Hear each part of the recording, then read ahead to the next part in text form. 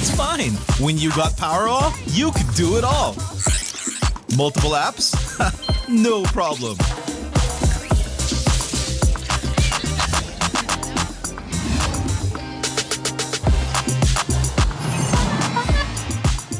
Whoa! From Wi-Fi to data in an instant. Yes, sir. Magic Data saves you anytime you need it. And it doesn't expire? That's right. Cool. Ugh, dead spot. If only you could switch in an instant. Oh, wait. What? eSIM is that easy? For For real kasi. backed up by nationwide coverage. So, yeah, nobody knows what Gen Zs want, but we can keep up with real connection and real fast data.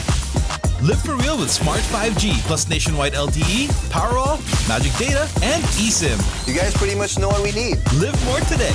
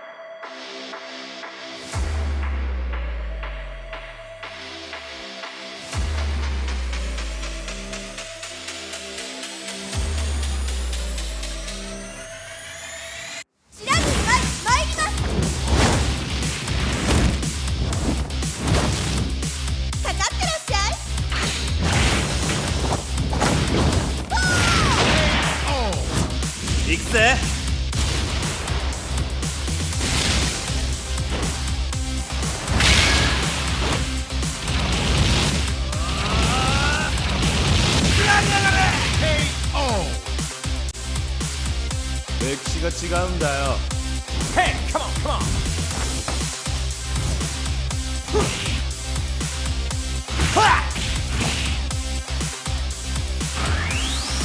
Okay. Power Gazer.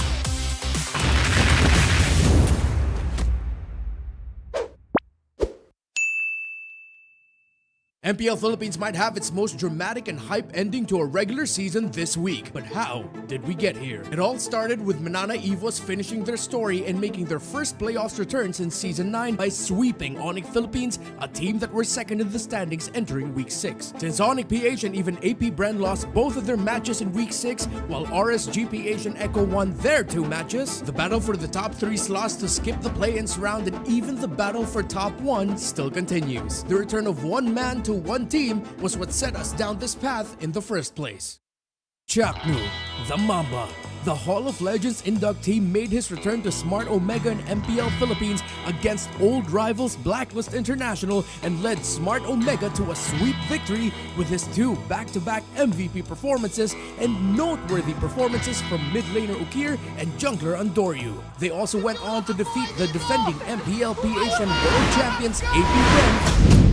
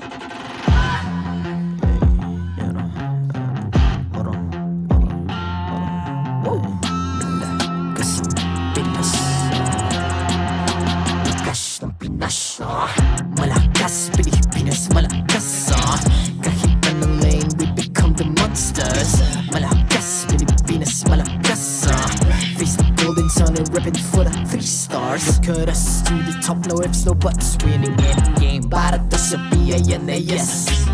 Di mo matitinag aming boses sa new level. Nasa kalye man o mobile, you know I become a legend. Open fire, we unite, we winners.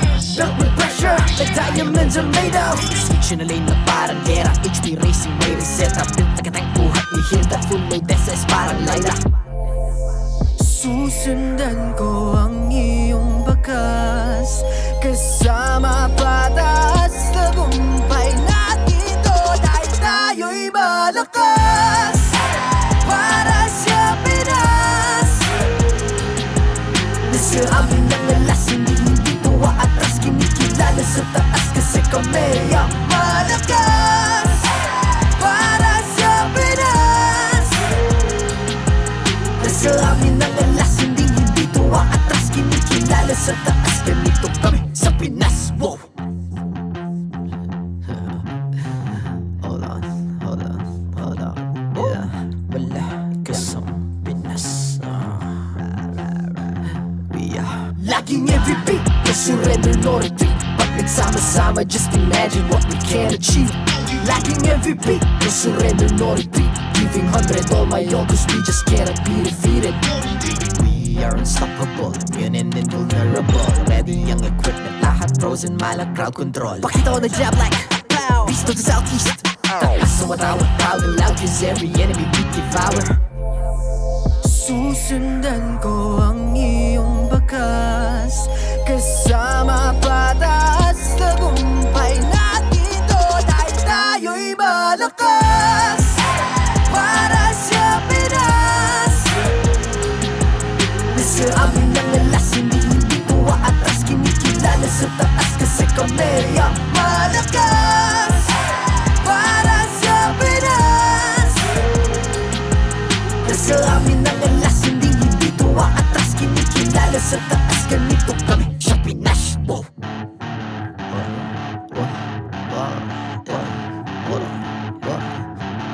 Malakas, Pilipinas, malakas.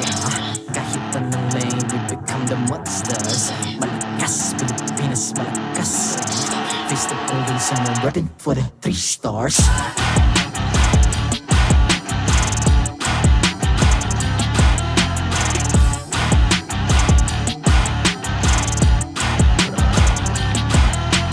Ang lakas ng Pinas, we unite, be the stars. Ang lakas ng Pinas, we unite, be the stars. Ang lakas ng Pinas, we unite, be the stars. Ang lakas ng Pinas, we the stars. Ang lakas ng Pinas, we unite, we the stars. Ang lakas ng Pinas, we unite, we the stars. Ang lakas ng Pinas, we unite, we the stars. Ang lakas ng Pinas, we the stars. The 13th season of MPL Philippines is brought to you by the following sponsors. Smart, the official telco partner of MPL Philippines Season 13. Infinix GT Series, outplay the rest. Experience the MPL PH Season 13 action live at Shooting Gallery Studios. Tickets are now available on our official ticketing partner at /event.com. Don't miss any MPL PH action by following our official Facebook page and subscribing to our YouTube channel. Follow MPL PH on TikTok as well for more content. And don't forget to like, follow, and subscribe to the official accounts of MDL Philippines. To ensure the equality and fairness of our games, MPL Philippines is also monitored and supervised by the Games and Amusements Board.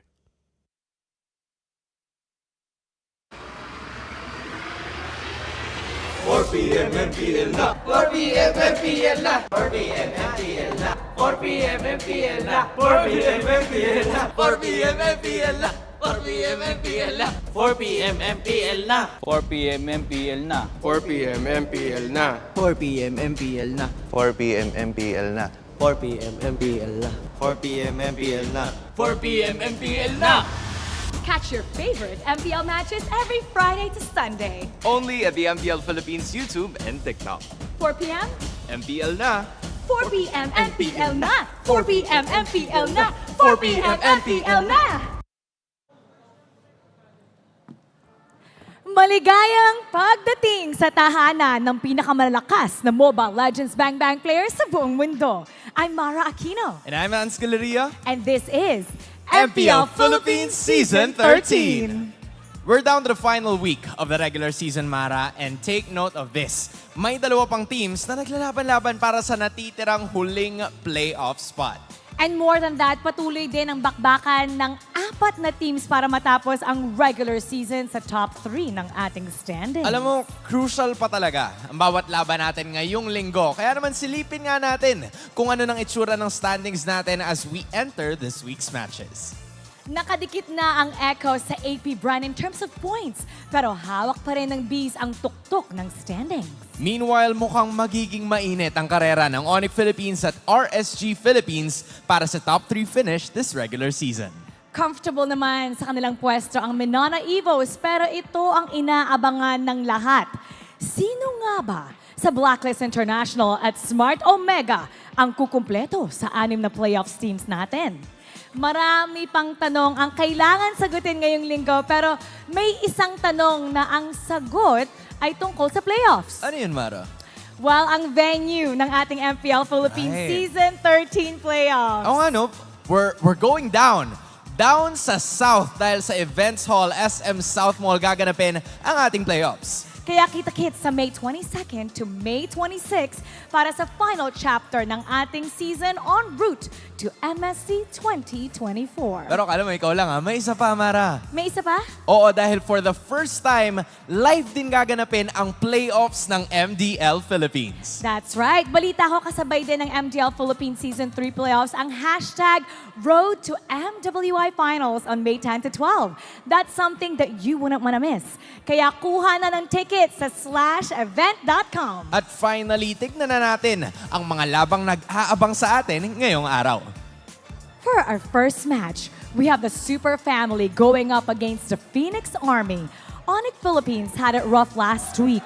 Paano kaya sila makakapag-adjust kontra sa nothing to win, nothing to lose na TNC Pro Team? And after that is our star match of the day featuring MNNE Evos and RSG Philippines. Solid ng performances na Hayes and Perks last week. Makita kaya natin ang ibang miyembro ng Hukbo kontra sa mga Raiders? Simulan na natin, sagutin ang mga tanong na yan, Han. This is ONIC Philippines versus TNC Pro Team.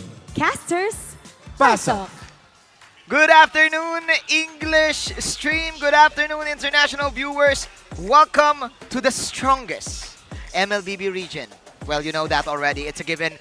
My name is Manjit Faldas. This is Brigida. This is Midnight. Welcome to MPL Philippines. A crucial week from some of the teams as we are now at the final week as we all are getting ready for the playoffs. Yes, and I bet a lot of people are excited for this week because compared to previous seasons, I think we can't say just yet whether or not we can actually see the final list of who will be entering our playoffs since we still might see changes. But speaking of the playoffs, one of the teams who are fighting for the top slot is the Super Family. Can ONIC secure a no play-ins route? We have a new format for our playoffs and you don't really want to go there. You don't want that 4th, 5th, and 6th slot.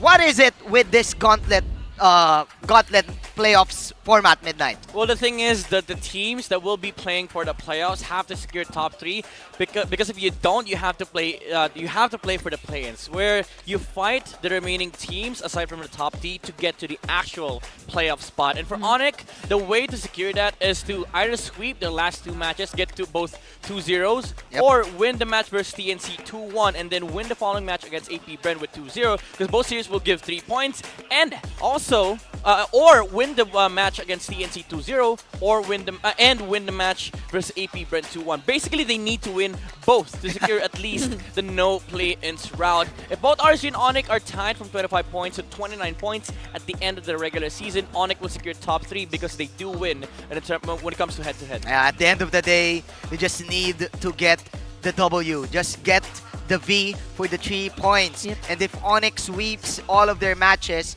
they are indeed a contender for the top 1 seed, so that they will wait for the other teams to crawl to the lower part of the playoffs. As we are now seeing their stats for their previous games, a lot of pocket picks, I should say, for this team. Yeah, and we are surprisingly seeing them not being able to show that same level of performance as they did prior to us applying this new patch, which I think is something we really have to observe from this point onward, since again, we put so much emphasis on the idea of the no play-ins route, since in simpler terms, no play-ins route is securing your second life. But for them, it seems like it's being a slightly difficult path. Yeah, and it's tough for ONIC, because again, you want to win the last remaining matches, but in the current patch, the current week that we have in MPL, Mobile Legends has changed a bit. Not by a far stretch, but it's changed a bit to a point where ONIC is kind of feeling the struggling days of this roster, and I feel like it has something to do with the picks that they have. It's interesting because that you see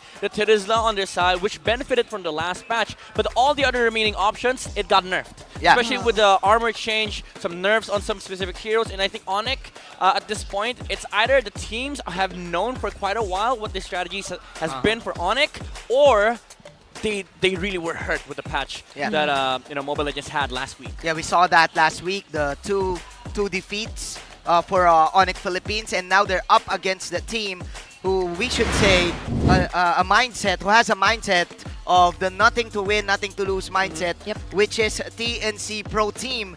And I think this is going to be a struggle. I talked to a coach last week about ONIC Philippines, and he said to me that maybe there's no more meat left in the bone for ONIC. Maybe they already released all of their picks. But speaking of released, we will release a lot of diamonds for you guys.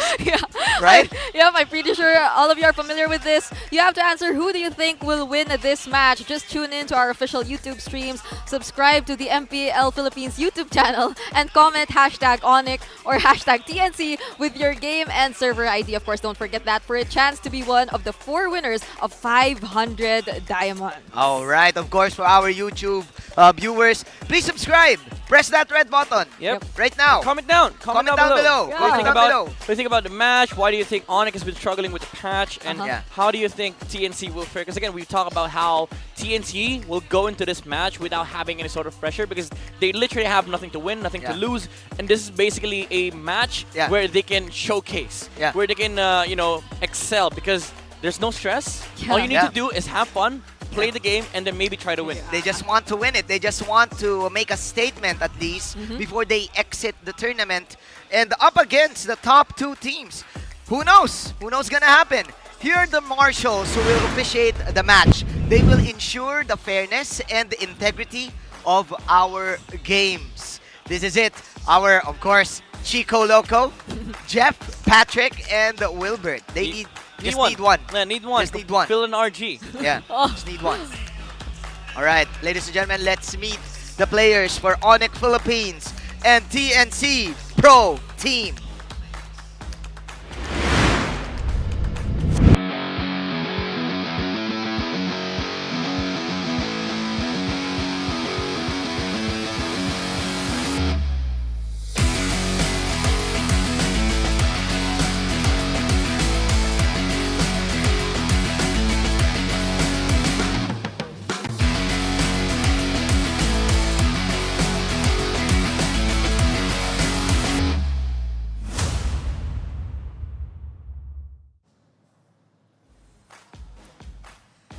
Can the Super Family get to the top 1 spot?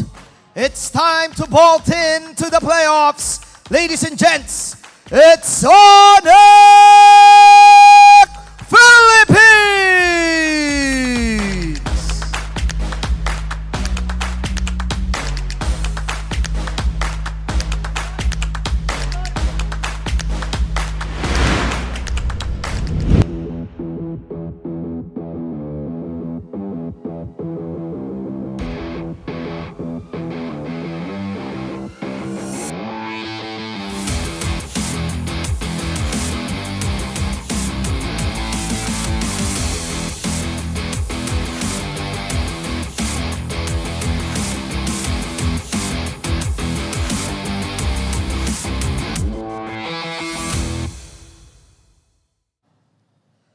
Patience, perseverance, and determination.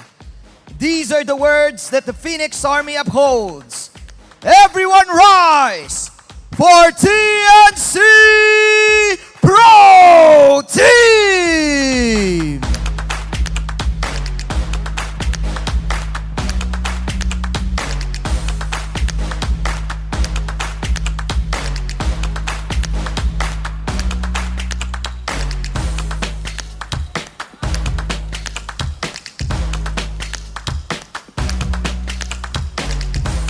And their coaches, Coach Why Not and Coach Ben Things. Let's get it on!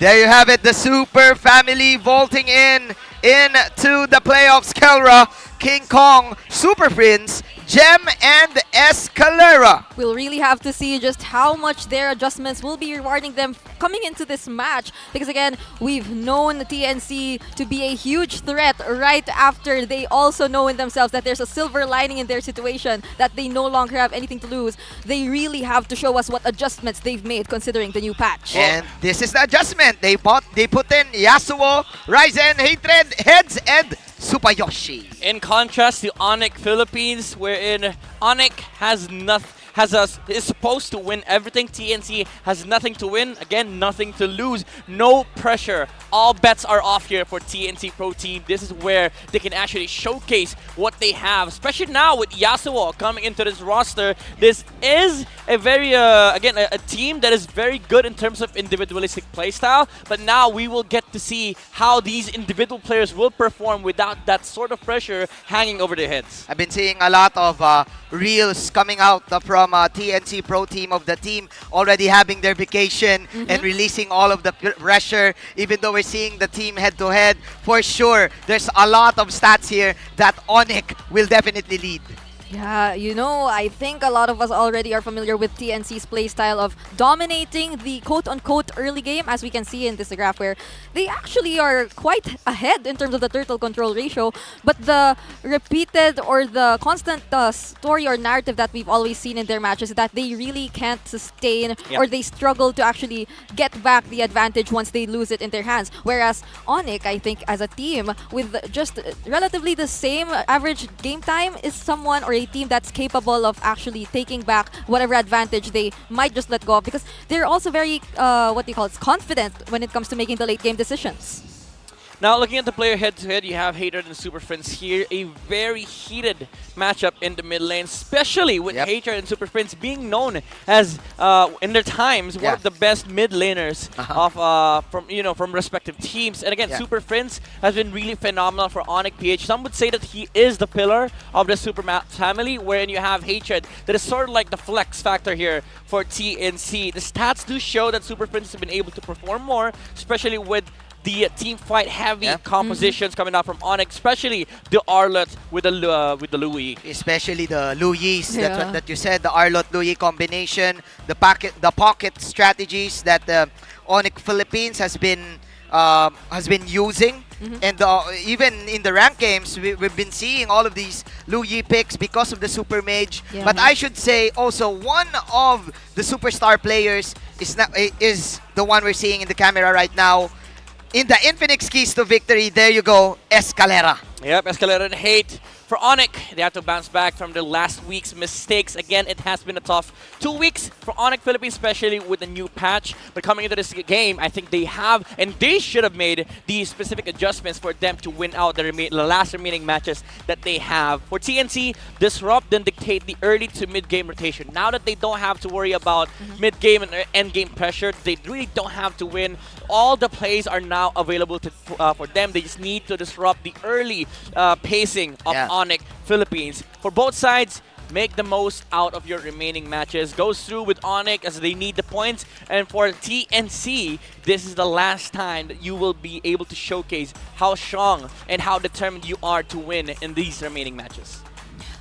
I'm actually wondering now, because if we would recall from the previous week, we've already seen glimpses of TNC not being held back as much by that pressure. I mean, I would recall Hatred using the Aurora, flickering in, being very confident in using that hero and being the last to pick his hero as well. So what more coming into this match where they literally have nothing else to lose? And looking at our history, especially for TNC Pro Team, this is what, the fifth time or the fourth time that they've been the 8th placer of the league. They've been losing their playoff opportunities since season 10, I think. Yeah, so 4 seasons. 4 seasons at 4 least. seasons. Yeah, 4 seasons. For 4 seasons, every time they're in this position, they tend to win.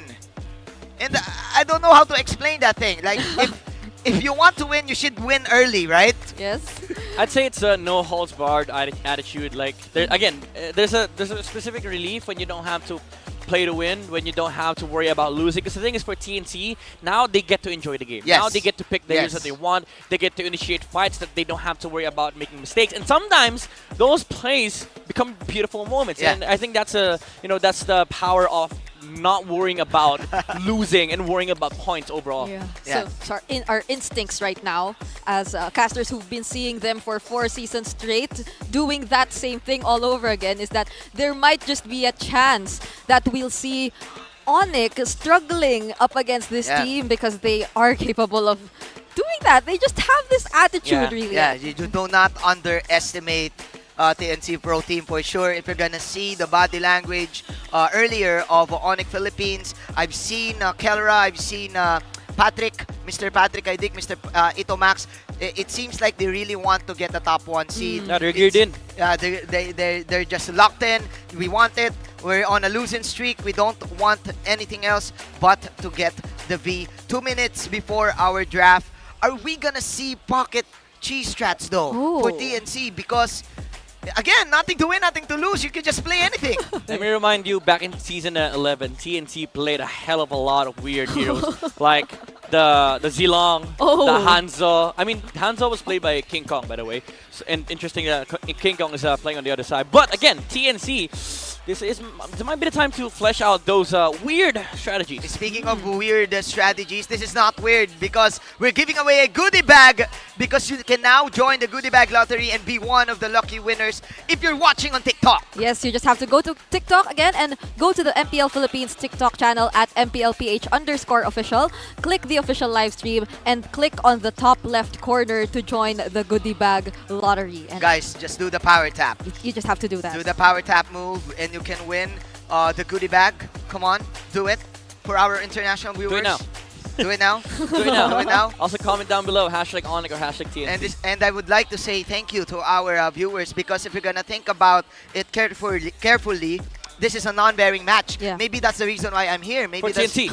Sorry, for TNC. For TNC. Yeah, for TNC, ONIC, but for ONIC, yes, there is. Has a big bearing. Yeah, for sure. Yeah, for sure. Though it's a very big bearing in the sense that if they really want to contest their top 1 spot in the standings, they have to win this and not let go of a single game. And last time we saw ONIC, the prio ban for them was the Louis. The people are respecting this Louis mage pick, especially for Super Prince. I should say Super Prince Escalera. Do you target these people right now if you're TNC? Honestly, I think so, because at this point, ONIC, and I'm saying this because I've seen this a lot of times, I think ONIC has one of the best duo mids in MPL Philippines, maybe at least top 3. Like, if you're gonna name the best duo mids, I think ONIC PH belongs to top 3, because Escalera and Super Prince has been really aggressive early game. That's why you saw earlier kill participation in First Blood ratio has always been, the advantage of ONIC. Yeah, especially in the new patch right now. I think gone are the days that you need to wait passively for the other team to attack you.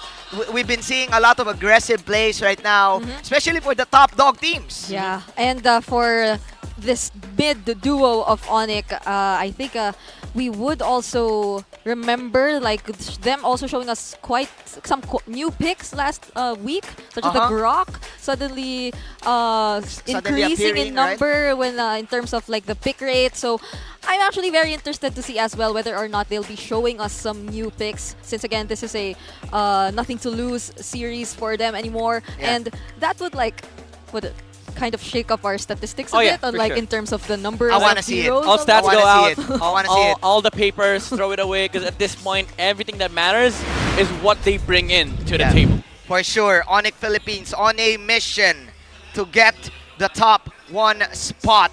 We are now going to the picks and There you bans. go. And there you have it. Louis There you priority ban for Ben Things. And now you have the Matilda. Okay. Yeah. Matilda opening. I like it. It's not just the Luo Yi band, it's also the Arlott Luo Yi. Full respect combo, coming the up combo. from TNC. There's also that chip on the side of ONIC that is banned out with alongside the Harriet and the Barats. Now Fredden is open for ONIC to take for King Kong unless they really want to flex out King Kong towards the last phase, because we've seen him utilize the Fanny before. But instead of that, they go for the Roger, something that they've also flexed. Yeah. Can be played on the gold lane but can also be played on the jungle. Maybe alongside of Vexana for Super Prince or Terislav Gen. There you go. Whoa. Okay. So we would recall that prior to ONIC's last match, what happened last week, so I suppose either that Friday or last week, Gems Terizla unfortunately experienced his first loss in this season. Yeah. So this might just be their opportunity to regain that win streak for this hero of Gem. Yeah. And I mean, we've all seen just how comfortable Gem is in using this hero. One of his main picks, one of his top 3 picks for sure. Now locked in for Coach. Why not? Maybe, of course, they learned their lesson, because some of the games that we saw for ONIC Philippines, their enemies tend to always ban the gem heroes at the last few moments of the draft. Yeah, at this point, Why Not has been like really persistent on not losing out on the XP heroes. And again, Terry's is such a good pick in the current patch because he did get buffed because of the armor changes, the way he scale up now, and the efficiency X cost of the items. But TNC, they got themselves the X4. Not the best of, not the best in terms of lane matchups against Terry's. But you definitely do scale up, and there goes the the Ling. And there's for the King smirk. Kong. There's the smirk coming out from Midnight. Yep, I missed There's the smile from Midnight, one of his favorite heroes. First of S13. Okay, there's a buff for sure Yeah. for the Link. Can you explain us to us, Midnight? All right. What's the buff? All right. To put it simply, Link sucks with the attack speed build, but late game, he hurts more. Late So that's game, he it. hurts more. That's all. Yeah, that's That's all. all. He's more reliant on the Defiant Sword. There's a lot of things, like the change with the purple buff, the buff on the, I would say it's a buff, but it's the change with the energy cost. Because like you spend less energy now every time you cast a spell, but you're not so much reliant with the purple buff anymore. So the thing with the Ling is that you're more active without the purple buff. And I think it fits the strategy of ONIC. Remember, they started off with the Louis vision, the Louis global presence. Now you have the chip, and now you have the Ling that can jump around all of this. All of the jump on the mountains of the map, the walls, and the all walls that. of the map, and all that. This pick fits Onyx Playstyle. Yeah, and I feel like it might just be a struggle for TNC, who really wants to secure the early game, because again, that is also the exact goal of having a Ling in your lineup. But more than that, again, as you've mentioned, the presence all over the map that this could bring to the table, and I'm really excited as well. I feel like it's not just Midnight who's happy about this return, but it's also the viewers. out there. Yeah, those who are familiar with King Kong before, screw because it's Fredrin. oh, Screw Baksha, screw, I mean, Barash's band, but, you know. Welcome back to the Assassin game. Yeah. King Kong. The thing is, it's also a good matchup against Fred and X-Borg. I'm just worried about the early games. Again, the early game for Ling, I would say, is worse now. And you also have to face the Mathilda of TNC. So ONIC has a lot of grounds to cover here when it comes to early game, and that might put TNC in a certain advantage. Because again, we all know TNC is very capable of doing this early game snowballs, depending on the draft that they they get. But again, there's no Harith there. There's no Roger for the side of TNC. So ONIC, even though they lose out on the early game prowess of the Ling, they still are very safe, considering that they have a good early game composition. And ONIC, they get themselves the, I would say a flex also on Escalera with the Kadita. Yeah, but this is a combo for sure. This is a burst combo with the Terisla and the Kadita. But there you go, one of the main counters to the Ling. All right, pause for Mathilda. I'm pretty sure it's a pause for, it's a support Mathilda that will likely, stay in the lane while Hilda just punishes the Ling in the jungle. But the thing is, they don't have the magic damage for TNC. I think Lunox's gold lane could work here. They've played it on a Nomad, but the question is, does Yasuo play it? Because it's a good matchup versus a Roger. For sure. Maybe it's a gold lane Hilda? Is that what you're saying? No, Godly Lunox. Lunox? Alright. Oh, no. Bruno. Alright. Okay. So magic damage, all on Mathilda. Yo, so I think we're still seeing some bit of resemblance to the Nomad kind of composition because again, Nomad previously was able to secure the Savage in the season using the Bruno. Savage. But this is a very unique. I am surprised to see the unique picks coming in from ONIC instead of TNC. So too bad we didn't see the Johnson. Yeah, I'm sad. Because the thing is, like with MPL PH, there's an unspoken rule. If you see first phase 3 cores and somebody picks up Karita, it's automatically a Johnson for the last pick. But they go with the Edith, something that's really good when it comes to the roam position. It is a flex, but they have a Therizla, so that is going on the hands of Escalera. I think this is the first time we've seen Prince in the Karita for quite a while. But for sure, that's one of his main heroes. And one of his strengths is he can position himself very well in the map. He knows every bush there is. Like, he memorizes every pixel perfect position of his enemies. And that's why he is called the Super Mage. Ladies and gentlemen, ONIC Philippines getting ready with this burst damage lineup for their top 1 contention game. Can TNC Pro Team, though, get ahead? This is a Hilda and a Matilda. I should say the sisters. The sisters. You see what I did there? Yeah. Actually, now that you said it, it kind of Hilda. You can start from Hill. From the hill. From Hill, because they're both Matilda. Okay, never mind. But that's the problem for King Kong right now. All right. Of course, the main mission of the Hilda is just to disrupt the jungle pattern of King Kong. Oh, King Kong? Oh no, there's the Petrify used here onto Super Yoshi. Okay. But he might just be able to sustain all this. That's the passive of the Hilda we're talking about. Wow, ONIC fast cleared mid so that they can actually help the Ling. And now Yoshi can't even follow up because again, the mobility of the Ling allows him to just move faster from jungle to jungle with the ability to fly. And Yoshi is getting blocked here. He cannot pursue the Ling anymore. Yeah, they're not even attacking him. So the Edith is actually quite a great answer perhaps to the early game aggression that Super Yoshi might just do. But I think in terms of mobility, Hatred is here as well. So he can also provide the guiding winds to Super Yoshi. But King Kong is now at level 3, of course. He is poking Super Yoshi. There's so much like careful movement going on here for both here we of go. the teams. But the onward was already used there. Look at Super Yoshi quite low on HP right now. Will be able to just sustain that. Escalera as well. Wow! Alright, pokes coming in from both of the teams, just preparing themselves to get the turtle for sure in a while. But Super Yoshi, as the camera moves ahead, just following him. And King Kong, is this a delayed Ling though?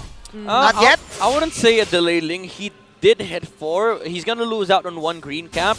I think if he got the red tree on the green camp earlier instead of Ryzen, they would have actually been able to take down the Hilda. But fortunately for Ryzen, he was able to take it, which does put TNC ahead when it comes to map movements. Yeah, so Yasuo right now might just need to be careful since he's in the area, but this might just be an uncontested turtle that will go into the hands of TNC given the advantage that Midnight has also mentioned earlier. Free turtle for TNC Pro Team. Again, the nothing to win, nothing to lose mindset. Super Yoshi inheriting the leadership for this team, now providing vision to block King Kong in getting this purple. Whoa. Yep.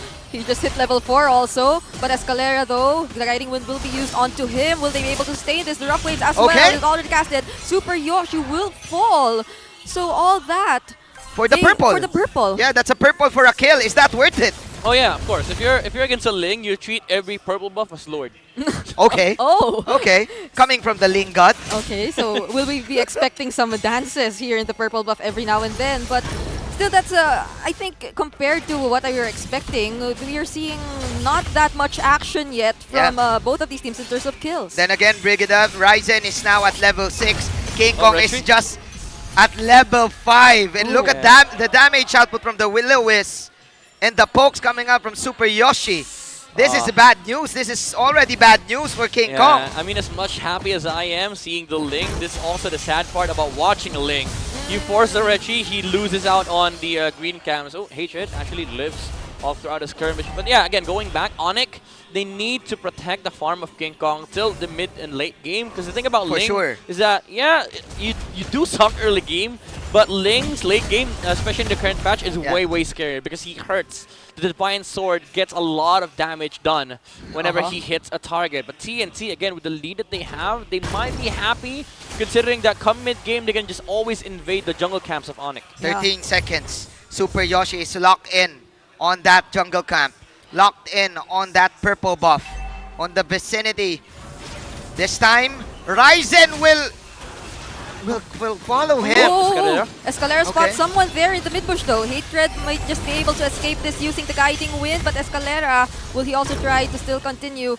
They won't, but there were quite some resources used in that skirmish. And this is the contest. Yeah, the Lord. This is the contest. The Lord for the Ling.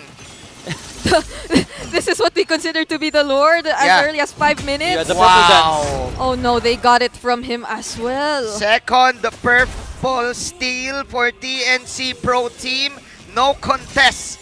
No backup for ONIC Philippines. And there you have it. Super Yoshi, super confident on gangstering King Kong. Yeah, no need to rush the turtle for TNT. They just need to make sure that this Ling does not get any farm. And we've been talking about the Ling for 5 minutes now. We haven't even touched both the side lanes. I mean, TNC on the XP lane, they would be happy if that lane goes static with the Xborg and Teresa, but the bottom side, ONIC, even though they're losing out on the farm on the Ling, this Bruno is not getting any form of pressure in the map currently. So TNC, they do have the task come mid-game to use the Bruno to be able to take some towers. Yeah, overall, this game is pretty much looking good for TNC. Yeah, for sure. We aren't seeing the trades coming in, the casualties that you would expect since they aren't really able to control the objectives either.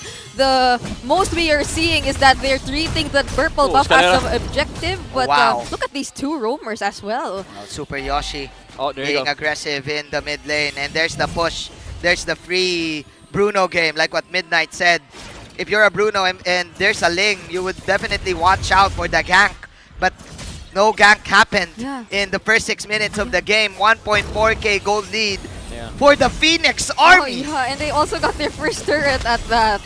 So right now, Yasuo, he's having a pretty good time in the early stages of the game. Round three, guys. Oh no. King Kong is low. But we might not see King Kong in the purple buff. They will target Super Yoshi instead this time. Will he be able to sustain this? He won't. Escalera is there as well. And the kill, as mentioned, goes to King Kong. And finally, King Kong, is that worth it? Again, Midnight, can you calculate the the equation? Because that's another... Bro, that's another purple buff. I would say it's worth for both, because the thing is King Kong is keeping up with the farm of Ryzen. He does lose out on the purple buff, but again, as we've talked about earlier in the current patch, Ling is able to become more active even without the purple buff. But TNC, they're definitely happy with the situation because they did just get 2 towers on the bottom lane. So now Yasuo transitions to mid lane to try and put some pressure in this mid lane tower of ONIC. Here we go. There's so much pressure coming in from TNC, also wanting to really keep and hold on to this lead that they've established, which I think they will immediately transition into yet another major objective. This is actually the last turtle of the game. I didn't notice, since for the past few minutes, it's really just been them trying to disrupt the farming. All objectives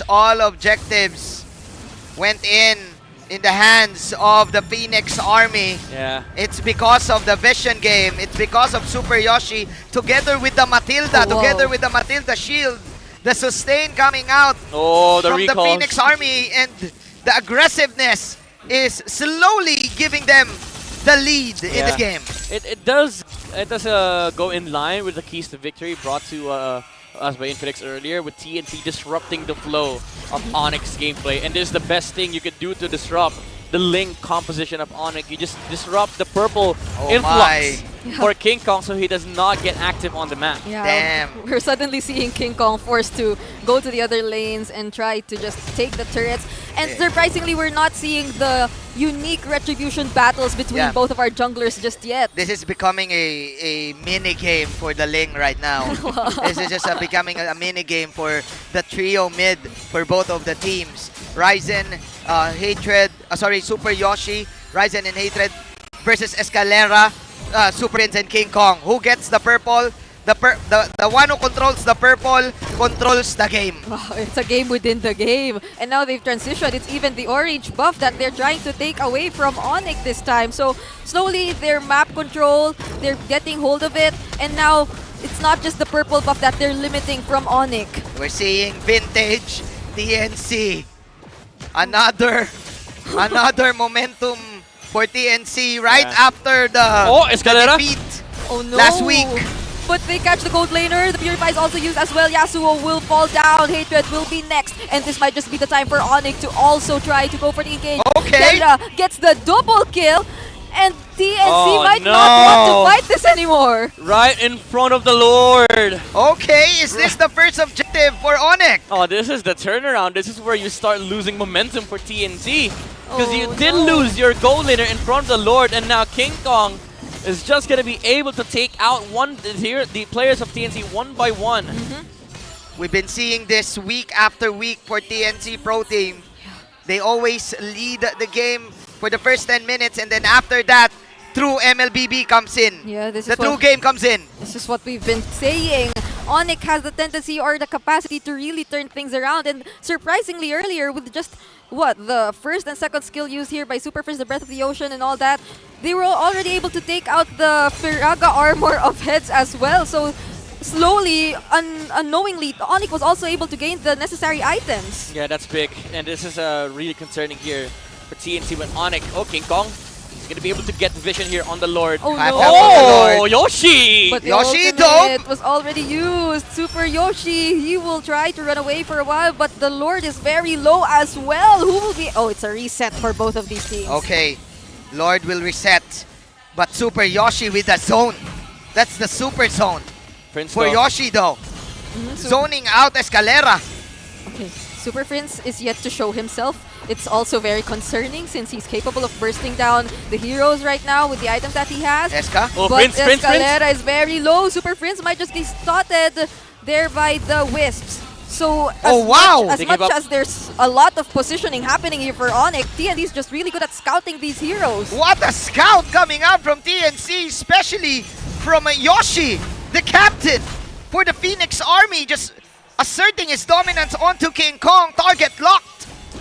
They didn't have the damage to deal with the Hilda in the front lines. And TNC, they do output so much physical damage coming out from the Bruno, considering that he now has the Malefic Roar, maybe going for the Wind of Nature against the Ling. But the thing is, again, TNC, they need to be able to capitalize on this Lord push. But Super Prince, he's been able to find some good position on the Nita. The problem is the Purify on Hatred. I mean Yasuo. Yeah, and they're always very eager to scout these heroes. Circling Eagle was already used, and ONIC, they're struggling to defend their remaining turrets because TNC, they still have the Lord in the top lane. Primal Wrath already used as well here by Escalera. Will try to clear as much as he can, and they might just be able to defend this inhibitor turret. Oh, that's a failed attempt for the penalty zone. Escalera is there as well though. King Kong from behind will also try to target the necessary heroes. Hatred will be able to fall, or Yasuo will follow as well. That's two crucial heroes, and this is just King Kong's time to show what he's been waiting for all along. And nice flank coming out from King Kong, and especially the Super Mage, Super Prince with the Petrify combo. Then King Kong goes for the sweep. Yeah, we talked about it earlier, the creative angles coming out from ONIC. Super Prince has been able to find these. It's just about waiting for the proper time to Purify, getting wasted here on the Yasuo and ONIC, showing their chase potential, the rundown power of the Roger, the Ling, and also the Kadita. They literally went for the sandwich play. What a sandwich play from the Super family. And this is always the problem for TNC Pro Team. Can they solve it now? They always lead for the first 10 minutes of the game, and then with a snap, they always lose like that. Yeah, it's surprising to see them also gain the advantage in that fight, even though the penalty zone did not really connect onto any heroes here for TNC. That just really goes to show how capable they are if they commit to what they're after, or to the quote-unquote chase potential that their lineup has. TNC, this is getting tougher for them by the minute. They don't even have one kill. It's all ONIC on the board right now. They've been leading the objective game, but the kill game. Oh yeah. And plus, they don't have any catch for the Ling. If we're gonna look at it very carefully. They have at most Ryzen, perhaps, but then at this Oh, look at point, the shred! Kelra is able to shred that supposed catch as well. Yeah. So they're struggling at this point. Then we might just see an actual objective dance or Lord fight between these two teams, because since the first minute of the game, we haven't seen that yet. But right now, Yeah. we might just. Yeah, but the thing is, this is where you struggle for TNT. Against the Ling, initiating a Lord dance is going to be hard because you can always just expect the Ling to be pushing on the opposite side, making sure that the slow push happens and they get the advantage when it comes to minion equilibrium. Are we gonna see it though? Are we gonna see the split? Yes, we Oh, are. yeah. Look at the mini-map right now. This is the banana split. The Super Mage and King Kong. The super split.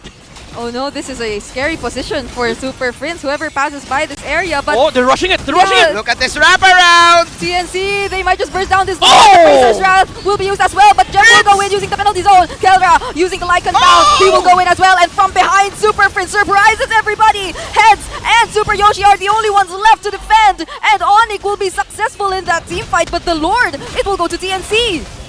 Oh my, what a wraparound coming out from Super Prince. Is it endable though? I think it is. Oh, I no. think it is. They had the damage. The Petrify was used as well, and Heads will try to defend. Last Insanity used, but King Kong won't look at anything else. ONIC takes game number 1. The wraparound to the turnaround. ONIC vaults in once again, getting game number 1. They lost the purple fight game. They lost the buff game. They lost the objective game. But then again, the macro, which is always lacking for the Phoenix Army, it happened again. And again, guess where they won? The banana split, a classic franchise history from ONIC Philippines. The split pressure on the other side forced CNC to get that Lord. And, you know, as we all love it here in the Philippines, the classic Lord turn. Screw Lord. They don't even have the Lord. Just win the team fight. Yeah. We're going to win. They just have the Roger and then let's go. Yeah, Let's go for the base. They didn't mind the Lord anymore, and it seems like they were willing to let that happen from the start, because looking at King Kong and Super Prince's position prior to that Lord, I assume they were able to communicate that, oh, they're bursting it down, Yeah. and they were just ready to attack from behind, and it was a beautifully executed team Yeah, fight. and this is the magic for ONIC Philippines, the ONIC magic, as we should say, for the Super family. Because again, they love to turn things around that you won't notice that they already won. Oh yeah. Right? Like it happened 2 times, and there are no kills from TNC. Yeah, I didn't notice that as well. I mean, What is this game? I can't believe it. The Super Mage, look at that. Just keep swimming, Super Prince. yeah, just keep swimming, and that is why he is the MVP of game number 1. Again, the angles and that one time that he was able to land the Petrify ultimate combo against the Bruno, waiting for the perfect time when Yasuo's Purify was exhausted, was burned because of the jumps coming out from Escalera. The punish from ONIC was there, and again, it was just the pressure from these angles, the splits also from King Kong. And what made the game here for ONIC work is that their understanding of how to protect their jungle. The trio mid synergy, they do understand how to work with each other, especially coming from the early game, just protecting the Ling with the purple buffs. Even though, again, TNC, they did win a lot of these purple dances, ONIC, they kept up with farm. And the way they dealt with that is that they punished Super Yoshi many times, and when Super Yoshi was not able to invade anymore, that's where King Kong gets the trades, gets the farms. He even gets some form of farm, and when it comes to clearing out the minion waves, because after the 5-minute mark, you can farm waves. You don't have to worry about your jungle camps anymore. And being a Ling, especially in this patch, you don't really need that purple buff as much as you needed it compared for the past few patches. And again, the classic split pressure on the bottom side, TNC were forced to sort of take that Lord instantly. They were baited by ONIC, and King Kong, he had the mobility to go back to the Lord, and TNC, they didn't have the firepower to take the team fight here against ONIC Philippines, especially with the burst and the chase coming out from ONIC, the jumps as well from Escalera and Gem. they basically overloaded Yasuo here, and they were not able to utilize the Mathilda and Bruno combination where you're supposed to see like a Bruno standing in the front line, going back. Because again, ONIC at the end of the day, they jumped in, not by one, they jumped in all together so that they did overload TNC when it comes to these team fights. Now, looking at the emblems here and the itemization, interesting to note is the new changes with the Ling. Instead of the usual corrosion sight, he did go for the Berserker's Fury first and the Endless Battle to add more damage to the Defiant Sword and straight into BOD or the Blade of Despair. Maximum damage coming off from King Kong with the casual War Axe on the side before the game ended. I'm pretty sure this is intentional when he got the War Axe. So you do get some form of sustain from the passive of the War Axe, and of course the higher damage and higher penetration coming from the item, and that is why King Kong is the rich guy here. The split pressure coming out from ONIC, being able to farm and push out the waves on the opposite side of the map. Because again, TNC, they had nothing against the split. All they had was the Bruno, the way to protect the Bruno, and also the way to deal with the Ling in the early game, specifically the early game. Come the late game, you felt the Ling against the Fredrin and Nextborg matchup. He's just going to be able to do this. Split pressure, farm the map, and make sure the TNC does not get the control when it comes to the equilibrium. That's why TNC was not able to really dig in when it comes to the teamfight aggression, because ONIC for the first few minutes of the game, they just stopped the Hilda. That's the main that's a first step of taking this game. Stop the Hilda, get away from the Bruno, give the towers, but at least get the trade. And that is what King Kong did. Every single time that we see ONIC jump on a target, King Kong is coming off from the other side, but he will follow up. It's not like ONIC will just play with 4 heroes, let the Ling split. King Kong is always there to also deal more damage when it comes to the team fighting against TNC. Even though Keller did the highest damage here, King Kong was able to amass so much farm that it converted to the damage being dealt here by ONIC. And as we talked about earlier, late game for the Ling is much scarier now compared to before, because he does output a lot of damage, especially in this game for ONIC Philippines. Come the late game, even Ryzen felt the shred from the Ling and the Roger, and it did not matter if they get the Lord or not, because naturally they will just win the team fights. Now looking at the heat map here, of course, a lot of presence on his own jungle, especially with the Hilda, by the way. He will just keep running away from the Hilda, but the thing is, ONIC, once they go past the Hilda point, it's all the Ling game. Yeah, and it became ONIC's victory. 1 win away for ONIC Philippines to get the 3 points that they want, especially for today. I just can't believe the fact that TNC was leading by, what, 4 to 6K? Yeah, 4.5. 4.5 to be exact. 4.5K, guys. To be exact. Is this the curse, though? Is this the curse for ONIC? How can they be great? How can they fix this? Well, we're gonna know it maybe next game. But first of all, we would like to introduce the Infinix GT Series. Outplay the Rest, brought to you by Infinix, the official sponsor of MPL Philippines Season 13. Be unstoppable and outplay the rest with the Infinix GT series you're seeing here in front of your screens and used by our players as well, showing us those gameplays. A very refreshing gameplay for me, at least. I missed seeing the Kadita, aside from it being very hot in the Philippines right now. Yeah, 46 degrees. Yeah, 46 degrees. I just missed seeing the Kadita, be it in the roam or in the mid, and he just showed us that. Speaking of something hot, there's a Valir skin out there for you. Join the MLBB KOF 97 Bingo Draw event.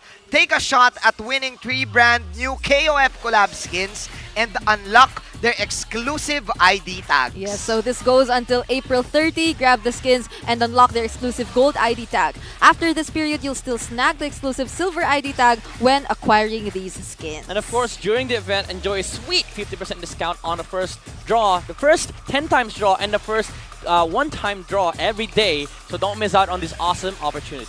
Draw now. Draw now. Draw now. I Draw think, it now. Yeah, go to the shop. I think Brigida got the May The May skin, right? I heard you also got one on the day it was released. Yes, because I filed all of those diamonds. Oh yeah, you did. I got the Paquito skin. I think it's the best KO. The Terry Bogard Terry skin. Bogard. Yeah, The Terry Bogard best. skin. It's probably next to Cho skin. Yeah. I would say. For you? The Iori Yagami. For you, I don't even use Balir, but I will use it now. I don't know why, Because but of that skin. So you're gonna transition to mage Maybe. because you're gold lane. Yes, maybe because it's still the same idea. Just position yourself, oh yeah. then you win. Okay. Right? I was able to see his performance on the gold lane last night. He was able to play in a Yeah. quote-unquote tournament, but okay. All right, here we go. There's a side select for TNC. Okay. Still, it's the same.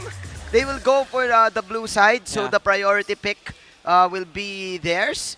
Are they gonna go for the Matilda once again? Maybe, we don't know, but for those who don't know as well, whoever loses the game gets to select a side for the next game. So TNC, they did get the priority in game number... ONIC likely got the priority on game 1. Actually, we don't know, maybe TNC. But the thing is that this entails that TNC, they have something prepared for first pick. The blue side, being a first pick team, I think you have a lot of flexibility in the room because again, you can just ban out the Louis, the Arlo, get the Fredrins on the first pick, even the Mathilda. You also threaten the Nolan if ever given the opportunity to do so. But I'm surprised that recently nobody has given Nolan that certain level of prestige. Nobody's picking it right now. Yeah, nobody's taking it. But last night we picked it on our ranked games. In our Boji, Mobaji. Shout outs to Boji. But then again, who the bronze knows? standard. Who knows? Who knows? Maybe Ryzen could give us some Nolan. pull something out of his Give us some pocket. Fanny. Actually, Right? now 'Cause that he always uses back then in season 9, where he was the main guy for his old squad. He is known for his Lancelot plays, right? Yeah, Lancelot, But- Julian. But this Castle season, Bamba. I think he was just able to use the Utilities? Fredrin, the Baksha, the Martis, Yeah. and one Joy, I think, or 2 Joys. But other than that, we're yet to see Ryzen play on an assassin for this season. So might just So are you suggesting for Coach Bentings to change something up? Maybe just do it and just play it, pick your comfort picks, and then just give us a fight. Give us a bang before you exit. Hatred Gushin? Wait. Anyone? Hatred Gushin? So Midnight is requesting for the hatred. Yasuo Zilong, come on. Yasuo Beatrix. Yasuo Zilong. Vintage Beatrix. Yasuo, come on. Or Yasuo Zilong. Goldlin Benedetta. I don't know. These guys are masters of the, of those heroes. Oh no. Yeah, I agree. I agree with you. Yasuo Paquito, by the way. I agree with you, Coach Bentings. If you're hearing us right now, just quit the plans. Quit the just scrap all the plans. Quit the plans. Yeah, scrap the plans. Just play it. Yeah, that would be fun. I mean, previously ONIC was able to show us some experiments as well. Kelra on the Phobius Gold, I Freya. think. Yeah, the Freya. Right? So why not also show... Wait, not why not as is their coach, but why not show us some surprises as well, which we might just be seeing in a bit, because I hear that they're already ready to go into game number 2. The comms is telling us that we're going to the draft. Here we go. Are we gonna see a TNC Pro Team classic Matilda lineup, or are we gonna see something else? Are they gonna shake things up? We're really suggesting to just scrap the plan. Quit the go plans. for just go for plan Z. Go for plan Z. Go for plan AA. Yeah, go for plan AA. Go outside the box, basically. Now, Arlot and Louis gets removed from the side of TNC alongside the Angela and ONIC. Most likely will still ban the Barats. Unless they open it up, TNC might take it because it can be flexed to both XP and jungle. But no, they don't want to give the Barats to TNC. Now, Matilda is open, Fredin is open as well. There's a lot of first pick options here for TNC. Yeah, and we might just see in action how Nolan is disregarded currently in the draft because they might just not pick him up. So there you go. Okay, another Matilda. Another Matilda. We called it. Roger Ling. Roger Ling for ONIC. Maybe another Terizla. Roger Terizla, and then maybe Fanny third pick just to showcase the assassins coming off from King Kong. For sure, Midnight. Oh For no. sure. Well, now I'm thinking, what about the other assassins who are also buffed, like the Hayabusa or? Oh yeah, Yeah. you get Rechi in the Ogi Shadow Kill now. Oh yeah, that's so. I mean, we want to see some objective fights, in contrast to the purple dance fights. Uh-huh. So that might happen. But given the available options, again, they will Oh, still Roger. go for the Roger. Terizla? Possibly the Ling or There you go. Terizla. Terista, of course. Alright, maybe third pick Ling again, but I really hope we get to see like a different variation of this draft. Maybe a Julian, again a Fanny, or maybe Gushon. just maybe give him the Gushon, you know? Wasn't the last time the Julian was used by Echo? Echo, yeah. And That was Carl. First and only. oh. Yeah, they Against lost that Fredrin. game. Against Fredrin. They lost that game. It's not the best of matchups, however. Yeah, that was Carl. Oh. Fredrin once again. Fredrin. I think they need to change things up here. Okay, that's a CC. But I think it's the same concept. Mina Likey. Yeah, there you go. Mina Wow. Okay. Yeah, that's the reason why I don't like the CC. So will the Hilda be respected this time, or I think it might get banned. It might get banned. For sure. King Kong's gonna have a better time this game. Oh no! If that happens, then we'll. There you go. Oh, There there's you the go. ban. There's the ban. Who else? Like, who else are the options here that go good against Ling? I think Matilda's enough. You might want to consider getting an aggressive mage here for TNC. A damage type mage, right? Oh. Yeah. Like maybe a... What, is a Farsa good or... But No, the old mages like the Farce of the Eve, they're terrible against Ling because for sure. You put yourself in a spot where you get easily assassinated by the Ling, especially with the Tempest of Blades. How about the Novaria? wow. Novaria is kind of dangerous against Ling too, because like you're not mobile enough to deal with the Ling. So. Oh. no. That would have been fine for TNC if they got it, but Super Prince snatched the Valentina away from TNC. They got it for themselves. Yeah, for sure. I think you need a certain catch here right now if you are... Maybe TNC. Odette. Odette or... Odette, Aurora, Lilia. How about the Franco? Is the Franco good No, here? they have a Mathilda though. Okay. Actually, the Lilia also, but then you might recall we were talking about Hatred's Gushon, so... The or Gushon the, mid lane? The unique I mean, that could heroes. work. They have a Mathilda to work with it. Oh, yeah. So... Gold lane is actually the most important part of this draft here for TNC. I think they could still go for the Bruno. It worked last time. They just needed to play around it more. Cho! Okay, the catch. There's the catch. All right. Now this time they go for the Lunos and Cho. Okay. Question is, will this be mid Cho? Because Hatred is known to be a very good Cho player. Remember back in M3, he played Cho mid. Oh yeah, this is the uniqueness right now that we've been talking about. Show us something else. This is it, the Cho and the Matilda. So is this a Hatred Cho? Yeah. Yes, it is. Oh, Yeah, they're not switching, so it is. You can already imagine the mobility that the NC has for the early stages of the game. You've seen this last night, Manjin. You've seen this last night from Chico. Yeah, but that's a tank. That's a tank. Yeah, but It's not our mid lane. I'd say it's a very good answer coming out from TNC because you do fast clear the mid lane and you also have the Mathilda to sort of like provide the mobility to go chase that Ling. So it depends how well TNC executes the early game. But again, the same problem persists. Okay. Now, actually, it is even greater amplified from the side of TNC because they don't have tower pushes on their lineup. Oh no. At most, it's the CC, I guess. But then you wouldn't really assign her to do the pushing because you would want her to be like the person assigned to look for the backlines and really dealing the pokes and damage. So I think they really have to win the fights before they can get the actual objectives this time. Here we go, ladies and gentlemen, boys and girls. Another Ling game for King Kong, or should I say Ling Kong? But that is Hatred. Protecting Ryzen. Escalera is the one trying to steal the purple, but okay, he failed. He almost got it too, because Ryzen pumped the red tree even before Escalera showed up to just farm the clear the buff faster. Okay, but Kelra falling low. Oh no, will he be able to run away? He might, but Super Yoshi says no. Escalera and Super Prince, though, they're here to also provide the respo, and that's more action-packed than what we've seen in the Yeah, first game. unlike game number 1, a lot of things happening, especially in the gold lane matchup. This is a Lunox, Yasuo Lunox to be exact, and Kelra on this Roger, but no flickers, not a flicker wasted for Yasuo though. Yeah. For the whole TNC, they weren't able to use any battle spells yet, whereas ONIC, Flicker was already used for Escalera, and even Kelra, he doesn't have the Purify for the upcoming possible fights that we will see here in the gold lane again. Yeah. I mean, I actually don't know what he tried purifying there on down lane.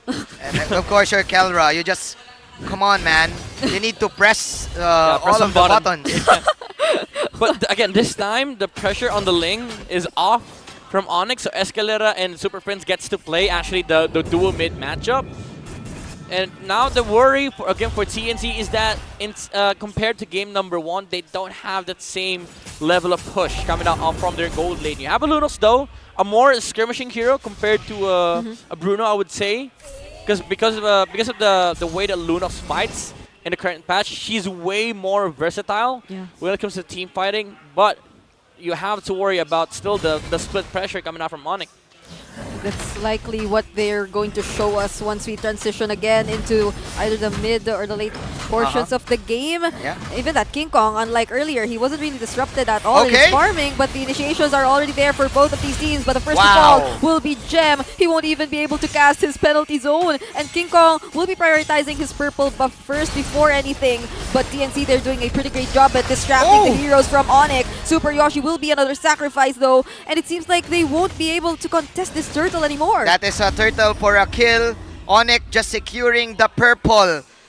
It's much more relevant, of course. You have the Ling, so you rather pick the purple rather than the turtle. It's the higher value because you get to play the map for the next 90 seconds at the very least. Now for TNC, they do have the one win condition on their lineup. It's the Cho with a lethal ignition and probably full damage build. He can actually just one-shot the Ling with a full combo. Oh, Prince! Okay, oh, nice dodge! Oh, will he be able to dodge this kick though? He will! Whoa! What? There are some recalls coming in as well from both of these teams, and they're both safe, and they won't pursue the fight anymore. Mr. Prince, what a dodge, the super dodge. Everything is just becoming super. If you are Super Prince, ladies and gentlemen, the coming super in. guiding wind. Yeah, coming in this league in Season 9, together with the Anarchy family, now with the Super family, is showing us his mage, what do you call this? The magnificent mage prowess of Super Prince? I saw something weird. Yasuo built a black ice. On the on the Lunox, the black ice shield. What? The component of the dominance ice. I mean, it's good against Keldra, don't get me wrong. It's good against Keldra, it's good against King Kong, also good against Escalera.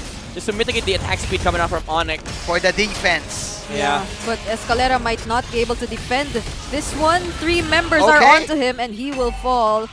And going back to that, so it seems like Yasuo is just really trying to play safe as well here in this lane. It's a way to protect himself from the the dangers of the physical damage dealers on the side of ONIC, and also with the skills that Lunox has with the toolkits that she has. She deals HP base damage, so she doesn't have to worry about like the primary item that she needs. The way that they want to fight this for TNT is you basically have to wait for ONIC to commit, and then you just go for the punish. You make sure that you guys are safe when ONIC engages. Speaking of items though, Hatred now has the Heptasis. TNC finally punching back, but now 4K on the turtle. Gem goes for the initiation. He will be successful in using the penalty zone. And King Kong with the retribution will be able to secure that turtle as well, showing us the 4 blades. We haven't seen it in a long time. But heads, he will also try to take some trades, and they will prevent him from doing just that. So ONIC, they're very happy with that engage. Beautiful steal from King Kong. Did you miss me? Did you miss the 4 blades retry? Yes, well, I know that you did. Look at the damage coming off from King Kong. Every Defiant Sword deals almost 500 to 600 damage on these heroes. And considering that they had physical defense here, like on the Predator, they have the Dreadnought armor, the Black Ice on the Lunox. I mean, the Cho does not have any physical defense alongside the CC and the Mathilda, but still, the front lines are melting from the damage of the Defiant Sword. This is what you get with the adjustment of the Ling. This is the new patch that we're seeing. Yeah. We even saw, I think, back in other regions also, they've been using the Ling. Yeah. Now King Kong showing us how it's done. Yeah. Who, the Sky King? For sure. This is a For sure. very bold statement for ONIC, since they previously mentioned and they were honest that they struggled in the new patch, and now it seems like their response to that is actually go for a drastic change in terms of their draft, showing us the assassin heroes for the first time in the hands of King Kong, and a lot of us missed seeing King Kong on these assassin heroes, and surprisingly once he gets back, it's the 4 blades that he shows us. And it goes to show that they have a lot of arsenals left in their pockets, and they're ready. They're preparing themselves, of course, for the upcoming playoffs. Yeah. They're vying for the no play-in spot here for ONIC.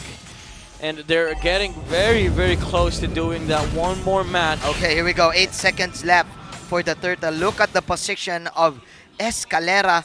Super Yoshi knows this. Then again, okay, Escalera will bait himself out.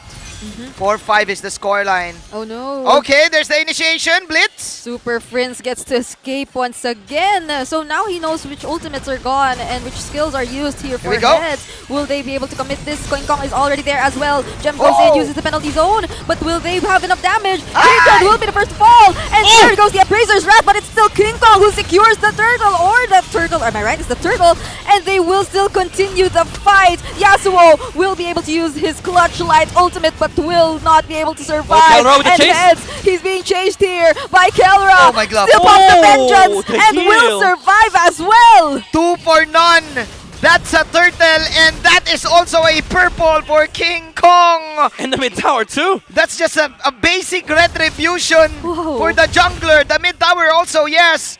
King Kong with the 1 for an eye. The retry insertion alongside the Appraiser's Wrath.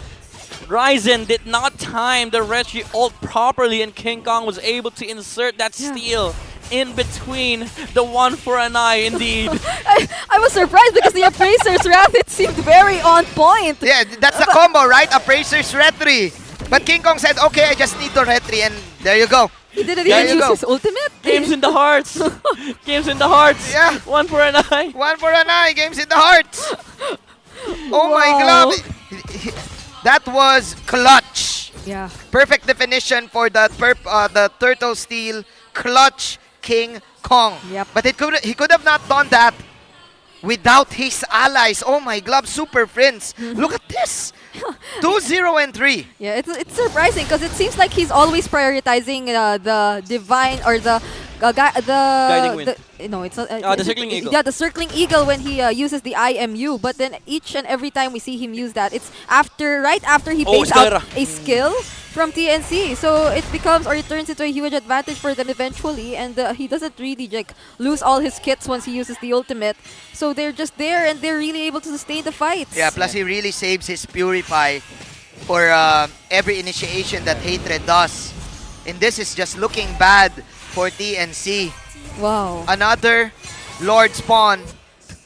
7-4, ONIC Philippines. This time they are in the driver's seat. Unlike game number 1, plus they have the damage to go toe-to-toe with TNC. It's getting harder and harder here for TNC. Hatred, again, he does need to find the Ling here. He's gonna be able to one-shot King Kong. But the thing that the TNC has to worry about is the frontline combination between Gem and Escalera. These two guys are so tanky with the recent armor change. And especially Escalera, the way the Edith works is if you don't actually take him down, he turns into a marksman and then just kills you 1 by 1. Yeah. There's so much continuous damage coming in from ONIC. And when Gem becomes successful in launching his penalty zone onto these members of TNC who don't necessarily have a Purify, it seems like they are actually forced to react a lot and they eventually lose a lot of resources. There's your initiation. Super Prince zoning 3 heroes right now. They saw Ryzen. The Joe is at the bottom side.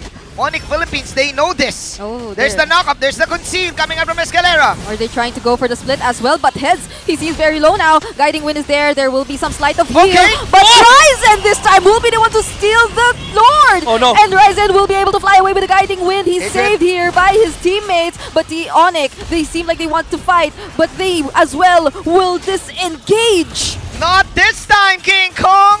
Ryzen finally retaliating with the retry play. I mean, the Appraiser's retry play. The clapback, and also, unfortunately for King Kong, he got stunned by the Lord knockoff. And CNC, they were able to get there just in time to steal that Lord away from ONIC, buying themselves more time. Let's steal the Lord away. What a steal from Horizon. Wow, that reference made a lot of Once- K-pop fans yes, for happy. Sure. For sure. Yeah, it's not often that best you grill. hear. Well, we're mentioning our biases now, but speaking of looking at the situation right now, so if earlier it was ONIC that was able to suddenly turn things around, it's surprisingly TNC this time suddenly going up against or minimizing the map here of ONIC. That was a huge Lord steal though for TNC. Lord objective. They got the top tower. Now they're trying to get the mid. But ONIC, will they force the team fight? Escalera using... Oh, what an onward! Oh, and Yasuo doesn't have his light ultimate anymore. Not yet. By the way, Cho just took 2 towers bottom lane. Okay. And they It's a full damage show. minimize the lead. Oh, so this is their answer to what we were mentioning, Yeah. that their gold isn't necessarily Escalera. reliable for the pushes, but the immortalities popped right now for Escalera. All the while we were having a conversation, Heads just bursted him down. Wow, TNC. Now the fire is burning within them. I thought you were going to say on the dance floor, but And yeah. in the dance floor, Sure of looking course. like it. For sure. It's always, the fire is always burning in the dance floor as a TNC trying to extend this game to game number 3. Yeah, we can feel how badly they also want to show another version of them not really caring and not being pressured anymore right after, again, knowing that they're no longer up for playoffs contention. Look at this, TNC playing on the opposite side. They know Yeah. at some point Ling will They show up reviewed. here. Yeah, they did the research. This is the classic Yeah. TNC answer versus Yeah. Blacklist. I call this the anti-Blacklist, by the way. The anti-blacklist. Yeah, because this is the typical Blacklist playstyle whenever the Lord is about to spawn. Edward always tries to ensure that there's a slow push happening. But ONIC! Oh, but that might not be rewarding for them. I felt that, bro. That's big. Ryzen showed himself 10 seconds before the Lord. Oh, no. That's a crucial mistake. This is a basic MLBB rule. No retry for the enemy. For sure, we get the Lord. Yeah, this is the RSG punish. They see one guy on the other side, and they see the jungler. They conceal for the Here jungler. we That's what go. ONIC did. They will go for the fight, and Gem Gem. once again uses the penalty zone. There comes the circling eagle, but Super Yoshi might just not engage this anymore. You Oh look my at glob. Super Prince, he's defending that turret up on the top lane, Oh! but in the fight here in the Lord, we have to focus it all. King Kong still with the retribution will be able to secure it for his team, and will they continue this fight? Oh, Kellera, Yes, look at Kellera. he's very low right now. He Kellera. needs just one last hit, but Kellera says he's not yet done. There's the curtain call, and they will no longer continue. There's so much mobility here for TNC. Great pick-up coming out from ONIC Philippines. Crucial pick-off. Ryzen just Wow. just going to 1v5, and with that call, ONIC gaining the momentum to get the free Lord. We see so many nuances here from a lot of the teams. The anti-blacklist strategy being pulled by TNC, but also the RSG anti-jungle play before the Lord spawns. ONIC, they saw one hero, just one hero on Just the one. opposite side of the map, and they knew that Yeah. somebody had to be staying up there. At the very least, at least 3 members. Ryzen was alone in the mid lane, and all 5 members of ONIC engaged immediately. Yeah, huge punish though for ONIC Philippines, and you don't really want to close your eyes if you're up against. You don't want to blink. I mean, Yeah, don't. if you're You can't. up against ONIC Philippines, the chemistry of this team, having a lot of pocket strategies. Those are so hard to pull off. Yeah. And with this game, ONIC Philippines on the verge to maybe ending it. Yeah, it was also surprising to see that it was not just their immediate RSG-like answer to taking out the jungler of TNC prior to that Lord objective. It was also how, even after committing so much onto taking down their jungler, they were also able to think that they might just not immediately, they might just proceed with what they were planning to do in the top lane. So Super Prince was able to respond to Hatred's attempt to even push or shove the lanes further, or even take an inhibitor turret. So they covered up so much of like what TNC was initially planning to do. They were able to respond to so much, and we didn't see TNC getting any trade out of that loss of their jungler. Yeah, it's the macro and the fundamentals of ONIC Philippines that is being showcased here. Again, as you've mentioned, Super Prince, just the presence of mind to think about the show. Getting the split push up top because they didn't have the advantage when it comes to the opposite side wave equilibrium, and they knew that they had to solve it somehow. They sent friends all the while holding Lord, and that ensured that ONIC he really had the control over the Lord, because even if they lose the Valentina, they are ensuring that the show's not going to show up. When Hatred left the top side, Super Prince immediately went straight to the Lord, because the tower is going to be able to defend itself. It's always like this for TNC Pro Team. It's always like this. How do you fix this? Is this the curse? Is this the Phoenix Army curse? You win mid-game, you can go toe-to-toe in the... you win early game, you can go toe-to-toe in the mid-game, but you always lose the macro. How do you fix the macro game? I mean, it is really a lot of back-end work for the coaching staff, and of course between the players themselves, because honestly, you play a lot of ranked games, you watch a lot of MPL games, you watch a lot of high competitive matches. You get this down to muscle memory. And the thing is, like, even if you have the muscle memory, when it comes to official matches, you also have to have this presence of mind of thinking about the current situation of the game, and then maybe thinking one step ahead over the enemy. You would like to also commend the players for ONIC stepping up. Gem with that a great penalty zone onto the Matilda to prevent the steal. And with this, ONIC Philippines confident enough for sure going back to the game, for sure going with the Lord, marching towards with the Lord, and hoping to finish it. By the way, that's not Coach Ducky, everyone. A lot of us here in the Philippines get confused. Yeah, don't be confused. But don't be confused. Yes. He got baited. He got baited. He got baited. Okay. Oh, we got baited It's as not well. yet starting. Yeah, we're gonna have to try one more time. Okay. We wait for what do you call that? It's a karate chop or something. Yeah, the karate chop. The chop. The chop from the Coach Ducky. The Marshall variant. The variant. It's another variant. The Ducky variant. Yeah. No worries, ladies and gentlemen, as we are gonna extend our pause. It's okay. It's still early. By the way, there's 4,000, not really 4,000, 3,500. All right, quick maths. 3.5k gold lead on the side of King Kong, and this is the benefit of having an assassin jungle, right? You get to have a lot of farm on your side. You amplify your presence of the map because you scale up when it comes to your damage being dealt alongside a team. So essentially, your contribution becomes higher the later the game goes on. Even though you're not sustainable enough, your mere presence on the map equates to map pressure and also team fight damage. Yeah. He's a built-in calculator. Yeah, because he always uses the Ling. Yeah, because he loves the Ling. That's his favorite hero. My bias is Ling. Always. Right. I had to film a forum like 2 days ago. It asked, who's your favorite character? I didn't even finish the question. Yeah. Who's your favorite Ling? Just Ling. So how immediate were you able to adapt to the changes? Oh, I hate Link still. Oh, okay. Yeah. I thought I still hate Link because I play RG. I play RG 5-man solo. I get invaded 24/7. Yeah. Oh, yeah. I need a teammate like Escalera, Super Prince, to be able to defend my jungle. Because I'm used to playing with Boji. Oh yeah.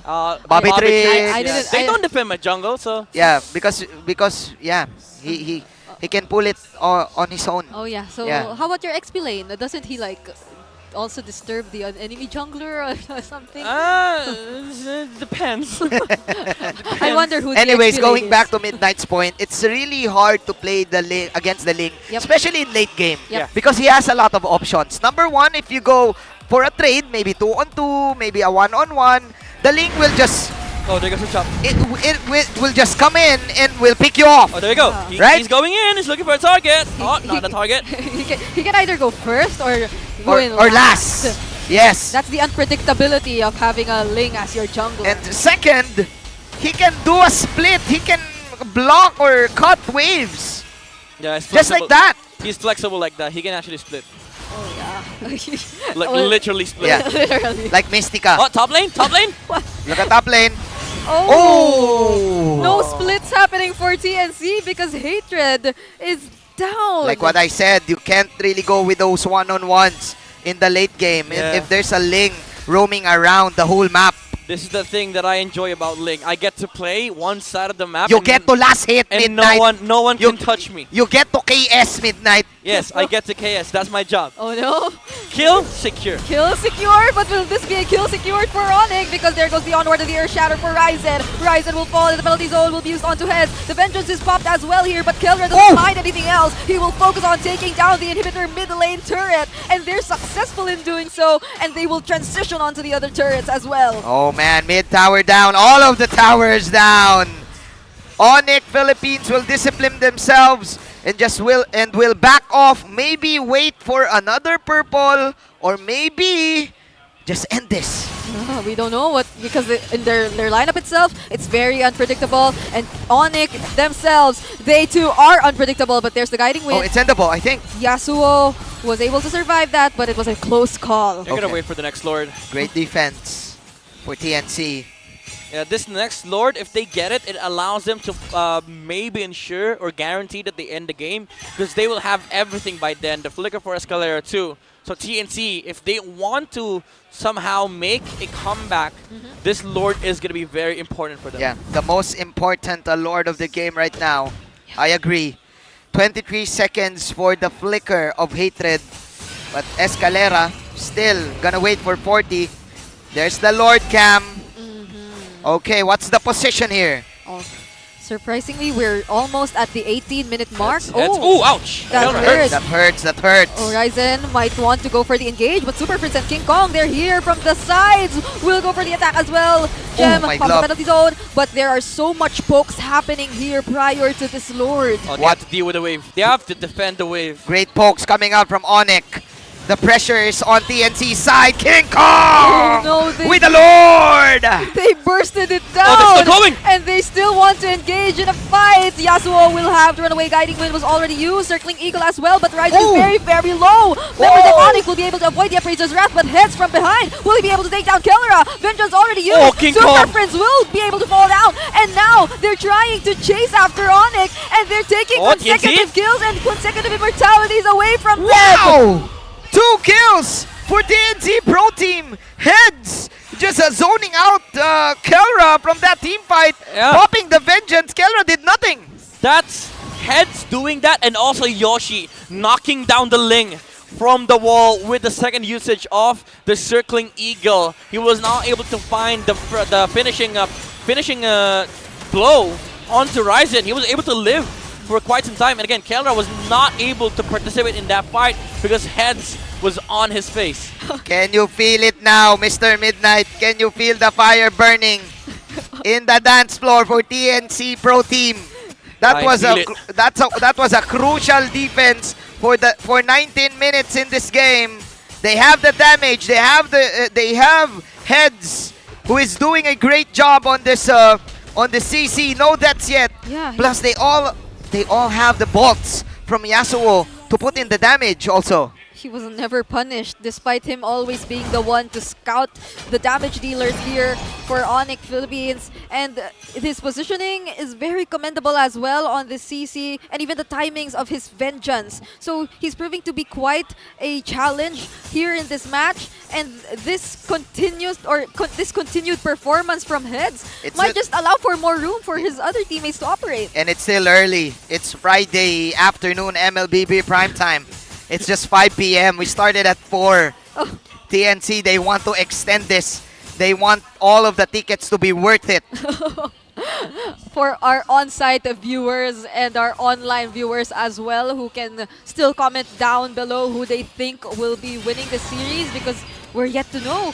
This fight is becoming closer as the minute goes by. Yeah. Plus the damage though, it scales. Oh yeah. But I think Literal. ONIC has the split. It's the difference maker for this game. Yeah, but TNC, they do have that Lunox with the flicker in. You can just throw the Ruby DD combo against Kerala and maybe take a pick off on the marksman of ONIC. But as you've said, they have to worry about the split coming out from the Link. But it is not as easy as you might think, because there is a Cho looming around. Yep. If King Kong goes down at the wrong timing, he could just be picked off with a flicker kick coming out from Hatred. TNC, they need to channel every Phoenix army in the Philippines. They need to Hatred. channel. They Burn the need to flicker. channel this victory. They went on a mall tour yesterday, if I'm not mistaken. That was or maybe 2 days ago. They went on a vacation yesterday because they know that this is their last week, their last performance. Oh, Escalera, they have a kick on They Super want to Prince. get Hatred! Will they be able to Oh! find the Earth Shatter doesn't Kick! connect, but the Terrify will! And King Kong is there to finish the job as well as they take down Hatred 1 minute before he responds. Oh, they're getting confused. And they might just continue. The split.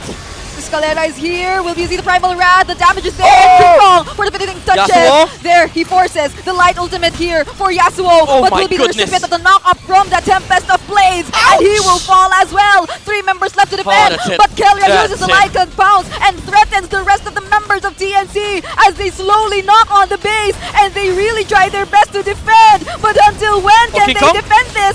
There goes in. Ryzen will be using some taunts. And will be able to prevent the member of ONIC. His Appraiser's Wrath damage won't be enough. Escalera is very, very low. Power But up, power Kelra, up. he won't mind anyone else once again. He's knocking on the base. And they will take the series with a 2-0. And that's ONIC Philippines with 3 points. Slowly climbing their way to the top 1 spot. Halfway to the no play-ins condition. Super family, super chemistry. And now they break their lose streak and win against CNC. King Kong with the 1 for an eye. And he wants that 1 to be his spot in the playoffs. Showing us the Ling. Yeah. After 1 week of the new patch. 2 games of Ling too. 2 games of Ling. First pick. All right, first pick. And I'm pretty sure not the last. And for sure, I'd be sad if it's the last. for sure, ONIC Philippines going into the booth of TNC, hugging them, showing us their sportsmanship. Of course, Hatred was the former teammate of Kelra. Sorry, that Ryzen, I mean. And Hatred also, right? Yep. Back in Season 6. They didn't meet. They didn't meet, They but didn't that was Eto Max Yeah. with Hatred. That's such a statement. What a statement For, also. for the first game Look of at the this. first week. They're all friends still. After the game ends, after all the competition, you guys have to remember that they're still all friends at the end of the day. Especially King Kong. He came from this team. Yeah, so exactly. You could really feel how they're having a longer conversation than usual. For sure. But Ladies and gentlemen, let's clap our hands for TNC Pro Team. They still have 1 match left. They showed us something else, especially in game number 1, I should say. But the superior team came out, and it is led by Mr. Super, the Super Mage, Super Prince, with the ONIC family. Let's ask Mara and Hans what's happening in the stage.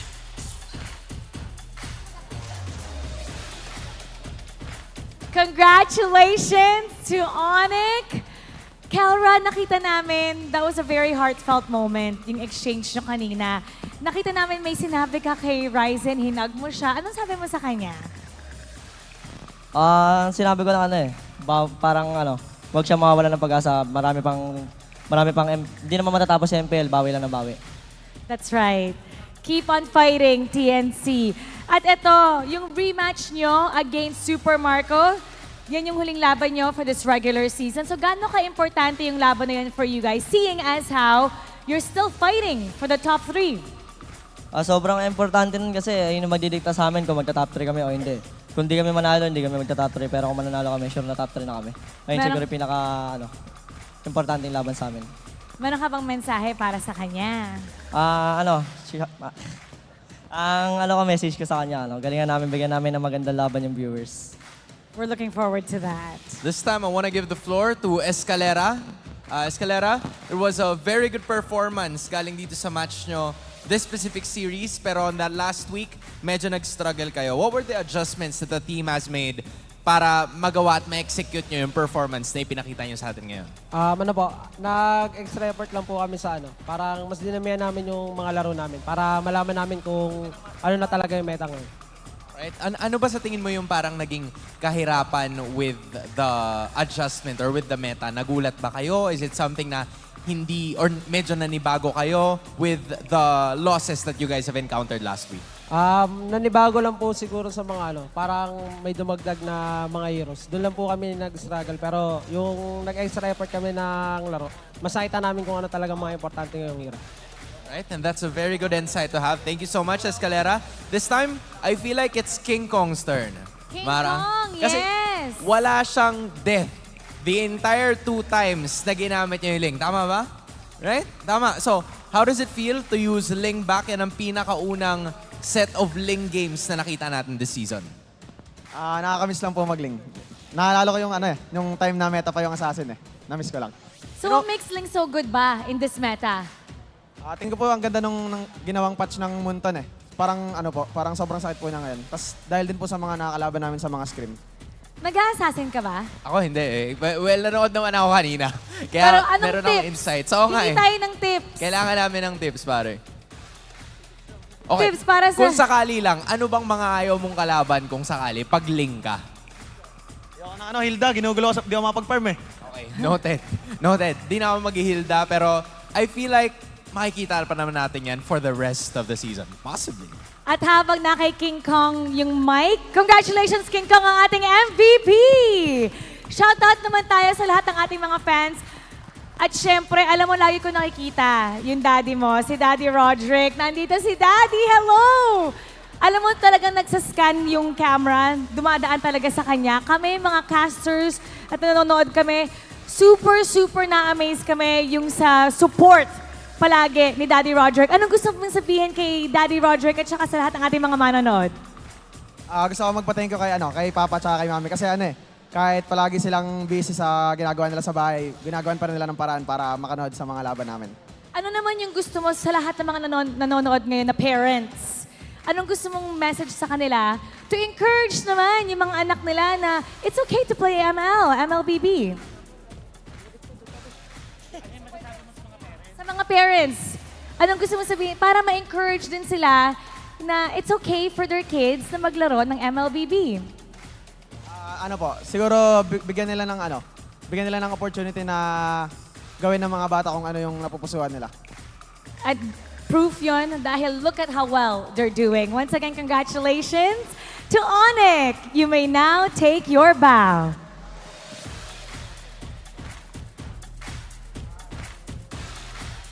And take your walk of victory.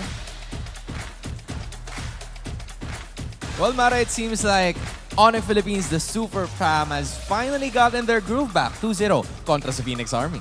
And their fight for the top 3 is still alive. Titingnan natin kung ma-reach nga ba nila and can maintain the number 1 spot all the way up para mas mataas naman ang chances nila para sa ating playoffs. And now we're gonna go back to our casters to break it down for you. Casters, pasok. That's ONIC Philippines, and they now have 28 points. Closer to the top 1 spot.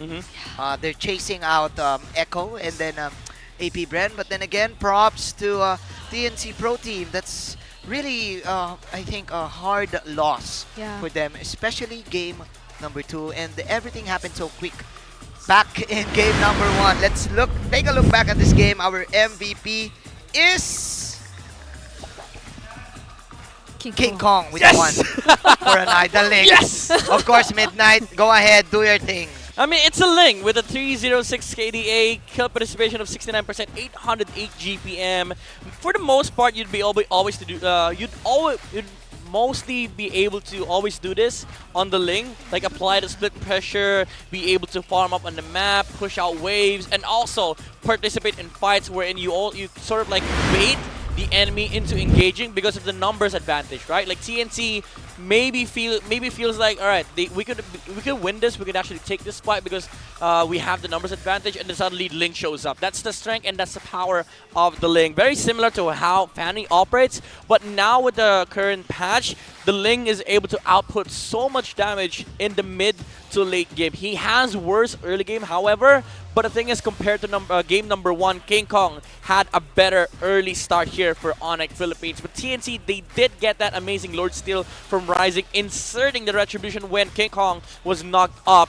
And after that, TNC was able to also find a good team fight for them, wherein they knocked King Kong off the high ground, making sure that the Ling was not able to participate in the fight, and also Heads just blocking out Kelra on this Roger. But come the late game, the issue of the lineup from TNC started showing up. The inability to deal with the split pressure coming off from ONIC, and also the lack of crowd control versus King Kong, and also just the sheer damage output coming off from this lineup, especially with Escalera being able to output so much damage as well, becoming a marksman, essentially a secondary marksman here for the side of ONIC Philippines. Now looking at the emblems, again very typical of the Ling, with the Fatal, Season Hunter, Killing Spree, and also an Assassin emblem. Very high damage output based jungler here for the side of ONIC Philippines. TNT, they did have, I would say, the normal lineup, with the exception of picking up the show. It's the anti-Ling, I would say, anti-Ling pick from the side of TNT that would be able to deal with the Ling on the in the end game. They did try the maneuver on the opposite side of the map, wherein the Lord was on the bottom side and they were trying to play for the top side, but they made a crucial error when they showed Ryzen in the mid lane, and that's where ONIC started popping out. They saw the jungler, they killed Ryzen, and they got the Lord off of it, and that's how they were able to amplify even more the pressure in the mid game that TNC were already trying to deal with. Now, it's an interesting choice that Yasuo did go for the Lunox this time around. They were thinking about how they can deal with the Roger and also put a team fight advantage, put the team fight advantage on their favor. But the thing is, they didn't have the same level of pressure compared to game number 1. They didn't have the Bruno. They were not able to move out further when it comes to map control. And ONIC just had a better time in the early to mid game, just farming resources, trading out these skirmishes, and the team fights were all in favor of ONIC because of the way that their lineup works. They engaged first.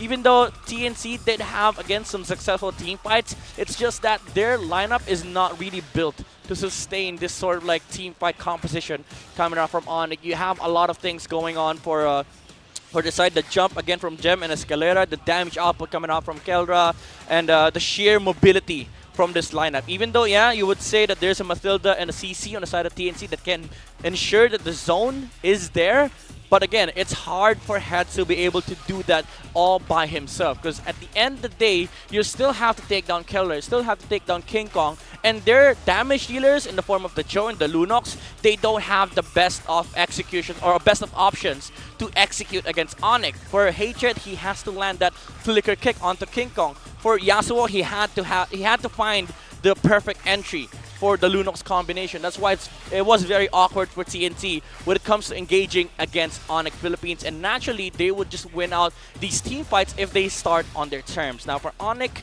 Escalera, you see the heat map here all over the place in the first 5 minutes of the game. He's roaming around, not defending the jungler anymore, because King Kong again had I would say a free start for ONIC Philippines. He had a better time compared to game number 1. That is why ONIC was able to utilize their mid duo in the form of Escalera on this Edith and made sure that they were able to control the early game and transition towards that quote-unquote, again, Ling game. I'm just so happy for you, Midnight, because you finally get to see the Ling in action and a victory for the Ling. I'm not going to be able to play it. For sure. Okay, what do you want to see? What hero do you want to see, Brigida? For the next game? Yeah, for the next game that we're going to have. Probably an open Harith. Open Harriet, alright. Or how could they stop the Harriet in this patch Because now? it's really OP, right? It's really OP. So Kosei can actually use the Harriet. Actually, he used it last week. And who knows? Doming might contest it. Minana versus RSG for the next game, ladies and gentlemen. Nothing's gonna happen to Minana, but RSG, same situation as ONIC Philippines, climbing to get to number one. Get to number one.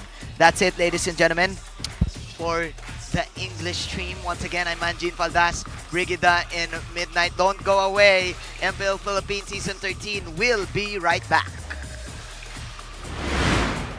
13th season of MPL Philippines is brought to you by the following sponsors. Smart, the official telco partner of MPL Philippines Season 13. Infinix GT Series, outplay the rest. Experience the MPL PH Season 13 action live at Shooting Gallery Studios. Tickets are now available on our official ticketing partner at /event.com. Don't miss any MPL PH action by following our official Facebook page and subscribing to our YouTube channel. Follow MPL PH on TikTok as well for more content. And don't forget to like, follow, and subscribe to the official accounts of MDL Philippines. To ensure the equality and fairness of our games, MPL Philippines is also monitored and supervised by the Games and Amusements Board. MPL Philippines might have its most dramatic and hype ending to a regular season this week. But how did we get here? It all started with MNNE EVOS finishing their story and making their first playoffs return since Season 9 by sweeping ONIC Philippines, a team that were second in the standings entering Week 6. Since ONIC PH and even AP Brand lost both of their matches in Week 6, while RSG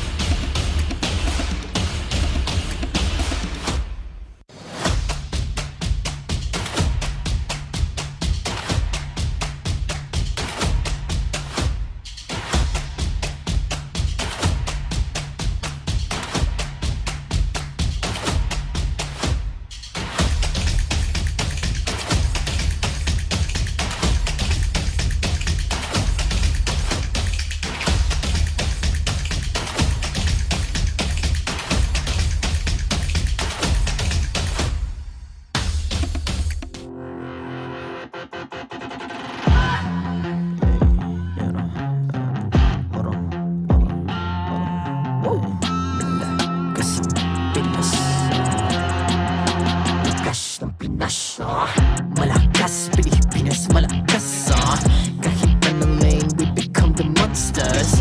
Malakas, Pilipinas, malakas Face the golden sun and reppin' for the 3 stars. Look at us, to the top, no ifs, no buts. Winning any game, para to sa PINAS. Di mo matitinag aming boses sa new level. Nasa kalye man o mobile window, I become a legend. Open fire, we unite, we winners. Built with pressure, like diamonds are made of. Switch na lane na parang gera. HP racing, may reset up. Built agad ang buhat ni Hilda. Full load SS parang Laila. Susundan ko ang iyong bakas. Kasama patas, tagumpay natin to. Dahil tayo'y malakas. Para sa Pinas. Nasa amin ang alas, hindi tuwa atras. Kinikilala sa taas kasi kami ang malakas. Para sa Pinas. Nasa amin ang alas, hindi tuwa atras. Kinikilala sa taas, ganito kami sa Pinas. Wow! Hold on. Yeah, malakas ang Pinas. Yeah. Laging MVP, no surrender, no retreat. Pag nagsama-sama, just imagine what we can achieve. Lacking MVP, no surrender, no retreat. Giving 100 all my all, cause we just cannot be defeated. We are unstoppable, immune and invulnerable. Ready ang equipment, lahat frozen, malang crowd control. Pakita ko na jab like beast of the southeast. So matawag proud and loud, cause every enemy we devour. Susundan ko ang iyong bakas, kasama patas, tagumpay natin to. Dahil tayo'y malakas, para sa Pinas. Nasa amin ang alas, hindi ko aatras. Kinikilala sa taas kasi kami ang malakas, para sa Pinas. Nasa amin ang alas, hindi ko aatras. Kinikilala sa taas, ganito kami sa Pinas. Wow.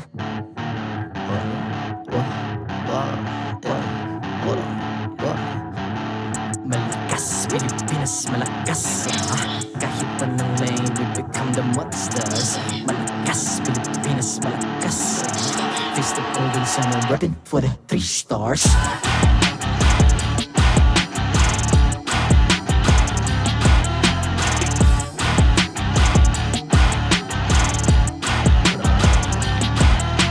Ang lakas ng Pinas, we unite, be the stars. Ang lakas ng Pinas, we unite, be the stars. Ang lakas ng Pinas, we unite, be the stars. Ang lakas ng Pinas, we the stars. Ang lakas ng Pinas, we unite, we the stars. Ang lakas ng Pinas, we unite, we the stars. Ang lakas ng Pinas, we unite, we the stars. Ang lakas ng Pinas, we the stars.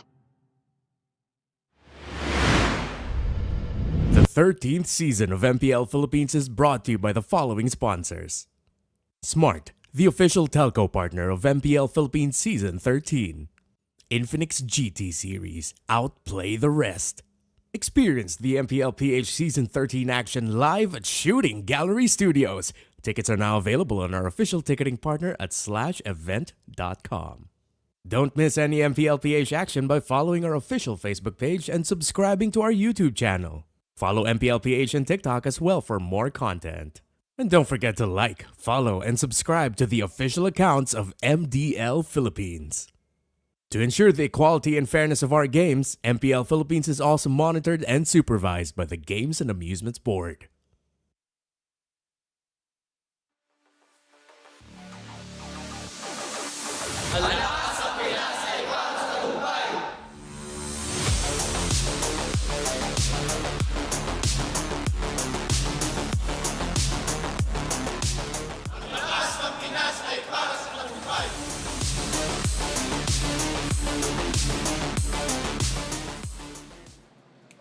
You're still watching MPM Philippines at kasama natin ngayon mula sa MNNE, Evo, Sumpak, and Hayes. Kamusta kayo? Okay naman po. Okay naman? Bakit ngayon ka lang? Na-late lang, na-late. Na-late! Finally! Everyone's looking forward to seeing you play. Pero eto, meron tayong question of the day at yung ating mga manonood pwede rin sagutin to. Kung meron kang superpower, anong superpower ang gusto mo? Siguro ano lang po, conceal, or invisible na lang. Invisibility, conceal. Bakit may tinataguan ka ba? Marami kang utang, no? Hindi po. Hindi. Ang dami kong gusto nang gawa ng masama sa mga katim ko eh. Ay, ganun ba? Lalo po ito. Kanino ka ba nagtatago? Gigil na ako eh. Gigil na gigil. Okay, so you want conceal. Okay, bakit exactly? Bakit yun? Out of all the superpower in the world, bakit yun? Para makakotong ng walang bawi sa mga kasama ko. Ah, ganon. Prankster ka pala. Siya talaga yung prankster. Siya ba talaga yung prankster sa bootcamp? Madami. Feeling ko ikaw yung gustong mag-conceal eh. Pati yung hair mo, nagtatago ka sa short hair mo eh. Okay, so sa lahat ng superpower, kung meron ka, ano yun? Anong gusto mo?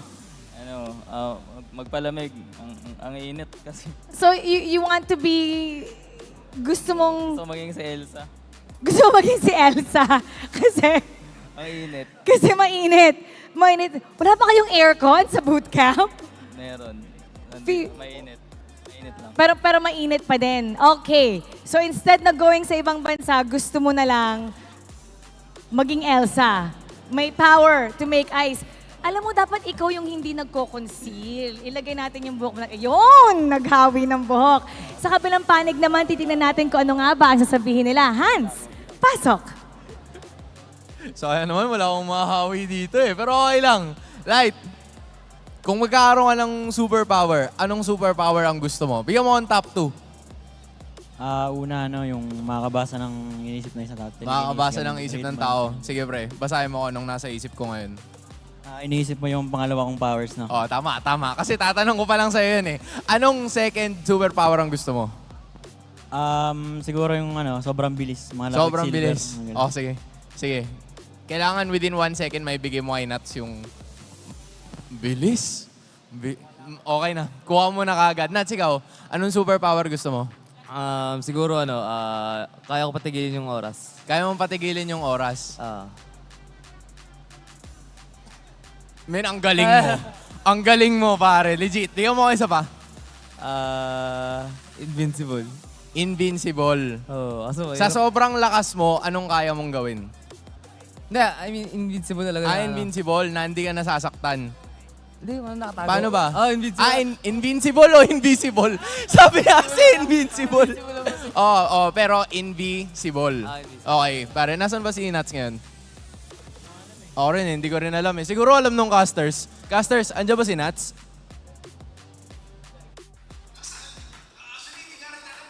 Welcome back to the caster's desk. It's so hot. That's why we're dancing the Pantropico. It's me, Manjin Paldas, and together with Brigida and Midnight. Where are you, Midnight? I'm concealed. That's my superpower. Okay, hello. Oh, okay. Hello. Okay. No, I'm just kidding. All right, here we go. It's Friday night. Friday night MLBB action. Welcome back to the international stream. This is the final match for today. Midnight finally appeared. You appeared right now. Yeah, somebody hit me, so my conceal went off. This is it. It's hot in the Philippines, but this game is hotter because it's going to be RSG versus MNNE. But before we talk about that, let's look at the standings.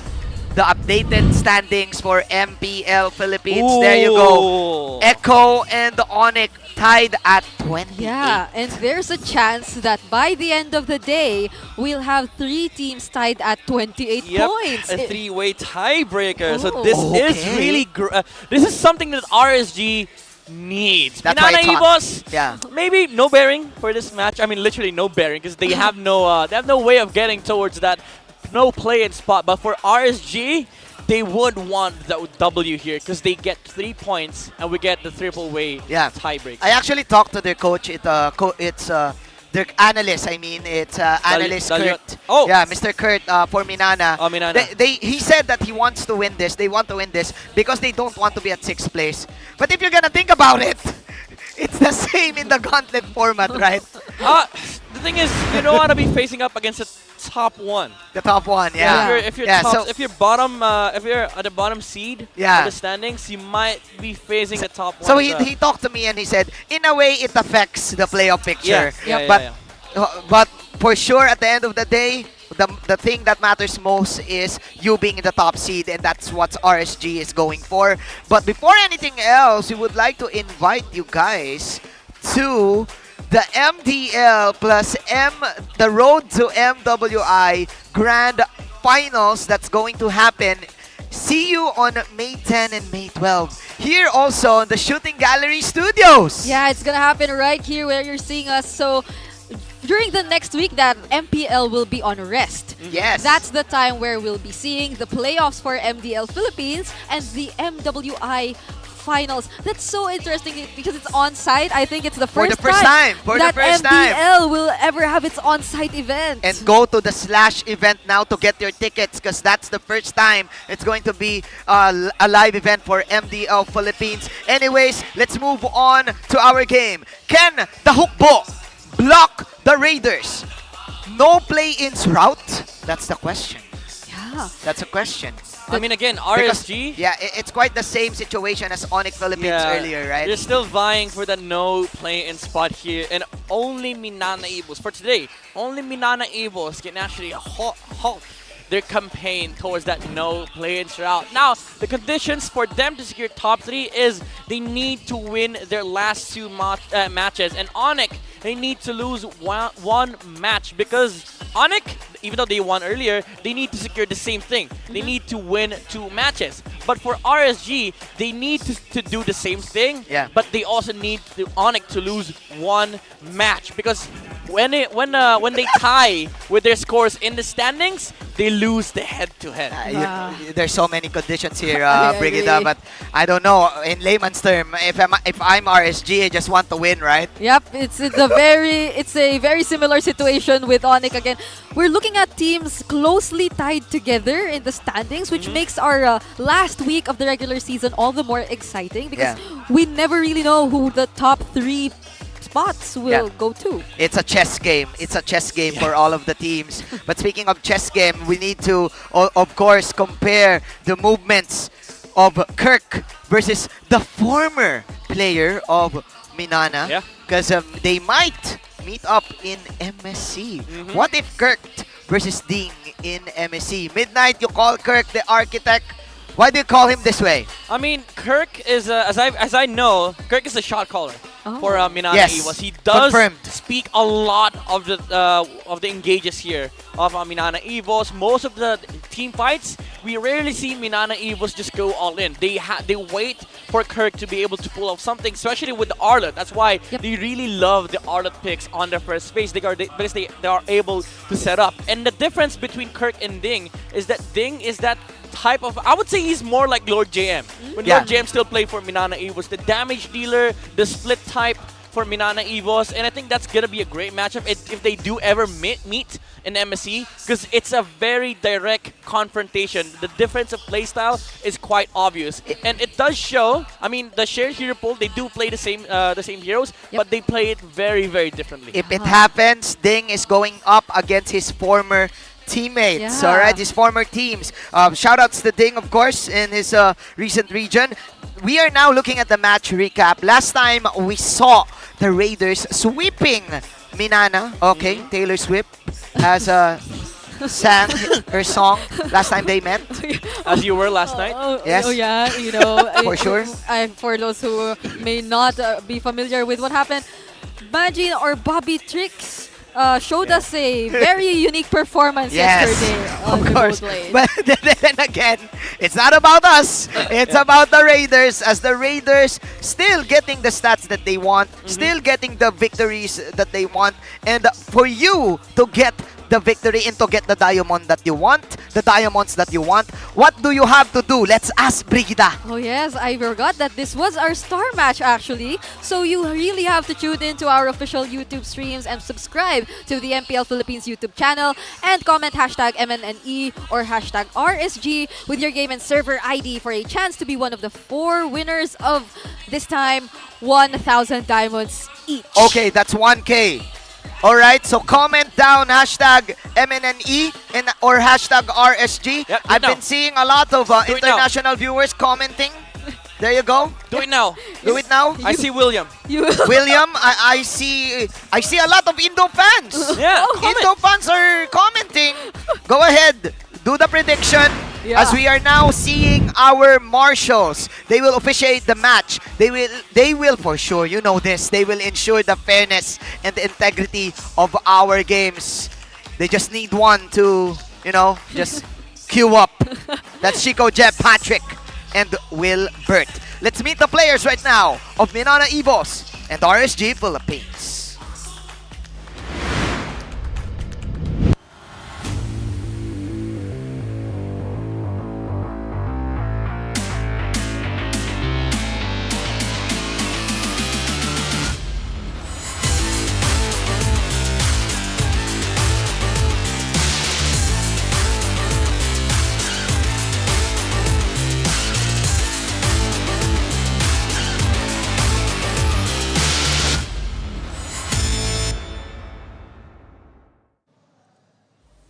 After more than 400 days, they finally got their playoff spot.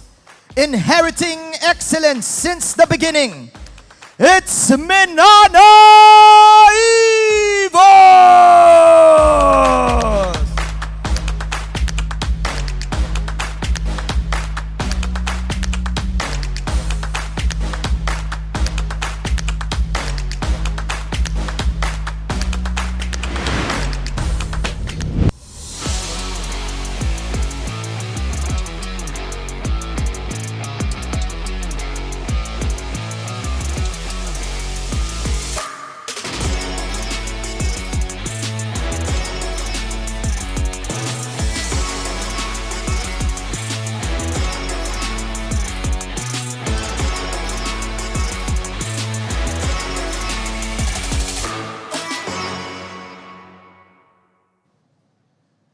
Kingslayers, Streak Breakers, Task Force. They call them with many names, but this season, they want to be called champions. Let's welcome on stage, RSG Philippines!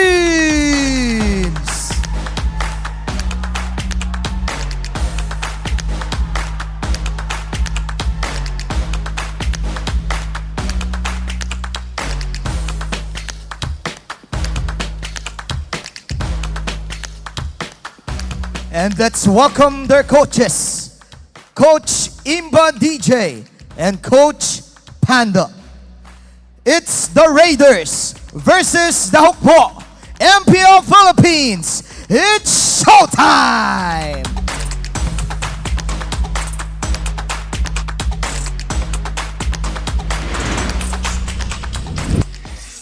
It is showtime indeed. After a year of not being in the playoffs, they are now finally here. Sumpak on his debut match. And this is nothing less of a showtime because we're seeing a completely different version of Minana Evos as they enter this match. Except for Kaizen, it's new faces that we're seeing. It's a new combination, albeit not for Hayes and Perxiva. Vayne and Sumpak. Yeah, it's Vayne also playing in the pool. Alright, this is a mix of their Team 1 and Team 2 for Minana Evos. It's Kaizen plus new recruits. Plus new Minana recruits. Evos. But speaking of, well, they don't have any recruits. The only recruit that they have is Kosei, but this is also their former teammate. Back in work, Osterforce, Kosei, Demon Kite, Aqua, Nuts, and Light. Maybe a new recruit for the season, but an old friend for RSG Philippines. An old and tested lineup. Kosei, Demon Kite, Aqua, Nuts, Light. The chemistry between these 5 players is undeniable. We have seen the most explosive of RSG in Season 13. I would say this has been the most dominant version of this roster, and especially right now, we're on the final week. This is where RSG gets everything started. We're seeing maybe a glimpse of the Season 9 RSG with them having their power spike on the mid-season. Now looking at the head-to-head, for sure it won't make sense right now because we have new faces. It's Sumpak and Vayne.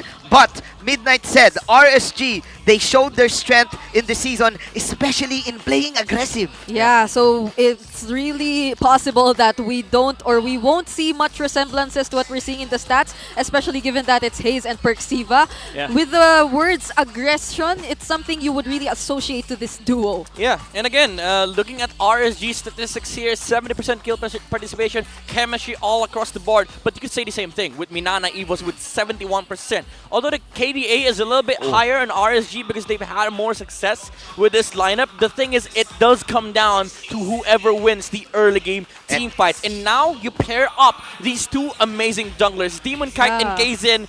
Very consistent, by the way, when it comes to Retribution. I like it. I like what I'm seeing, Midnight. I like what I'm seeing. Brigida, the battle of the case. Kaizen and Demon Kite playing the utilities. The new crush in town, Kaizen. But then again, I have a question right now for you, Brigida. Is it make you more powerful if your name starts with a K if you're playing the jungle role? Because we have Carteezy, we have Kyrie, and now we have Kaizen and Demon Kite. Or maybe just Kite. He's Daddy Kite. Just Kite. So, if I were to answer the question, there might just be a trend because you also have a familiar teammate whose name does not start with K and who often gets the Rose Gold medal at the end of the game. Yes. All right, here we go. That's a Butters. That's a Butters. Brigida is referring to Butters. Demon Kite having fun. But then again, the original crush in town.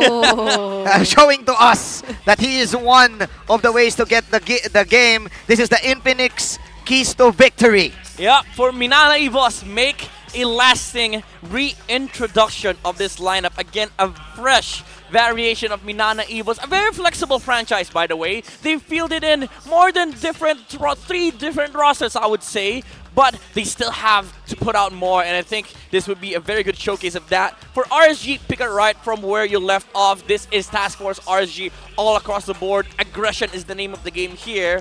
And for both sides, take the chance to make calculated risks. Against Minana Evos, RSG, even though they are very aggressive, they should not really underestimate what this lineup could bring to the table. Minana Evos totally shifted their gears, especially last week after the patch. We've been seeing a lot of the fighting healers technique, the fighting healers lineup, but right now, it's just the fighting. It's just fighting.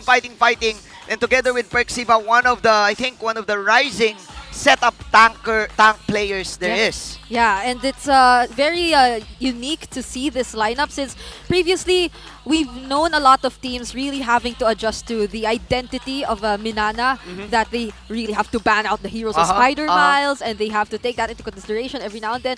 But when they surprised us with Haze and Perks, everything just changed. Yeah. And that was another thing that they weren't able to answer. So right now, it's another version of this Haze and Perks combo. Yeah, one thing to note also, Perks used to be under the helm of Coach Panda. Oh yeah. Yeah. Back in season 11. Was that season 12, 11? Season 12 he was an ONIC. Okay.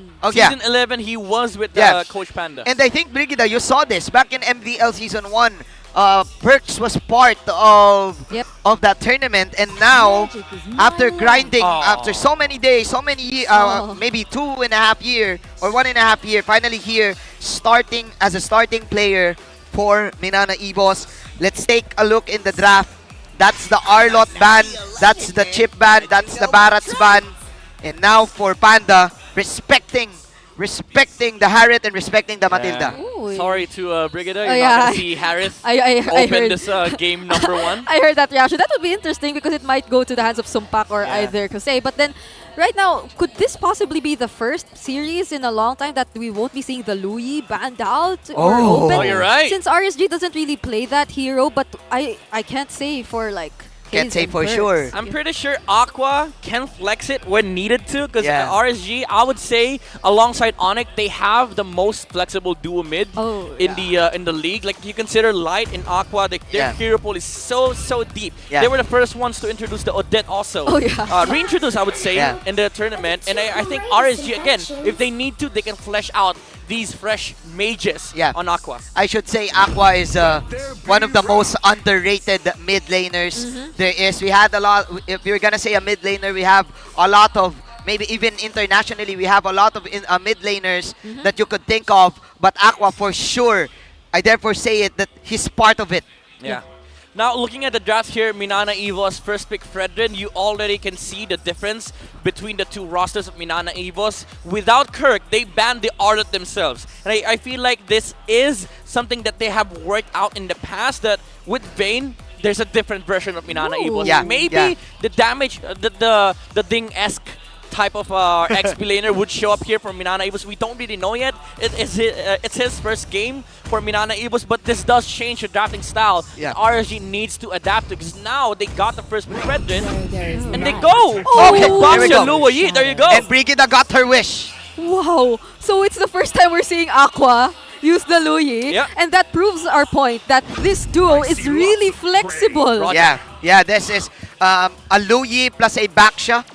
So global threat is present for this game. Watch out for the Claude 2. We never know. We might see the Claude Louis once again, the global split push. For sure, for sure. The Claude. Now, Minana Evos, they do have the Roger on their side. Would be going to the gold lane on the hands of some back, because we already see the Fredrin for Kaizen locked in. Maybe a Vexana for Haze. He does like the hero, or maybe the Novaria, just to be able to counter up the vision game that RSG needs to face with the Louis ultimate. Yeah, you need a lot of vision for this one. It's scary to think how Aqua, as a very what do you say, systematic player, will play this out. But this used to be an Aqua hero. Interesting. They go the other approach. It's still technically, I would say, a soft counter against Louis. As long as you don't burst these heroes down, the Paramis is going to be able to save the lineup of Minana Evos. But the worry is, again, the vision game.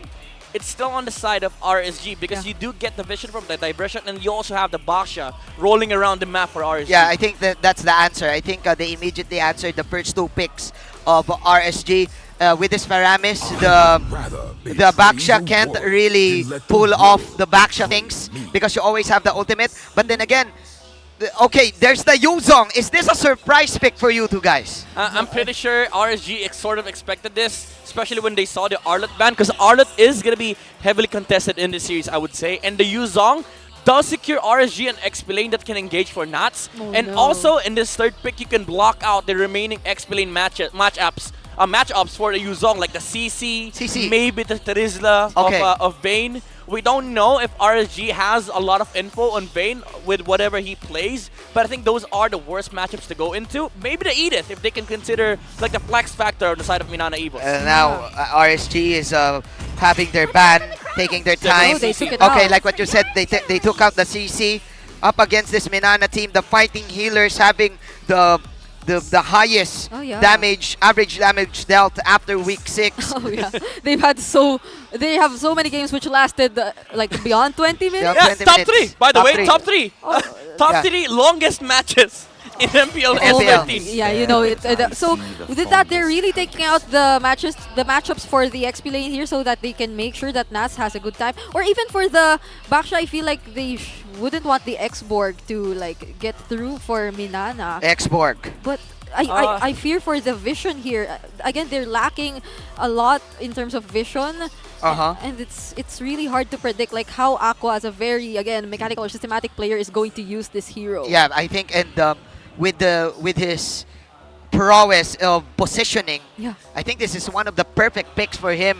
I heard their comms last time, and one of the main callers for RSG, Aqua, is like, hey, I have damage, let's go.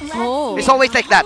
Oh, interesting. Florian ban. Florian. On the side of RSG, instead of the XP matchups, they go for the anti-fighting healers strategy. Don't let MNNE Evos get their hands on the supports. There's still the Rafaela though, but we all know Sir Miles is not playing. Yeah. So it's surprising to see. They're still taking out the Florine, even though it's not Spider Mouse, but that's just respect to Perk's capabilities as well as a roamer. Edith is open, by the way. Edith, Cho, Lights Heroes are still open, and I think Kaja is of high value here for RSG. You get that initiation against the Promise. You essentially pick one off. Team fight's over for MNNE Evos. I think Kaja would be an outstanding pick, or just anything that has a pick up, or maybe a Cho, or do we bring back the Franco? Oh, Franco. Oh, the Minotaur light as Franco well is open. I would say Minotaur fits MNNE Evos better. Okay. I like this carry pick. However, it does put the gold lane into a losing matchup against the Roger. They steal the Kaja away from RSG, but it does open up the Minotaur possibility for RSG. Either that or they go for the Ruby. Since I feel like the Minoan Fury would complement the skills here of the Luyi as well, and that's a terrible team fight that could happen for MNNE. Apart from the Yuzhong, that could also potentially join. Okay. Edith, Tamus. I want to see the Ruby, bro. I want to see the Ruby. I want action. I want action. I don't want passive. I don't think you want Ruby against Yuzhong, so they go for the Terizla. And I think you go for Minotaur here on the side of RSG. Either that or you go full pick off with the Cho. Yeah, like Cho. Or anything with a set light. Or Edith, actually. Edith's still open. I'd be surprised if the Franco suddenly showed up again, because that's another suppressed hero. Yeah. I think previously a lot of teams also began using that, but then safer possible route to go for the Minotaur as mentioned here. But yeah, Minotaur, Franco, Ruby? Minotaur, Franco, Ruby, Edith, Cho. Those are the top. Did I say 5 heroes? Yeah, just say all of the heroes. Come on, Midnight. Just say all of the heroes. Those are the top picks for Light here, and they do go for the Edith. It's a nice choice. Good balance of damage as well, and good layer of protection. It's nice versus the Kaja, because like as a Kaja, you don't want to be facing up against an Edith. It's a target that you need to sort of like pull, but you kind of don't want to pull as well. Look at the lineup here. It's very spicy. You have a different styles clash of being aggressive. You have something, a sustain for MNNE, but for RSG, or should I call AggressG, because they're very aggressive. It's a stretch, but it's we a stretch. We'd take it. Thank you, Midnight, for supporting me. Thank you, Brigida, also for laughing. That was so funny. Yes, thank you. For laughing. Yes, but then again, RSG showing us how it's done, because they want to get top 1. If you're for MNNE, press 1. If you're for RSG, press 2. But wait, okay. And also comment hashtag. Yeah, just RSG comment the hashtag. Or hashtag MNNE. Or just share our stream. With your game ID and Yes. server. Yeah, that's 1,000 diamonds, by the way. Yes, 1,000 diamonds. Comment now. Share our stream and subscribe, especially to our international viewers. There's a reason why you're watching the international stream because you can't understand the Filipino stream. So shout outs to you guys. And Here we go. We're here. Okay. Here we go. The carry. Even though there's a nerf, Oh, it's yeah. still one of the viable picks, especially here in MPL Philippines. I mean, it's a 1 second nerf on the Phantom Step, but it does hurt like the mobility of the carry in general. Yeah. But oh, Demon Kite got blocked. we go. Retreat! Demon Kite Oh, he got it! and he will be able to secure that purple buff. Now Kaizen, he will not be able to complete his supposed farming, and Demon Kite, he will survive. See, I told you this is what I'm talking about. The aggressiveness of RSG, the Aggress G is showing up. Oh yeah. Sure.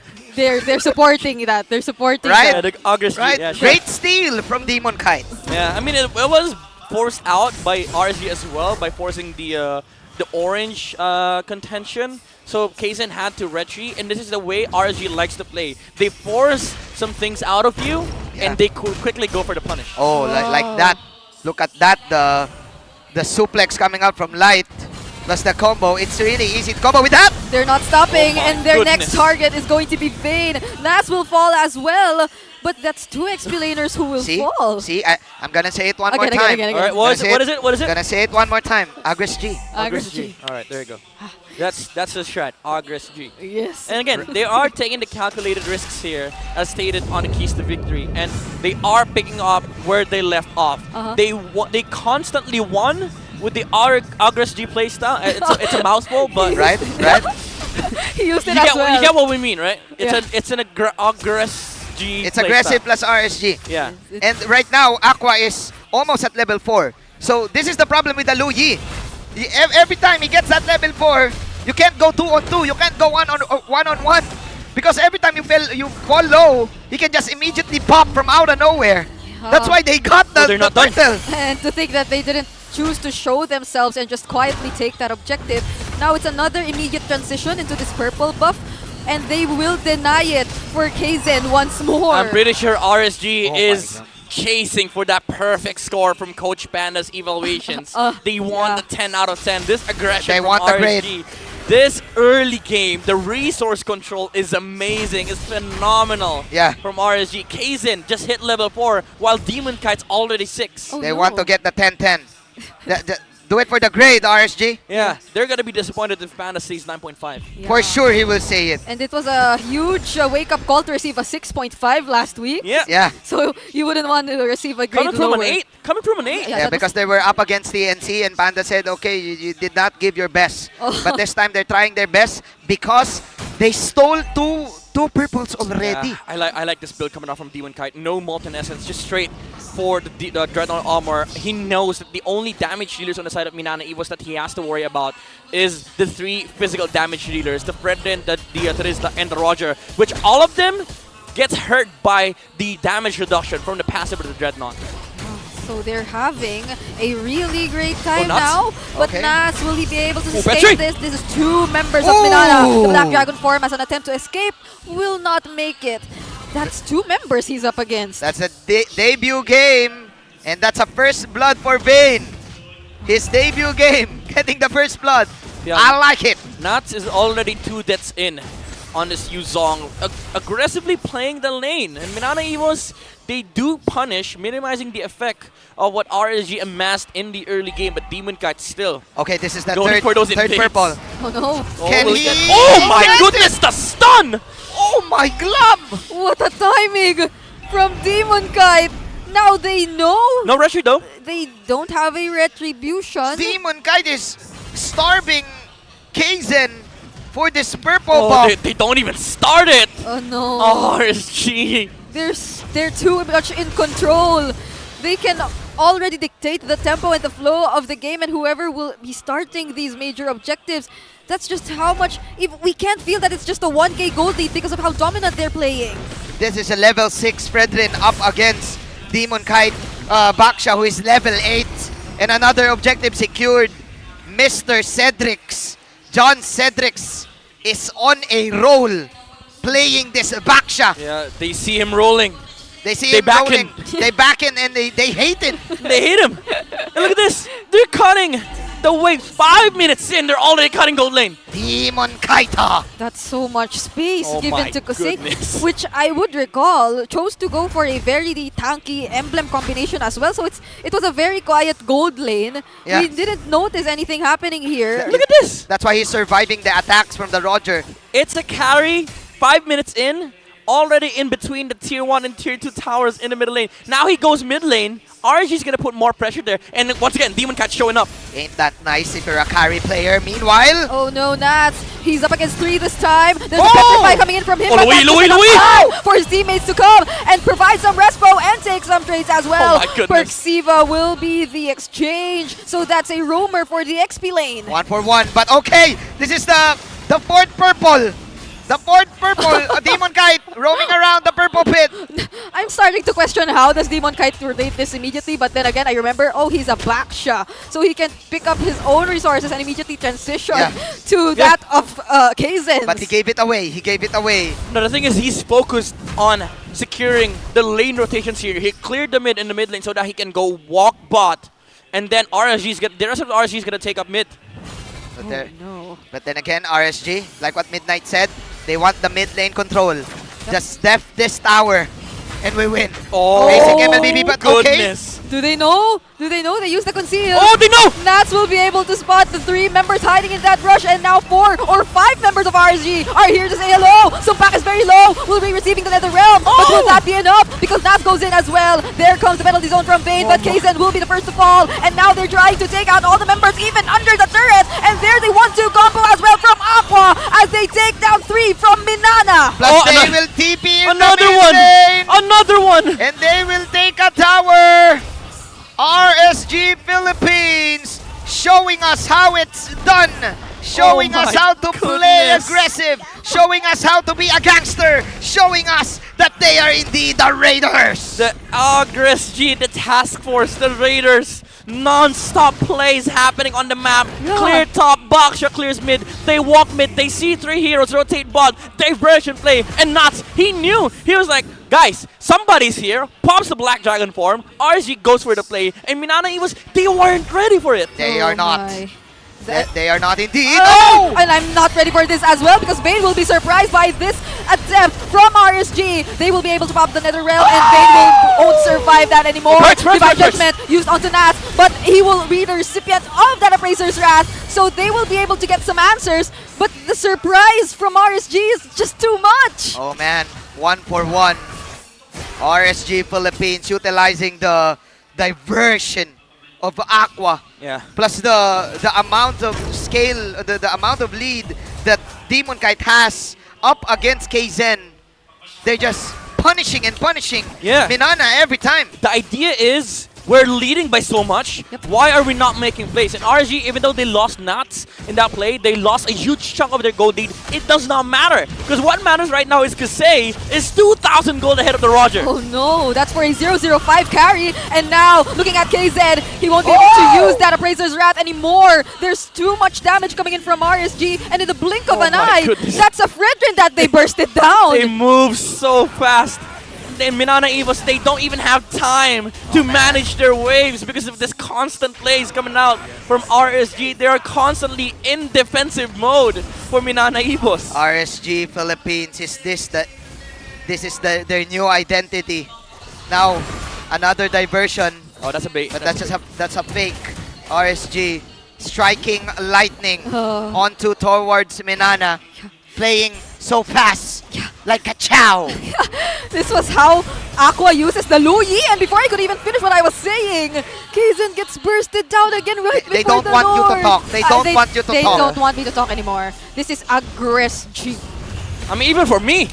I can't analyze. The way RSG is playing right now, you have no breathing space. And imagine Minana Evos.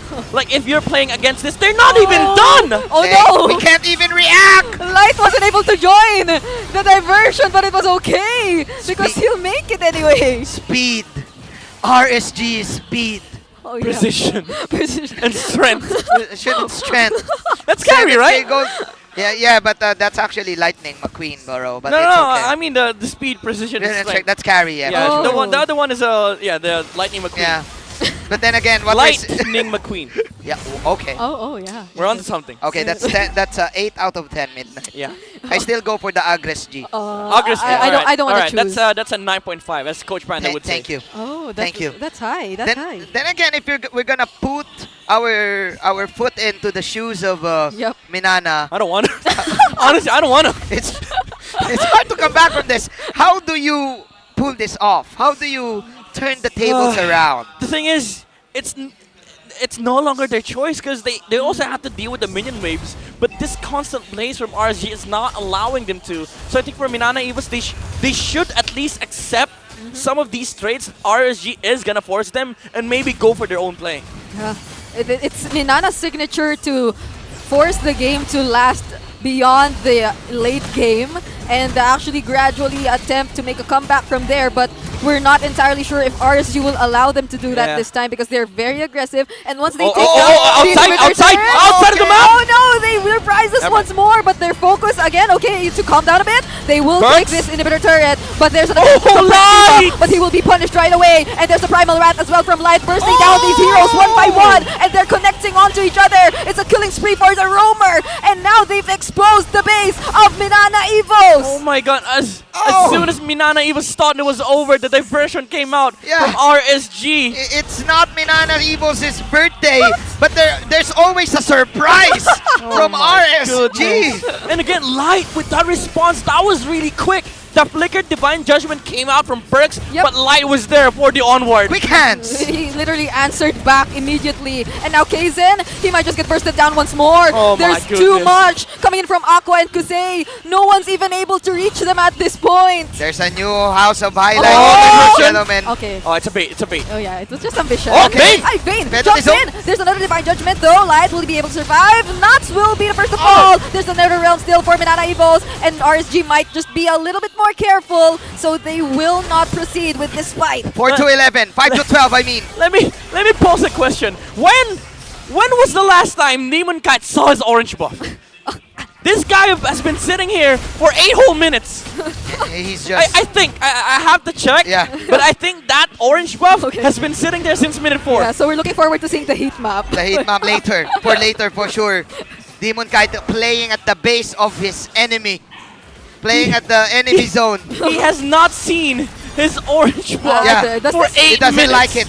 He wants to give it away. Does this have something to do with his new hairstyle or something? Maybe. The Kimpy. That's the Kimpy hairstyle. That's the winning hairstyle. Oh, now we know. That's a jungler hairstyle. Daddy Cedric's. Oh. Daddy K. Daddy K, Daddy Demon Kite. Might it be time for Kaizen to consider this hairstyle as well? Because I don't know anymore.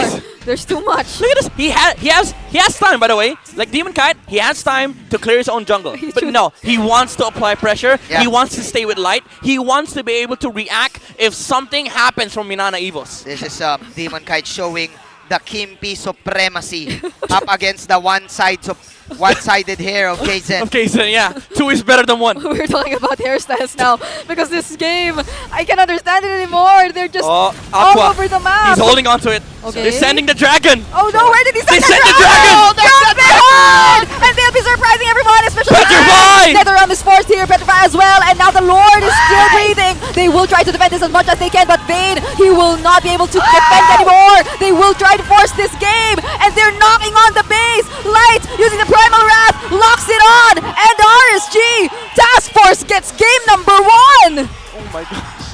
Have you ever seen a teleporting dragon in your life? It's the first time. They timed that so well too. They don't even do that in Game of Thrones. They don't even do that in Game of Thrones. Nobody has done it. I think for the history of Mobile Legends, a teleporting dragon. What? Task Force mission complete. RSG Philippines. Oh my The God. Raid of Thrones. Showing us their aggressive side. I feel like ranked gamers just got a new idea. I don't know what panda feeds them already. The teleporting dragon. I don't know what panda feeds them. We That is the teleporting dragon. What is this? I wonder what grade he would give for just game 1.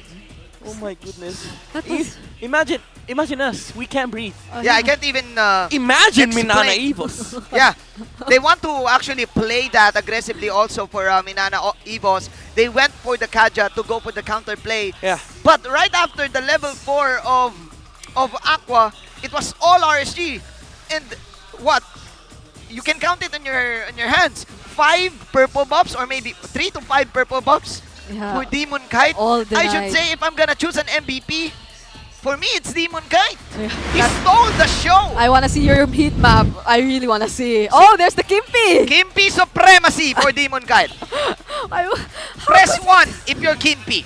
Yeah, press 2 if you're one-sided. No, do it the other way around. Press 2 for Kimpi. Okay, press yeah. 1 For Kimpi. for one-sided. But again, Demon Kite from 1 to 2-sided hairstyle.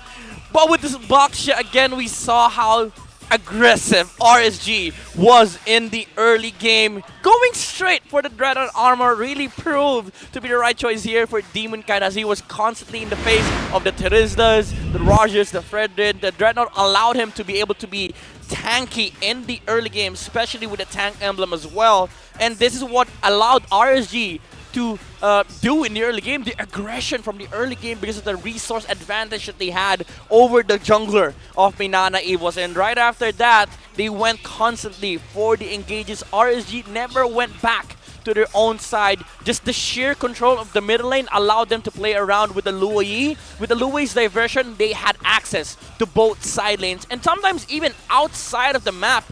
And as soon as Minana Evos thought that, alright, this is over, here comes the diversion, and Perks with the flicker, he wanted to get a pick up against RSG, but Light was there to counterbalance the initiation done in by Minana Evos and the teleporting dragon.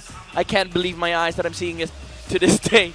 RSG, Aqua sent nuts behind the base of Minana Evos, in the collapse of RSG here allowed Kusei to just deal the damage to the targets against Minana Evos, and they didn't have enough firepower on Minana Evos to deal with this immense pressure coming from RSG. Now, looking at the emblems, again, Demon Kite was so tanky in the early game with the Vitality tank emblem, and of course, Season Hunter on the box shit, allowing him to just constantly steal the purple buffs away from Kaizen.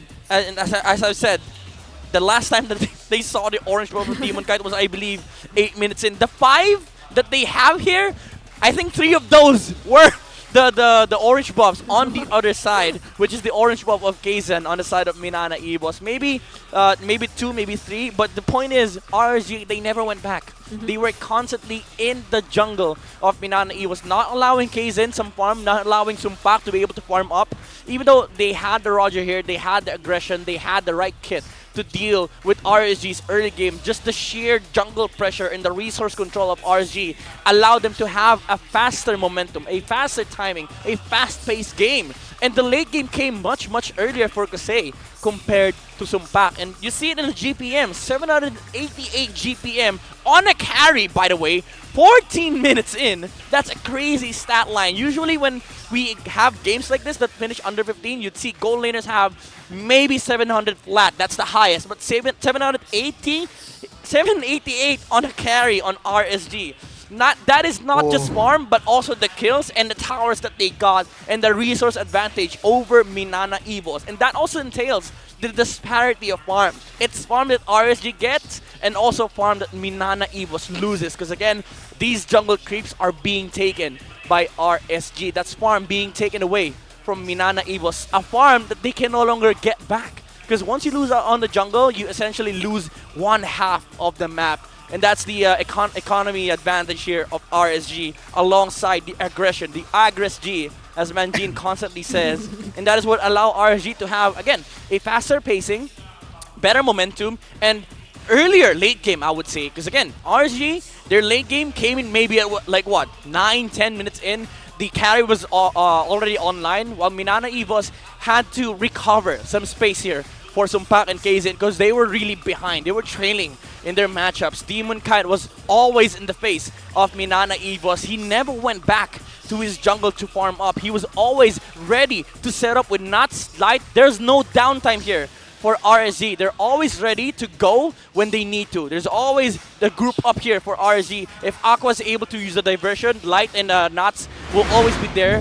Demon Kite will always be rolling. That's why MNNE didn't have the breathing space that they needed for Game 1, and that is what entailed the victory here of RSG. Ladies and gentlemen, welcome to RSG Philippines' aggressive era. Yeah. This is a new era for this team. I'm seeing a glimpse of their Season 9 run.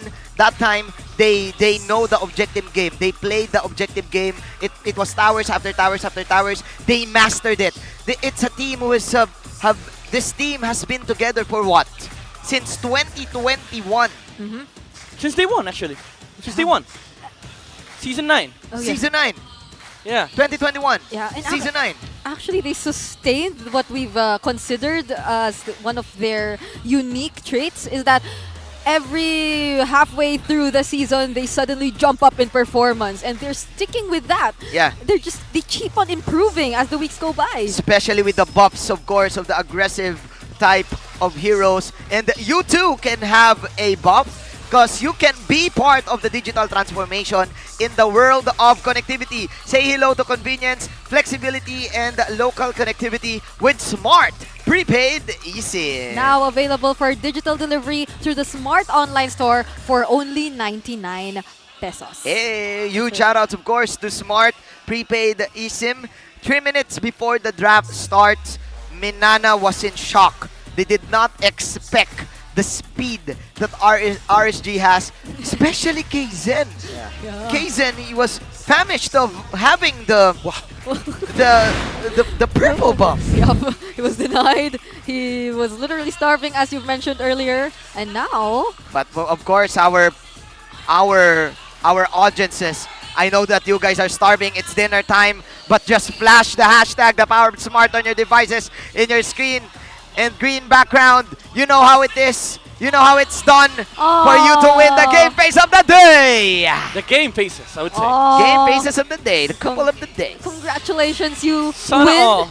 a redeemable in-game code. And in Midnight's R&D, I feel like a lot of people now know what Sana all means. Yeah, right? I'm pretty sure international viewers out there know what Sana Sana all all. is. It's What hope does it all. mean? Hope all. Hope all. Yeah. Hope it was me. It sounds funnier Hope it when was you hear us. it from Naisu. It's Sana all. Sana all. Sana all. Sana all. Grabe. Huge shout out to Naisu and the barangay. Barangay. Who is watching, of course. Bak-baka na. Yeah, to summarize this week, ladies and gentlemen, especially for the MLBB fans and to the new fans who jumped into our stream, this week is huge for two of the teams that is playing. That's the Blacklist International and Omega, but also for the top 3 teams. Yeah. Maybe top 4, because RSG is also competing towards the top 3 slots, right?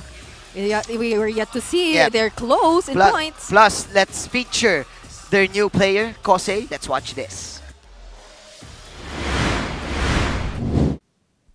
Siguro pag panalo ko na yung M Series, pag nagkaroon na ako ng champion ng M Series, doon ko masabing successful na ako. Itong season 13 na to, i-dedicate ko to para sa sarili ko kasi ang tagal kong nawala sa MPL PH Pro scene. Nung season 9, season 10, 11, wala ako sa MPL PH ako pero di ako masyado naglalaro. And this time, ako na talaga maglalaro ng buong season 13 and yun, para sa akin, i-dedicate ko to para sa akin. Coming back to his team, a former RSG as well, back in MSC and Season 9, went into other regions, played outstanding. You remember this, Midnight, we were talking about Kosei being the true marksman of that league. I mean, Kosei from the very start has been a phenomenal gold laner. That's why Coach Panda picked him up. But they had Eman back then. But Eman, we all know he had to go to BTR. Yes, and because they needed a gold laner. Yeah, he's owning all of the players there. He's literally owning all of the gold laners. Are they number 1? They're number 1. Okay. They're number 1. And Kosei was also number 1 in, when he joined Cambodia. See you soon, with right? With MP. Yeah, with MP. And the thing is, he fits the current playstyle of RSG. You leave the gold lane behind, you let the other 4 players do their stuff, and you link up, you join up, so that you can apply so much aggression in the mid game. That has been the the SOP here for RSG. Yes, only quietly working in his lane, but eventually showing us all that he's worked hard for. But speaking of RSG, it seems like this time they're going to the red side. Okay. Earlier, they were... In the red side also? Oh, so it's the same. It's the same because I think Midnight said this. The losing team for game number 1 will choose the side, right? So it means that Minana chose blue. Okay. Yeah. I think this does give a fair advantage to RSG because they get to repeat. They get to repeat what they did on game number 1. But for sure, there's gonna be adjustments coming out from Minana Evos. Maybe they look to trade the Fredrin, get the Paksha on their side because Demon Kite has been dominating games left and right with this Paksha. Oh yeah, and whether or not we'll say bye-bye to the Luyi, which we will. There you go. Oh, no more. Chip as well. No more Luyi because it really disrupts your rotation. If you have that diversion ultimate. Question is, all right, RSG, there's a good chance they let go of the Fredrin and the Arlet. Who does Minana Evos take? Because it's a pain for them if they let go of the Arlet, considering that Nuts is gonna be able to get his hands on the Arlet. Yeah. And even, I think, if you give him another hero, like the Yuzhong earlier, it's just the same level of threat that he can pull off. But the Barats as well being respected. Yeah. I think you go Fredrin again if you are Kaizen. Or maybe steal the Baksha, maybe. Yeah. It depends on what RSG does in this specific ban. Maybe I call this sometimes the throwaway ban, like ban whatever you want. Because like at this point, you're looking for the Baksha, Fredrin, Arlet trades. And RSG will win because they get 2 on the red side. Oh. I wonder what they're willing to give to RSG this time, though, after that performance. And especially considering that they seem like they really want to end things immediately. Yeah, they're on a rush. It's still 6:30, people. Yeah. If you're gonna look at the, early. at the time. It's too early. It's There you still go. early. There's the throwaway ban. Oh, it's all Minana wrong. Evos, what's your call here? Do you Arlot? Arlot, Baksha, Fredrin. Choose one. I'm gonna go Arlot here, bro, if I'm in the purple side. Okay. Alright, Arlot, Baksha, let's go. Arlot, Baksha for RSG. Okay. Will they? Maybe Arlot Vixana pick the Baksha third, so you get a +1 What for do you RSG. think? What do you think, Bridge? What do you think? Can be. I feel like they aren't in any position to show us something unique for this match. They really want to end it very systematically, and they want to just get the 2-0. I wanna go the Arlot. I wanna see the Arlot. Yeah, Nuts, Arlot. We want to see action. The Nuts Entertainment. We want to see action, bro. Let's go. Coach Panda. Arlot Vex. I wonder what they're talking about right Arlot now. Vex, come on. Coach Panda, he's speaking. I think you need to go with the Arlot. Arlot Roger actually is open. Oh yeah. I think Aqua, what you gonna pick, Aqua? Arlot Roger. Aqua's very quiet. Arlot Baksha. Baksha, bro. Now you go for the carry. Okay. He called it. If you're Imba DJ, you go for the true damage, bro. You go for the carry, you know? We're on track. They can go for the carry. The danger, the risk of that is you're giving a winning matchup for RSG because they do get the Roger if that's the case. Okay. Actually. So do you steal the Roger instead? Or That's the safest route, or but just go for another hero. Okay. even then, if you pick the Roger here from Minana Evos, it doesn't feel good playing it into a box and an Arlet. Yeah. I mean, you mentioned earlier, imagine if you were in Minana's shoes. I couldn't imagine myself in Minana's shoes right now. I wouldn't be so sure of who's the best hero to prioritize in this situation, because even if you can ensure that you have a winning lane, you can say the same for the rest of your lane. So they won't be looking at any gold laners. They'll be taking away the teleporting dragon we saw earlier. Okay, so it's the healing dragon. Oh, yeah. I mean the second dragon life with the Paramis ult. So it's a sustained game again. Sustained damage. RSG, they can pick up the marksman here or the mage. Val and Odette are very high priority picks here for RSG. I think they could prioritize the marksman first because there's still a lot for Aqua to pick up on. Minana Evos will likely have to spend 2 bans on the mage share of RSG. Yeah, you respect Aqua, bro. Aqua heroes. I mean, the Faramis itself is a pretty good deny for Aqua as well. Val Odette, there you go, Val. Okay. There's a good chance they get Roger. Oh no, they'll have their own nether realm. Yeah. There's a good chance they pick Roger second phase and then maybe ban out the Bruno and the Brody. So it's a battle of the gold right now. That's what you're saying. Because Aqua immediately locked the Valentina to be safe, for sure. If there's a Paramis, there's a Valentina. Remember that. Oh, will we say goodbye? I am hopefully wishing that we see a different kind of gold lane matchup though. Maybe Nathan? Oh! Is Nathan good? Oh, Nathan's very familiar to you. For sure. but I'm not entirely sure if they'll choose to take out the Roger for either of these two teams, since I feel like it would complement both of them pretty well. So, Oh, it's the Florine. They still want to respect the Florine because they have the Baxia. They don't want that heal. Yeah, I mean But Sir Miles is not playing. Sir Miles! Sir Miles! Sir Miles is not playing, guys! Guys, you put the power of Smart, not the power of Chantel in I mean, you could, but you're just not gonna get the reward, you know. Okay, yeah, fine. All right, they banned the Terizla. They might be eyeing at the Roger Brody matchup here for Minana Evos, but I think there's also a slight chance, however, that Sumpak goes Iritho. There might be a slight chance. Ay, that's what we're saying. Either the Iritho or the Bea. Those are his two favorite goalies. Something unique. How about Sumpak Kari? Oh. I think Sumpak Kari will make sense. Well, if we can't say for sure if they're still going to make use of other utility roamers, or RSG will deny them of that. But if they were to go for the Iritel and the Angelo was also open. Oh, actually, wait. They might ban Bruno here and just take a Claude, fourth pick. Oh. It's a good matchup against Paramis and YZ too. I've been waiting. Oh, It's carry. Carry. There's still a good chance they either pick up Claude or Roger here fourth. But also, if you're RSG, Panda might be considering just getting the tank here on fourth and then looking at the gold lane matchup to have a better lane for Kasei. Yeah, maybe a Nathan, I think, would be the one in contention here for both of the teams. Yeah. If not the Roger, that's still surprisingly open up to this point. I think Minana bans out Nathan here. Yeah, and just steal the Claude. Since you mentioned that they would keep their gold for last. Yeah, I think they ban Nathan here. I'm the priestess Oh, of okay, okay. They banned the priestess of the hunter of the evil gods. They went for light. They went for light instead. But knowing this, RSG, you just might consider taking up the Kaja here, right? Light won't run out of heroes. You can just get the Kaja, or actually the Grok. Oh. Or give me the Cho. Light, give me the Cho, Light. There's a promise. I don't think you Cho here. Either I don't care. Either Grok or Kaja. Just give me the action, Midnight. No, I'm kidding. I'm kidding. Go ahead. But still, I think Claude is a very good pick here for RSG. Yeah, they could. Okay, but Oh, Nathan. They didn't ban it, so RSG takes it.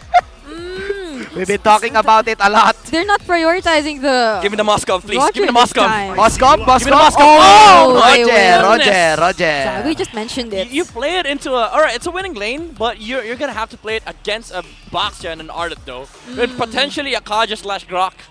It's not looking like the best of Roger games, but it's good work if Minana Evos is able to punish the Natan lane of RSG.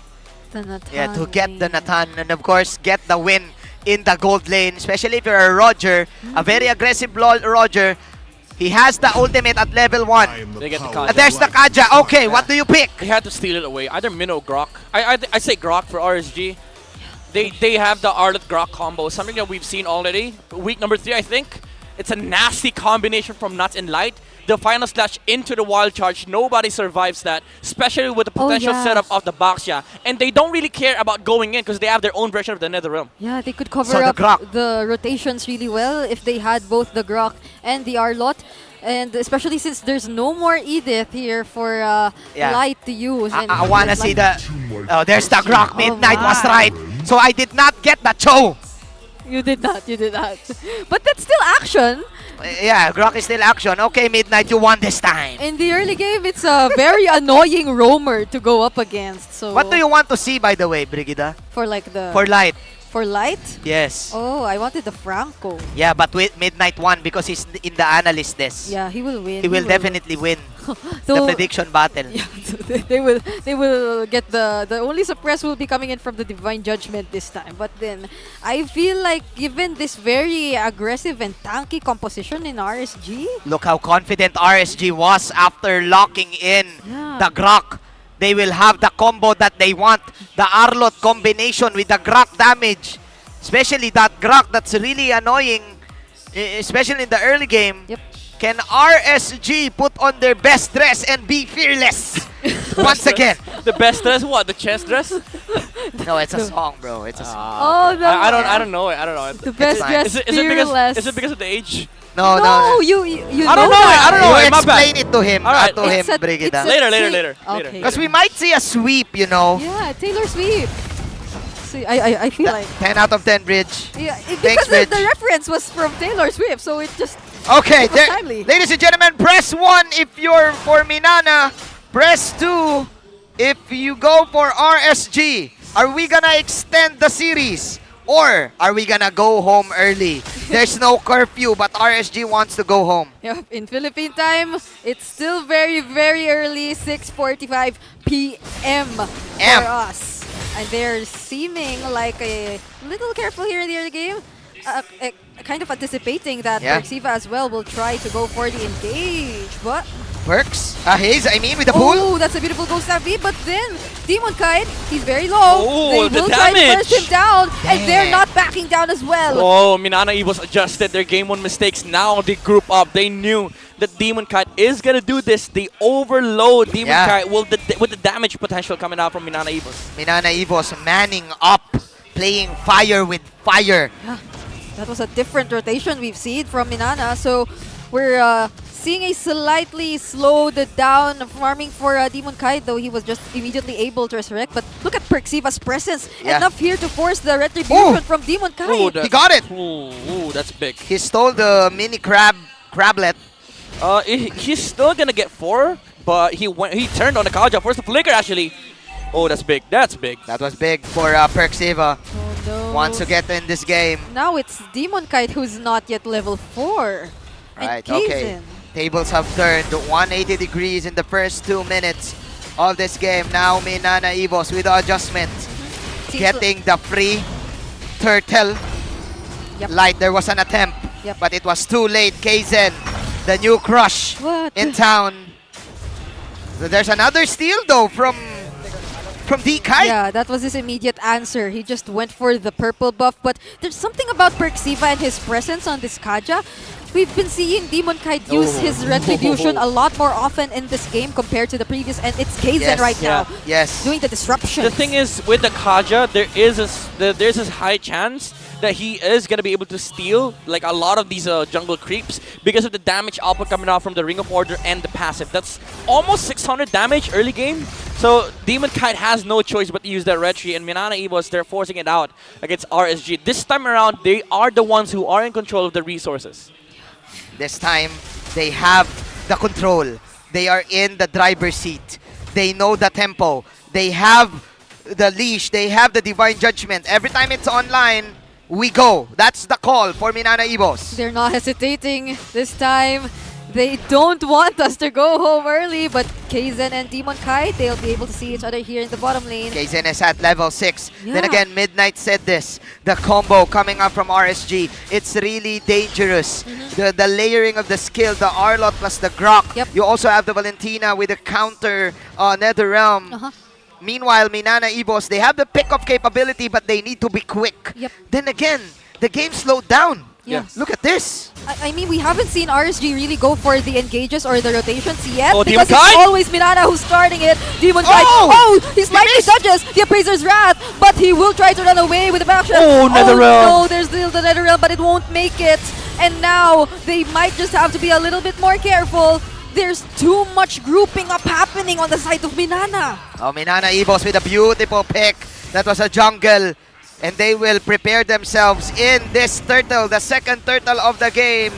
Now having the tempo that they want. Kosei doing the double lane, trying to trade a hero here in the top lane.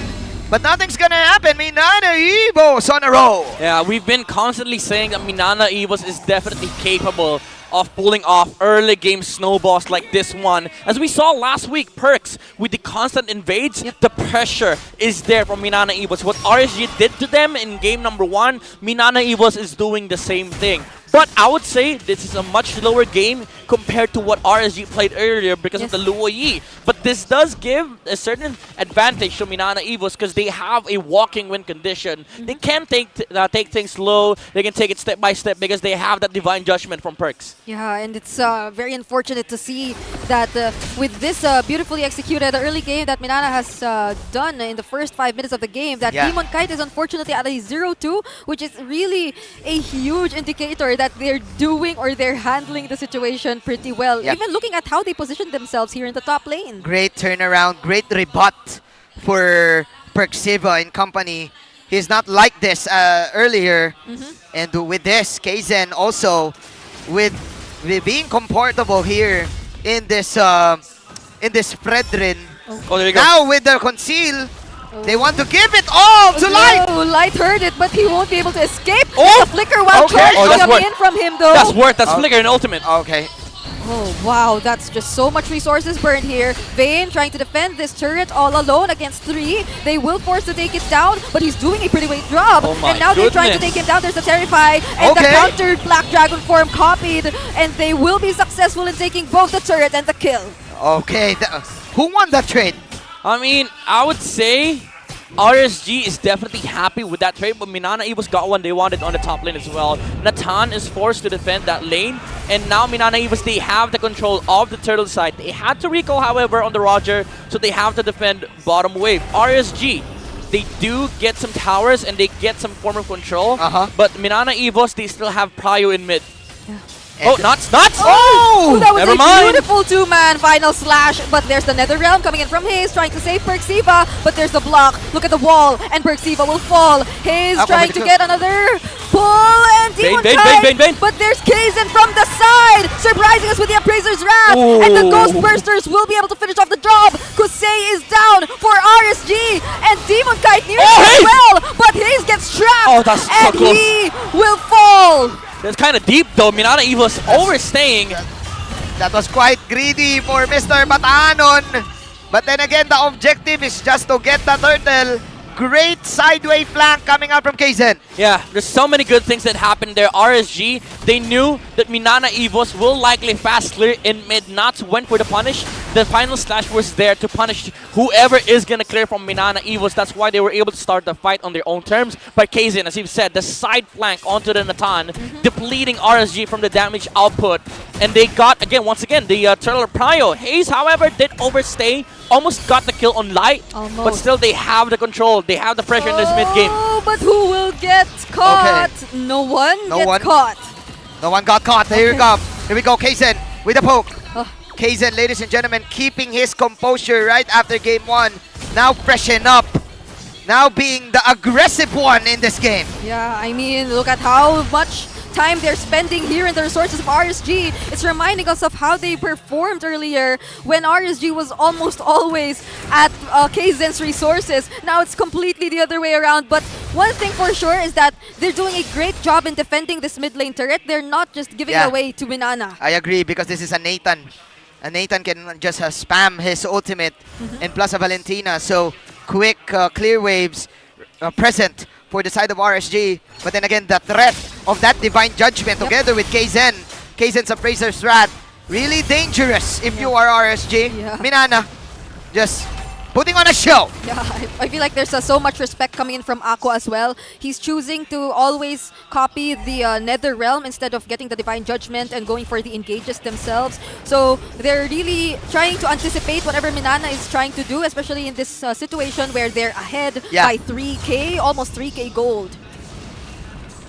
This is really big for Minana Evos. Again, Lord is gonna spawn. They once again have mid prio.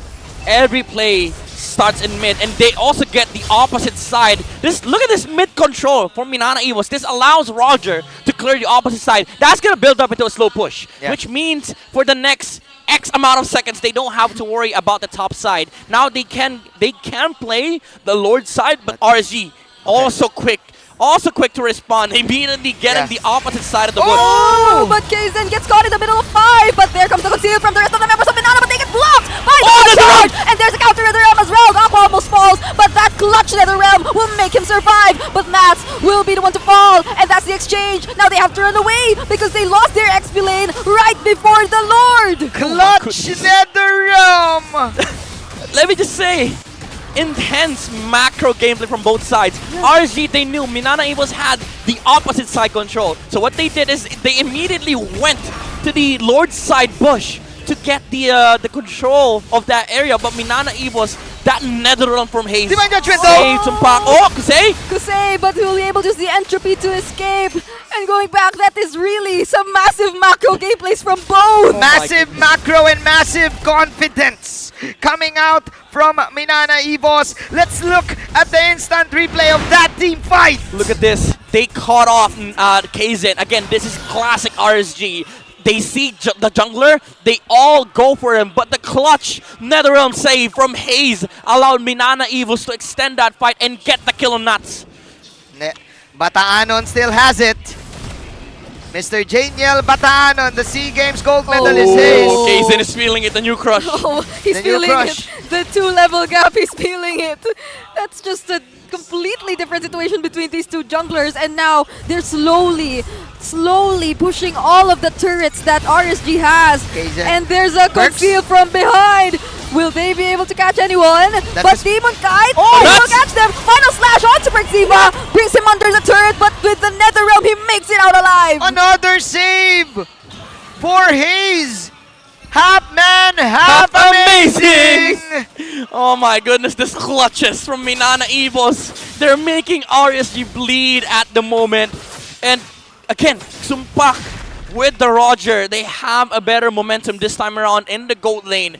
With the Haskell, the sustain is there. This is a very good adjustment coming out from MNNE EVOS. They are able to prolong the team fights with the sustain of the gold lane and the added layer of sustainability from the NetherRealm. And also, you have to consider RSG, even though they do make a lot of plays, they still have to consider that they're fighting against a Kaja. I think that if you are RSG, you really need to just maybe bait out the NetherRealm, just poke out HPs from the enemy, and if ever Haze uses NetherRealm, just go in and just berserk. But the problem is, MNNE EVOS, they already scaled up. Yep, they have so many answers, especially for those who want to go for the damage or to dish out all the burst damage here from RSG. There's an immediate answer in the form of Vayne. Whenever he uses the Black Dragon form, Kusei will just have to be extra careful in where he's going to place his entropy and whether or not he is going to actually use it even.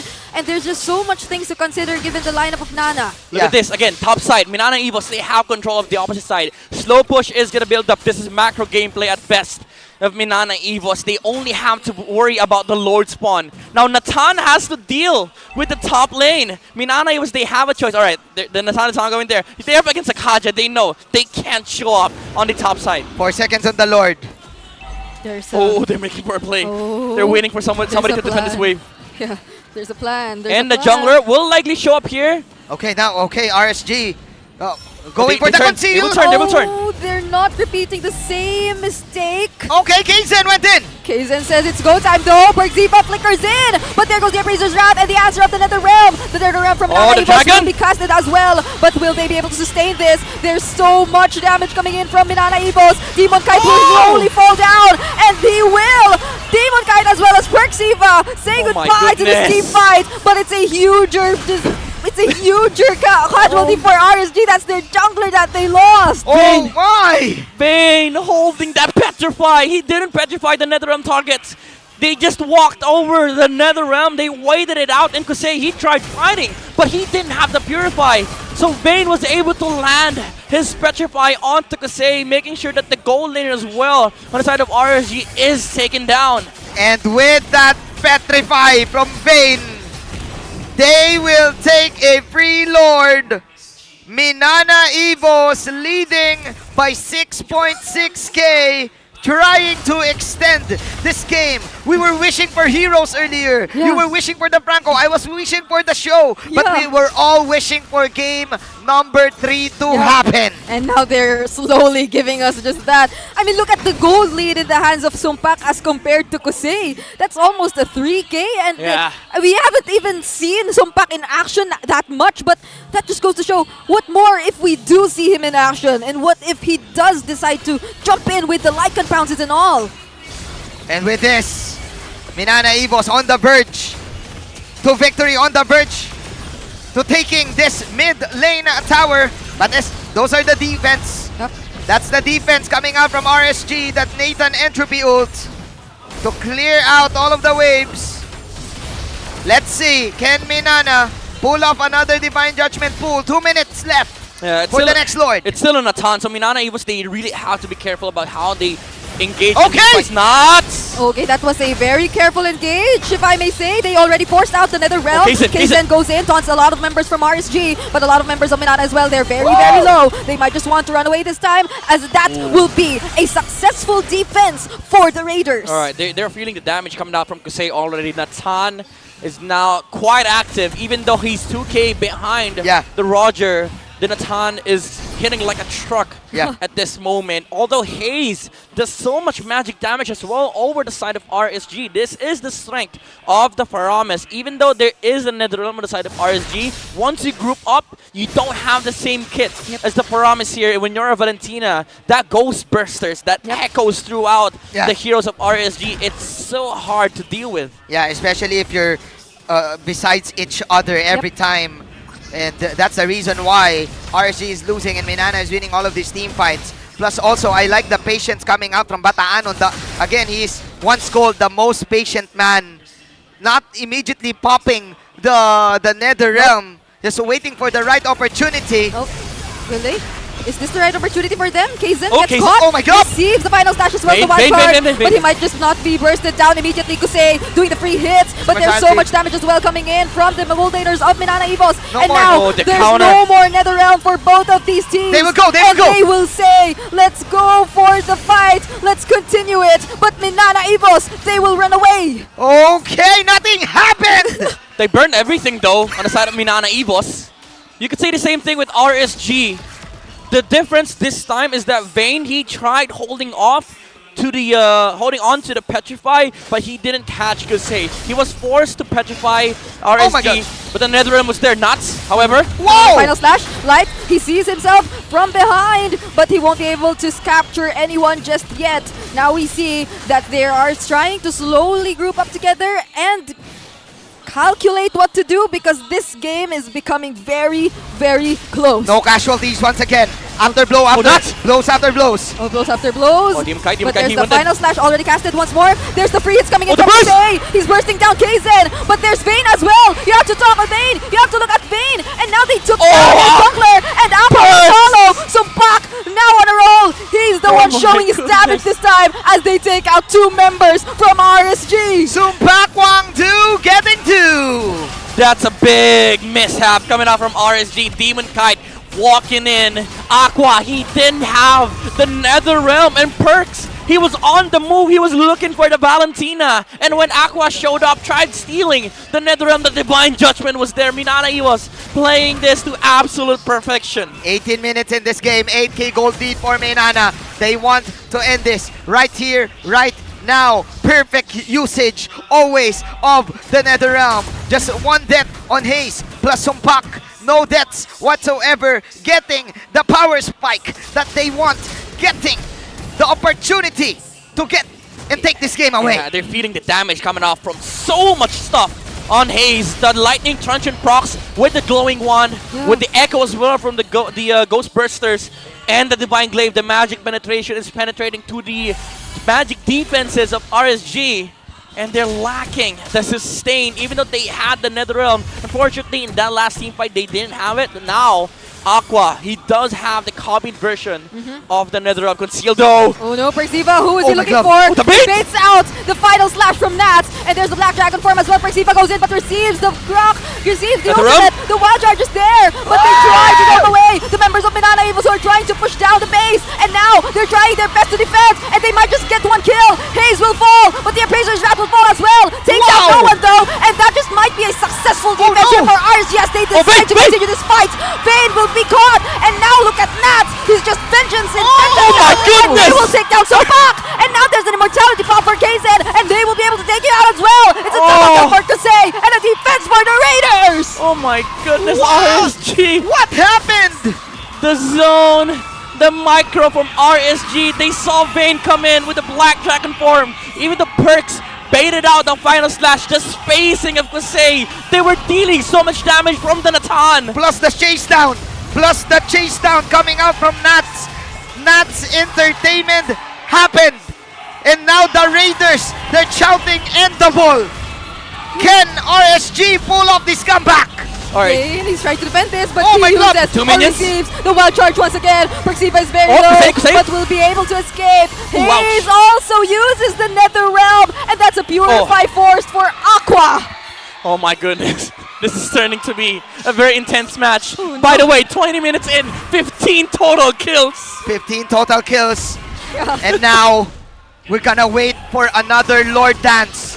Another Nether Realm battle. Another Nether Realm success for Minana to save this game again. The difference this time, when the Lord spawns, Minana Evos will have the Divine Judgment Flicker combo from perks. Oh, that's a huge That's crucial. threat.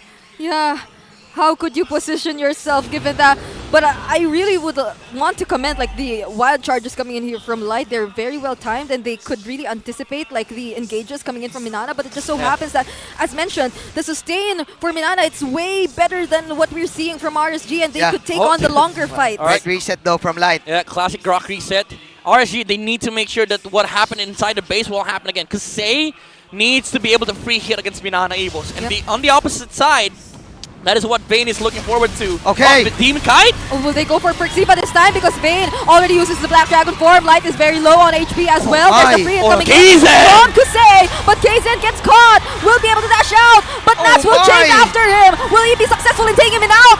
And they will take out Vayne first, but Kaizen is very low as well. Nats is doing so much for his team and providing so much information as Aqua and Kusei just continue on the free hits. And there's the entropy in coming in from the Gold Marksman, and they will be too confident. That's a mega kill for the Nathan, and that's 3 members down for Minana. Hayes has the passive though. Hayes has the passive. He's alive. Perxiva, they will try to chase. Maybe. Will they get Aqua? No. Alright, breathe. Okay. Let's breathe it. Let's breathe in first. There's a pause. Oh my goodness, the final slash from Nuts caught Kaizen. Even though Hayes was there to save with the Netherrealm, they were so out of position. The Black Dragon form, even though it was used, good zoning from Vayne, however. Aqua had his own version of the Netherrealm, and nobody was touching Kusei on the back line. That is what Nuts is giving to RSG at the moment. They engage first, they have to deal with the Netherrealm of the Valentina, and Kusei is just free hitting from the backside. Great positioning from Kusei. He learned this lesson after so many team fights. Great positioning of the entropy, and just go ahead and put in a lot of damage. And with that, RSG Philippines, we thought that they can end the game, but luckily enough for Team Inanna, there's a passive on the Paramis. Yeah. So we're still again going to wait for another Lord attempt, another Lord dance for this game. Oh, I can't believe it. Initially, I was thinking that it seems like Minana has already mastered just showing Kaizen all the time and letting him be the recipient of the final slash and all the damage, because initially he was able to just sustain it all, but it was slowly coming to a point that Kusei's damage, it's just really slowly It's building getting up. harder and harder for Kaizen to do his job. Because whenever he gets final slashed, the damage is so overwhelming from Kusei. The penetration, that's the magic penetration from the Nathan. They have to keep doing this answer, especially against the Oh. backline potential of Vayne, because if they do, this is a very interesting way to take back the series. But for Minana, you wouldn't want to let it go. And you don't want to lose this way. If you're Minana, you don't want to lose this way. You're already winning. You have what, 8k gold lead? Yeah. That's the comeback that you want. You want the reverse sweep. Honestly, call me biased. I want game 3. I want more of this. It's surprising. We all want game 3. It's such high level MLBB too. Every Friday, we all want game 3. Oh, Exactly. yeah. It's not like RSG messes up these fights. It's MNNE EVOS also, like, making a clap back against RSG when it comes to the macro gameplay. Yeah. And the thing is, these plays that they're pulling off, you would see RSG do the same thing to them as well. And what surprises me is, we all thought that Perks, he has the divine judgment that he will do the initiation, but no. It was RSG starting off that fight. They slowly were building up the confidence because we never saw them go for like the all-out committed team fights or engages as we've mentioned earlier. Because supposedly we were expecting, of course, the wild charge and final slash combos to be all over the map, but it didn't happen. It was more of them using these ultimates to respond to like whenever they see MNNE slowly approaching them and going for the engage, or whenever they see Kaizen. But how is it that they're able to bring us to this point? I want to give Kosei the credit of learning the way, because we always call him Kosei is the way, right? He always dodges. For the last 2 team fights that we saw, he was preventing himself to go in because he was always waiting for the dragon. He was waiting for the dragon to pop, and he always positioned himself to get rid of the dragon to dodge the petrify every time. It's a matter of the fight between the Netherrealm of the 2 mages, the Valentina and the Faramis, but also they have to time it properly, especially on the side of RSG. There's also the counter engage with the Petrify from the Yuzong. They have to make use of the Petrify for MNNE EVOS. However, because like the last time we saw it, he petrified before the Netherrealm came out, and it was countered by the Netherrealm of the Valentina. I'm saying Netherrealm so much because it's how big of an impact in this game it is. Because like it saves the whole team fight for each other. But I would say MNNE EVOS, they do have the advantage because they have more firepower when it comes to engaging. But RSG, again, as we established already, the Natan is starting to hurt. It doesn't come down to executions anymore. For MNNE EVOS, they need to have answers against Kosei. It's the late game scale, that magic penetration scale from this Nathan. The high breed damage output. He has the Blood Wings. He has the divine, what do you call that? The divine something. Glaive. Yeah. And he has the way. And he is the way. Yeah, Kosei's the way, ladies and gentlemen. I should say Hayes. Here we go. Hayes needs to be really careful. Here we go, Lord Dance. We're back. And we'll be receiving a wild charge as soon as we get back. But the Lord is being bursted down here by RSG though. Percy, they'll be able to get him. Kaizen surprises it with the Retry steal. All the while everyone else is distracted and taking in the kills. And he will escape as well, saving his team. Oh, Kaizen! No freaking way. The Praises Wrath Retribution steal. The new Crushy in town, Kaizen.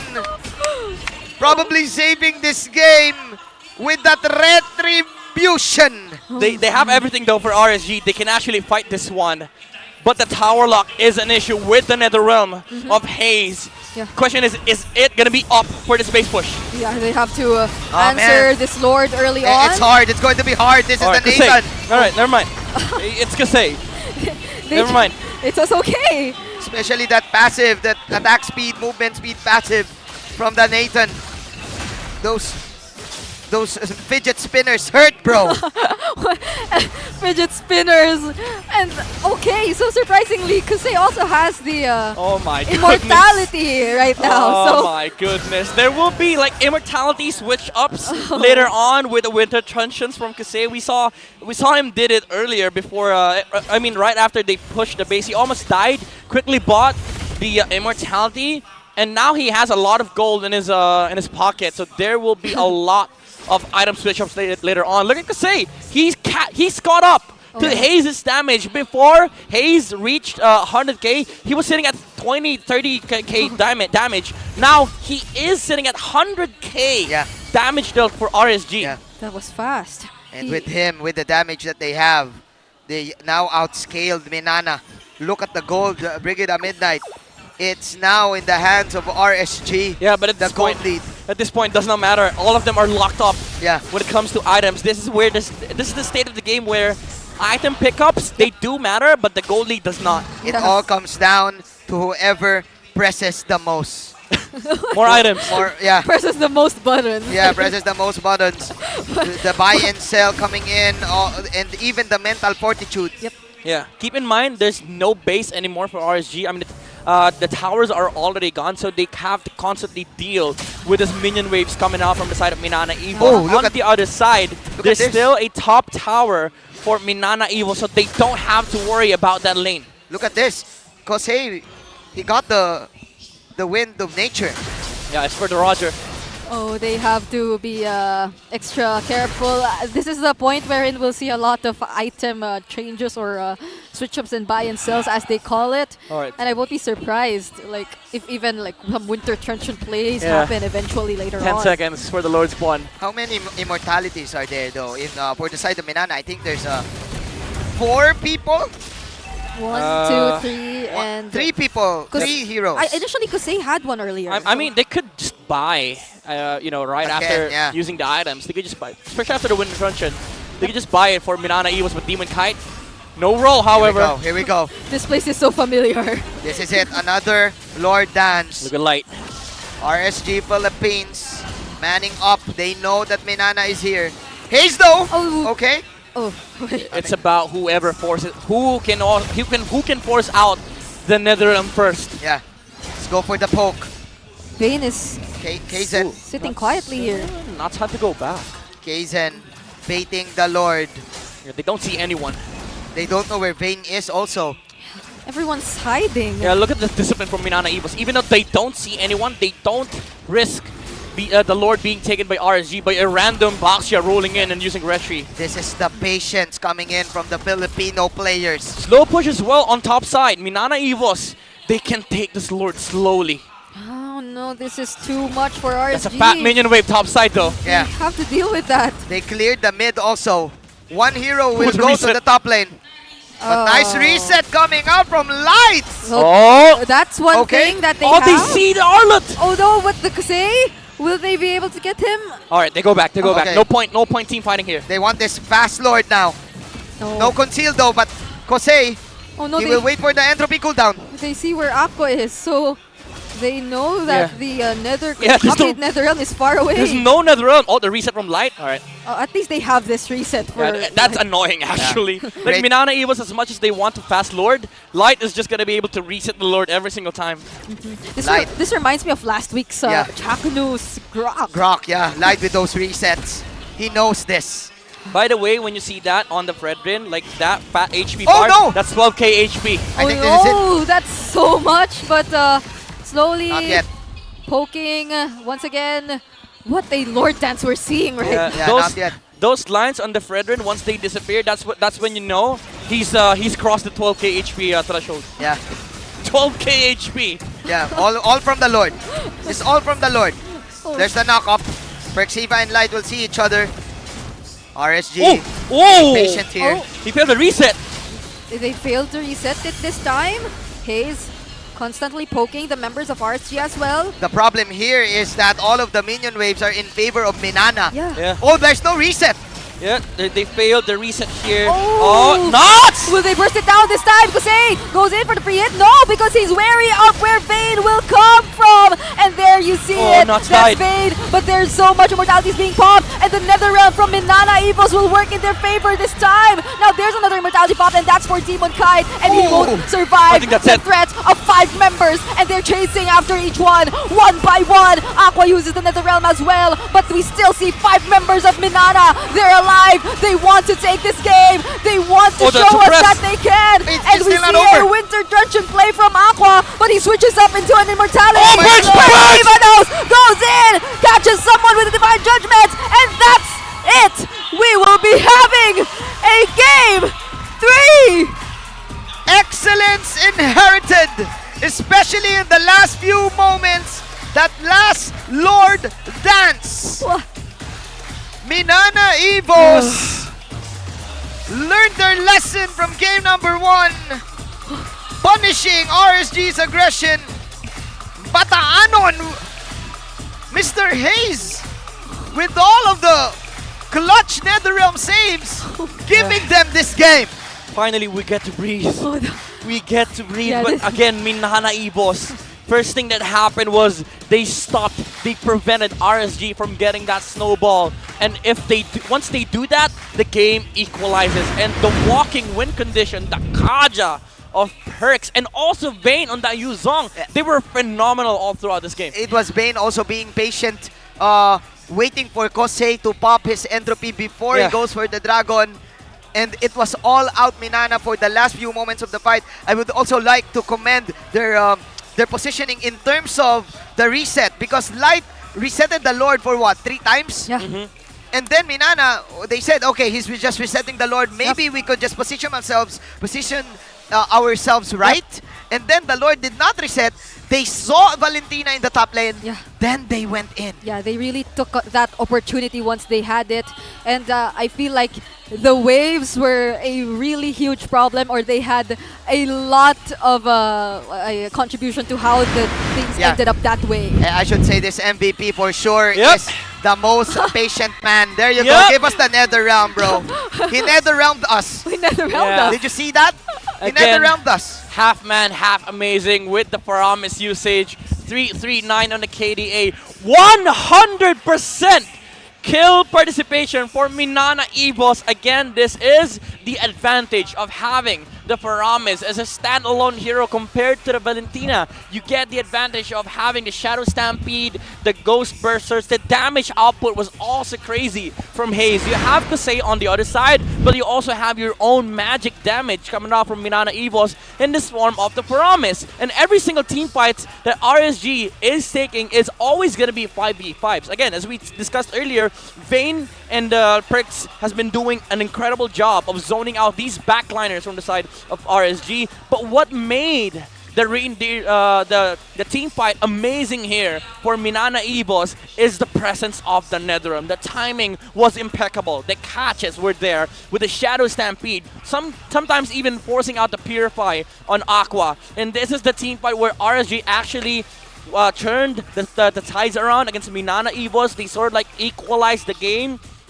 And at this moment, it felt like Kosei is going to be able to transition towards that late game. But again, Vayne with the zoning from the Black Dragon form. Nuts, however, very good with these final slashes still. It was equal up to the point where Perks and Vayne were finding these backside initiations, and also the macro advantage that they have on the side of Minana. It was the slow push on the other side, forcing the Valentina to defend for RSG first, and because of that, they had the advantage of having a NetherRealm, meanwhile RSG did not, because the Valentina was not there. And once they've gotten the numbers advantage, that's when Minana Evos did not take the Lord, but instead went for the base of RSG, as they knew the damage weren't there, the protection weren't there, the sustain and the tankiness weren't there for RSG. An amazing performance coming out from Minana Evos. Now let's look at the emblems here.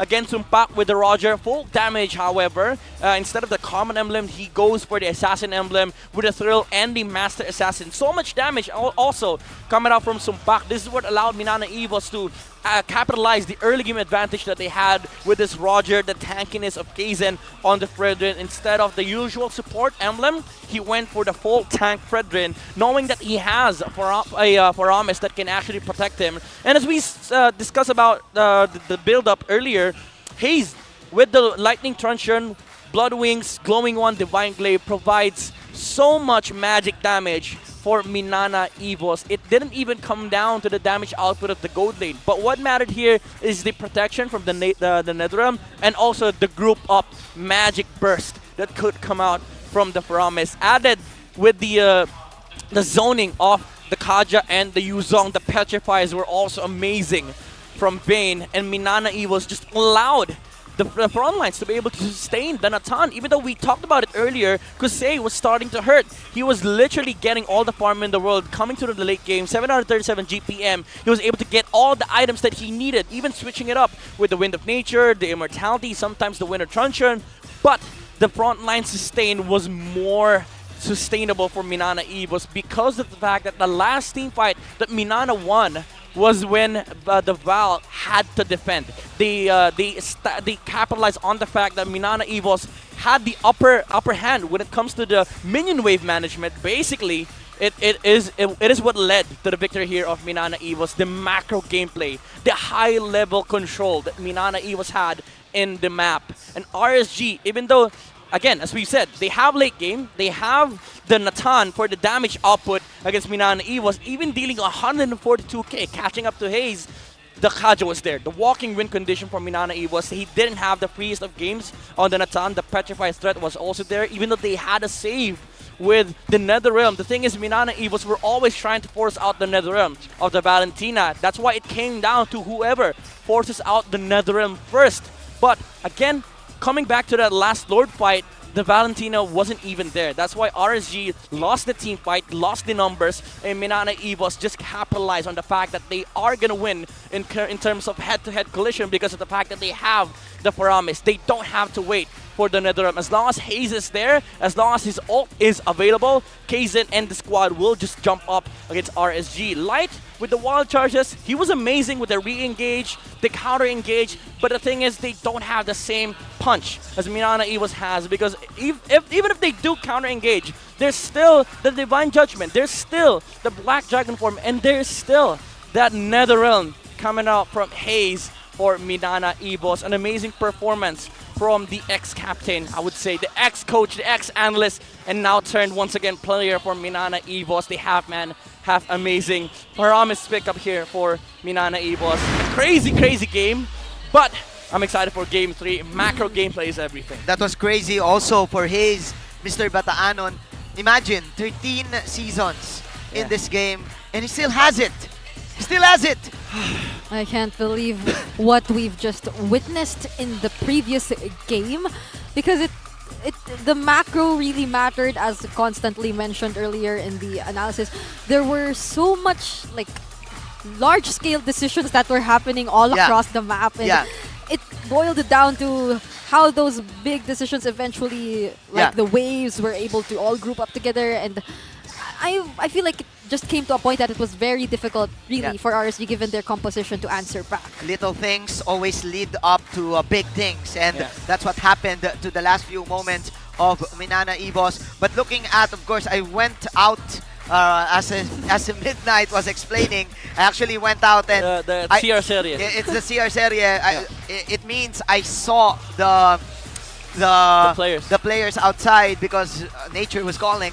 Anyways. I'm just saying this, that I saw the body language. It was like RSG accepting their defeat, accepting that, okay, we lost that fight. It's okay, guys, we keep on smiling. But then again, I also saw Minana Evos saying to themselves, okay, guys, we got it. The playoffs is what? Happening. And this is a statement game for us. If we win this, we have ourselves an A+ performance. I think this is the first time since week 2 that the Arlot of Nuts lost. It's the first time since week 2 that the Arlot... the Arlot hasn't lost yet on Nuts, hasn't he? I'm not sure because... This might be the first time. And don't get me wrong, RSG, they got what they wanted. It's just that I would say a sleeper MVP here on the side of Minana Evos. It's either Vayne or Perks. That early game, the advantage that Minana Evos had in the early game. RSG was not playing the Task Force trademark that they were known for. We were looking for that Divine Judgment earlier at game number 1, and we saw it at game number 2. By the way, assemble your own community tournament. Be part of the E Project. Esports for everyone, and show the world your impeccable esports prowess. Enjoy tournament access mode, free in-game items, diamonds, and more. Register by scanning the QR code that you will be seeing in a bit. Right there. Check it out. There you go. Right there. Go check it out, guys. Check it out and form your community and have yourselves a great community tournament, just like what we did last night.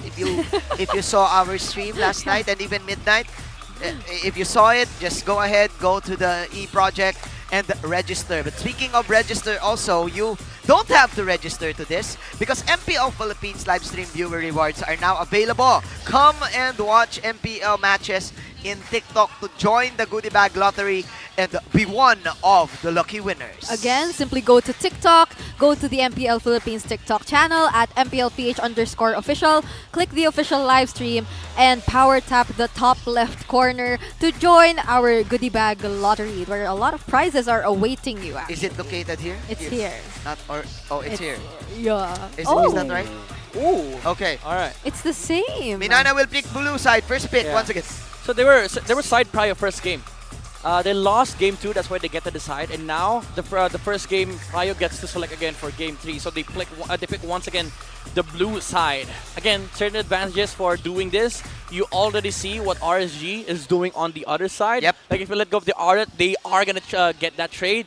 So MNNE EVOS, I would say, starting with the momentum that they have on game number 2, they have all the advantages in the world. The advantage of picking up the side, knowing what the draft is gonna be, looking like, and also the momentum from that amazing game. Yeah, again, seeing their body language outside, it's like their confidence is back right after that loss because they were so disappointed that they lost one series, if I'm not mistaken, that was up against Echo last week because they really want to exit with the bang. They just don't want the playoffs. They want to be a threat.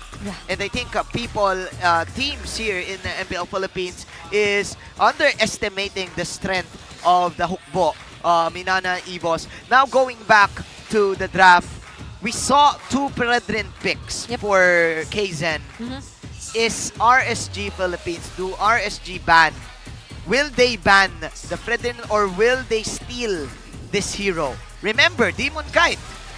Demon Kite always uses the utility jumblers in the season. Honestly, the danger of doing that, now that we know that MNNE EVOS is first pick, if you do decide to go for the Brethren ban, expect that KZen will steal the Baxia away from Demon Kite. Either that, or they're gonna have to play into KZen with a new set of heroes, maybe the Martis alongside the Florian in the first phase, because we've seen MNNE EVOS do that. The Martis or the Akai paired up with a Paramis and maybe even a Florin. Like the fighting healer strategy, it's still a possibility for MNNE EVOS. That's maybe a thing that RSG is thinking at the current moment, because you have to decide, do we face the same strategy that MNNE EVOS has used for game 1 or game 2, or do we force them to use a different strategy? So Coach Panda did not go for the second strat because it's quite risky, especially heading to game number 3. So it's hard going in blind. They just want to match up with the Brethren. They know that the Brethren is coming. And the Brethren is coming. I'm actually curious about like how impactful the Faramis is beginning to be in this match, because for the longest time we've known it to be an Aqua hero. I feel like he has had 100% win rate on this hero so far, but then it has always been going into the hands of MNNE. But I'm not entirely sure if that will be like affecting, because if we would recall the early stages of their draft, they were very favorable. Oh, they steal it alongside Arlet. They stole it. So they got it this time. Yeah, I was gonna say either they get the Roger here or they steal the Foramis for Aqua. Oh, I like because the thing is, MNNE EVOS, the best thing you can do here, you have nothing. You have nothing against the Baxia third pick of RSG, but the best thing you can do here is probably get the Roger and maybe a Val so that you get the copy of the Netherrealm. For sure, the Valentina is going to be a second phase pick for MNNE. Unless Hayes wants a Vexana. That I'm not sure anymore if they will go for the Prio Valentina. Since earlier it did not work as much, so they won't. They won't. All right, so Valentina can be banned here. Yeah, but I'm not really sure for Hayes' hero pool though. Does he play the Valentina? He plays the Val, he plays the Vex, and also he plays, I would say, the Novaria. It's still a good choice here for MNNE EVOS. One thing that concerns me is that MNNE is setting up very good against Light, because RSG, coming into second phase, they don't have the best choices for the heroes for Light here, because Edith might get banned from MNNE EVOS. Yeah, and they stole the Baxia. They do get the Baxia. They stole the Grok also, adding to your point. There you go, Baxia again. The Baxia Brethren battle between Demon Kite and KZen. Yeah, there's a good chance, again, MNNE EVOS just removes the Edith for second phase and possibly deal with the Kaja of Light. Because they have a Grok and they have a Yuzong. They're very equipped to deal with the remaining heroes of Light. What's the pick here? I wonder, Coach, what are you wondering? Which heroes have Light used recently? since it was mostly the Edith or the Cho, and if not the Grok. Maybe the Franco, I think. It's a bad matchup though. You're gonna have to play it with against a Grok Yeah. and a Yuzong. Nice ban on the Vexana though. I think Vex and Val, but you're still gonna have to play into the Novaria of Hayes unless he brings out something new. Yeah. We all know Hayes is a very experienced support player. He has played a lot of mages. I'm not gonna be even surprised if they pick up the Eve. An Eve pick or maybe an Angela mid lane? What do you think about it? Possibly. I don't know, man. But yeah, again, I agree with Midnight. They're exhausting Hayes' heroes right now for RSG. Oh, they're not banning Light. Huh? They're taking. What? Wait, I don't get it though. They're also. thinking that Nuts Light is gonna use this Arlott because it is up against Yuzong.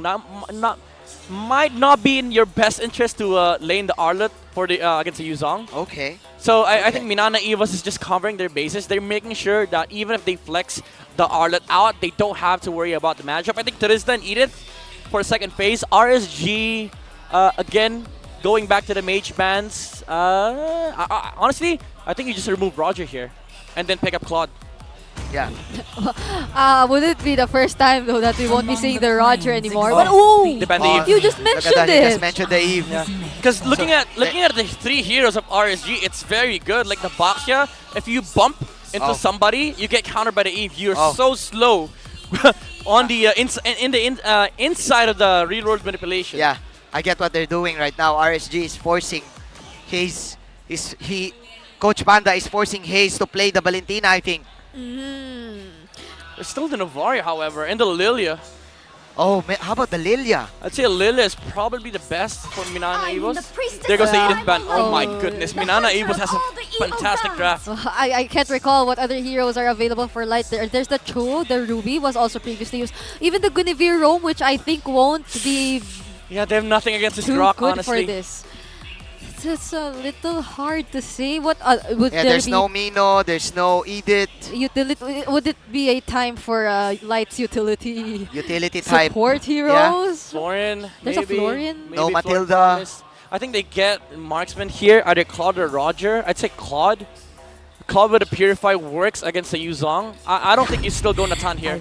Oh, carry still. All right. 2 damage. I mean, that works. That's very similar to Claude, especially with the Purify. But Roger plus Novaria, I think, for Minana Evos. It hurts. Oh, Natan. All right. Never mind. Yeah, we're not seeing Roger. So much late game, though, on the marksman. So what is the Hayes hero? They need somebody that can match up with the Faramis. Odette actually works. Oh, I like Odette. Odette, because you punish the Baxia and the carry, but you have to wait out the final slash. But once the final slash has been used on Nuts, there's no counter to Odette anymore. Bataanon thinking really carefully, taking his time for the last pick. Give me Odette. I Give me wonder. Odette. I Don't give me wonder. Val, please. Give me Odette. Bataanon, Yellow Hayes, what's your pick? Yellow Haze. Oh! Okay, Gord! All right, that's good. That's true damage. Gord! That is- You know what? Yellow Hayes is a veteran, right? If you're a veteran, and he said last week, I'm quite having a tarnish in my gameplay. So if you have that, you go for the backline type of mages. I think Light goes Ruby here. Ruby is gonna be good if they are able to punish this Grok, catch him without the power of nature, and then you also have that set against the Gord. It is an Arlott roam. Okay, as expected for your Minana. They expected the Arlott, but Bataanon with the Gord. This Gord, Midnight, what do you think about this? There's a Benedetta, there's an Arlott. Yeah. I mean, with the first 4 heroes of RSG, the Gord sounded nice. But now with the Benedetta in the playing field, I think the mid lane matchup for Minana Evos is going to have a harder time because the Benedetta is always going to be able to move faster than the Yuzong. Okay, so he needs to be careful. He needs to be careful in landing all of those gushes, landing those lasers, the damage output. It's the killing type Haze for Minana Evos with this Gord damage up against RSG. The adjustment on Light. positioning is going to be very, very crucial for this match, especially for Minana. This time that they don't necessarily have the Nether Realm or a second chance, quote-unquote, whenever there's going to be a team fight. So they really have to manage their resources well up against RSG, who has that Nether Realm in their hands, as well as a chance for the backlines. But just the same, Minana also has the backline capabilities through the Yuzhong once again, which will go into the hands of Vayne. I like it. I like the draft composition coming out from both of these teams. For me, it's 50-50. But the adjustment coming out from Yelly Hayes, we were expecting something else, and we got it. We got the gourd. Huge shoutouts to Naisu, who is smiling right now every time there's a gourd in the tournament. And look at that. This is the matchup, though. Nats versus Bane. This is the Benedetta up against the Yuzhong. And remember, if Nats gets his early game, there you go. Quickly, it's all over. Oh, they were still able to use that Ghost Stampede, though. The damage might just be a little bit lacking. We're still in the early game, and I do feel like both of the teams, they're being extra careful in this game. Yeah. In contrast to Game 1 and Game 2, nobody's getting invaded. First turtle is probably where we start seeing things. I just want to point out Simpak went for a sort of like a different Natan emblem setup here. Although Kusei did also on Game 2. Instead of the weakness finder, he went for the quantum charge. Oh, light! Okay. That appraises that hurts so much. But again, going back to Simpak, he did go for the classic weakness finder on the Natan. But instead of the Swift, he went for the Thrill and also the Weapon Master. Okay. Oh, speaking of that, Kaizen? Oh, okay. Nasty pick up. That wasn't the most careful Yeah. we've seen. He's so deep. Nasty pick-off coming out from Nats Entertainment, getting the first blood and getting an extra gold from that pick-off. 4 heroes were there as RSG will set up for the turtle of the game. If you're up against the Raiders, you don't want to give their XP lane a great time in the early game. Yeah, you see what Demon Cut did there, right? He just showed up for a second and then suddenly Vayne got so scared. With clearing the minion wave. That's why Nats is able to clear the wave faster. Although he's not level 4. That's a big thing. Okay, but that's the reset coming out from Perks. So this game is just an equal game for the first 3 minutes. Oh, Demon Kai. This time it's Perks who's able to do the reset. This is a constant from Demon Cat. He always shows himself on the XP with the box, so that Nats clears much faster with like the final blow. It's what you call a pump fake. Nats goes in, but the retribution will be secured here. Demon Kite gets the turtle for his team. And that was just what? They just zoned each other out. Yeah, the pump fake coming out from Demon Kite 2 times in the bottom side. That's why Nats has the better opportunity to zone with the final blow. That's why, you said it yourself, Manjin, like these little things, they do add up. And that small thing from Demon Kite allows Nuts to be there in the turtle pit much faster compared to Vayne being able to zone out and getting that retribution for RSG. Wow, that's a Petrify used here for Nats. Oh no, they know that there's no dragon. He knows the cooldown of the dragon. And that was crucial. That was, Nats is 2 levels ahead now against Vayne. 2-level gap for an XP lane who can rotate immediately across the map. This is dangerous. Yeah, this is the best thing that they can do. Minana Evos cover their gold lane, make sure that Sumpak is able to clear his way, but RSG transitioning already. They dodged that Appraiser's Wrath very well, and now they catch the 2 members back in with a Ghost Stampede.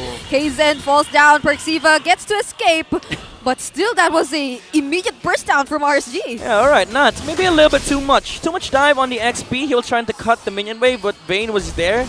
Didn't even need to petrify. Yeah, but then again, the gold plating coming out from Kosei. He's getting everything. Getting everything. There you go, free 200 plus gold. Plus that crab coin gold who got buffed actually every time you get it. Yeah, he was still able to get the last hit. So that's yours. We saw the coin flying back to him. It's basically the old crab, so. Yeah. I don't know why change it to the first space, but it's basically the old crab. The old crab. You get it instantly, however. Yep. That's the change. Yep. It has more animation now. Then again, Cuter gold is gold.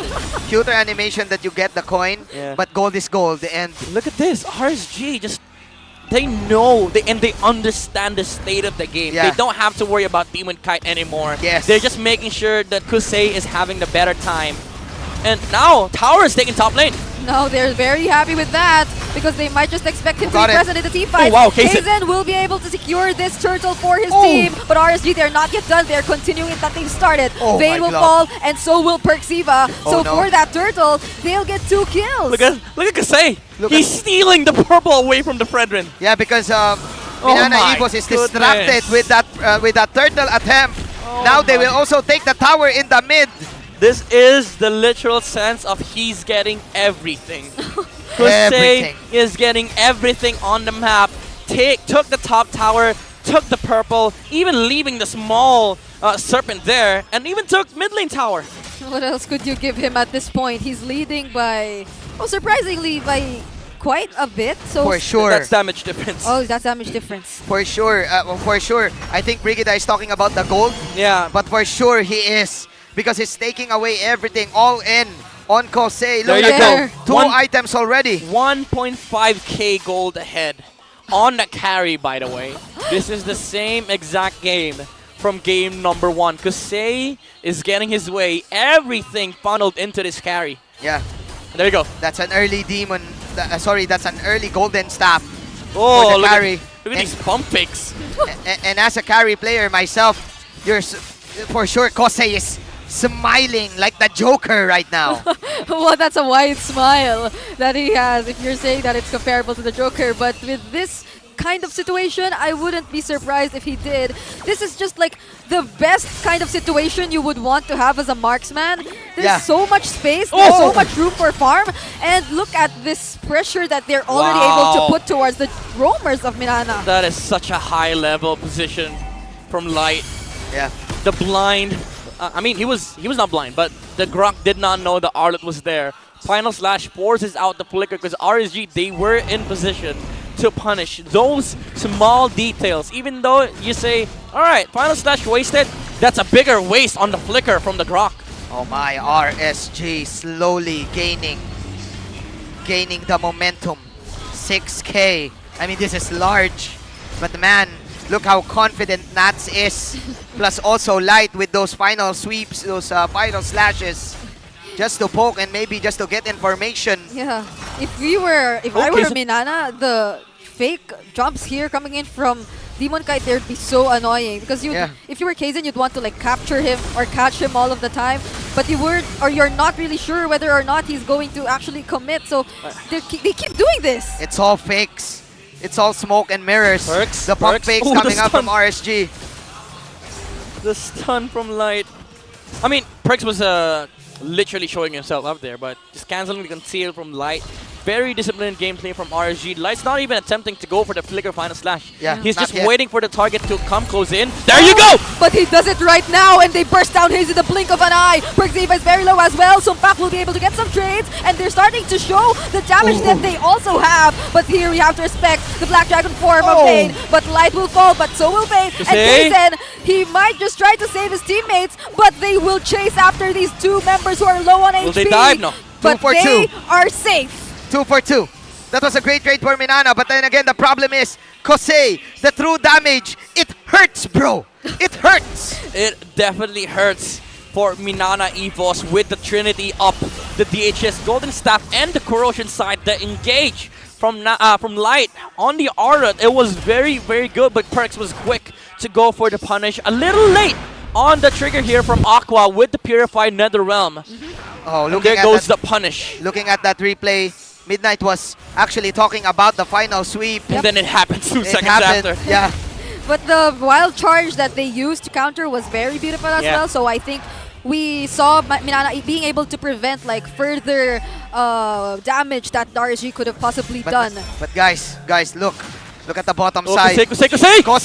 Oh, Purify. Great Targeting Purify. Kosei, even right under Oh! not just the Appraiser's Wrath, but he gets taunted. And now Vayne and Kaizen, they're in too deep. They might just be able to find Kaizen. some trades. They will try as well. Hayes uses the Mystic Gush, but Demon Kite bumps into Vayne, and they will try to avoid casting or causing another team fight because they're lacking members right now. Oh, and Nuts, is Nuts, from Nuts. behind as well. Uses the Electrified Blow. Surprises back and the rest of the members here, but there's still the entropy. He will be able to escape, but RSG, they're really chasing after them. Appraiser's Wrath won't be casted because they get to burst him down. I can hear it now. Nuts Entertainment. Nuts. Ladies and gentlemen, there's a TV show here in the Philippines, and the main host is Nuts Free Lord. Right now for RSG, even though there's a death for Kosei, it doesn't matter if there's a death, as Nuts with the flank and RSG with the lead. I mean, MNNE Evos, they were quick to go for the punish because they saw Kosei. He was so out of position from RSG. But even then, Nuts was doing the split pressure on the opposite side. The Grok was forced to recall away. And then RSG just made a collapse. And the sandwich play onto the top side. Sumpak had to purify, so he was able to go away. But then the chase, the rundown from Demon Kite and the gang allowed them to catch more heroes on the side of MNNE Evos. Yep, the sandwich plays are very scary here for MNNE, which I think they would rather opt to be safe here near their base. They're going to lose everything here, all the jungle camps. You know what, Midnight? You know what, Brigida? There's a pattern here for RSG. You really don't want to give Nats that early game advantage. Oh. Light. We never saw that light. It's okay. What? The damage is too much here. Perks just nearly got bursted down with half health. How many shurikens coming in here from Kosei? Yeah, the speedy light wheels. Yeah. Ka-chow. Chow. Speed. The damage.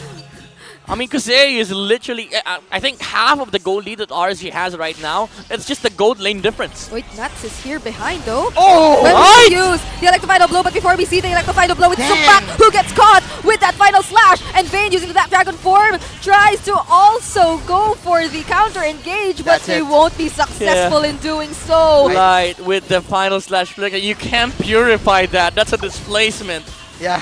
I mean, you could, but you have to react so fast. Yeah. But he was in a very good position when he did that. You have to time it perfectly. But then again, RSG is on a timing. Yeah. They want to end this. Could this be their timing?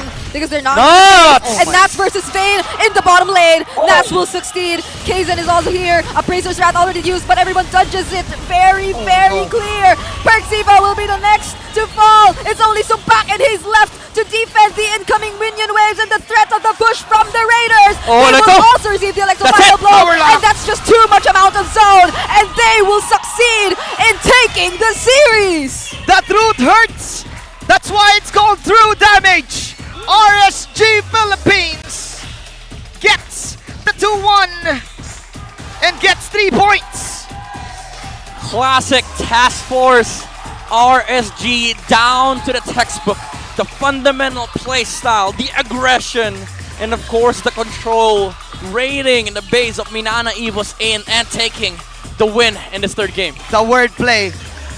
Our aggressiveness plus RSG equals RSG. Wow. Oh, I like how we did it in chorus. You like that? Yeah, of course. Then again, lightning struck. Again, RSG playing so quickly. Nats getting the early game advantage, and it's all over.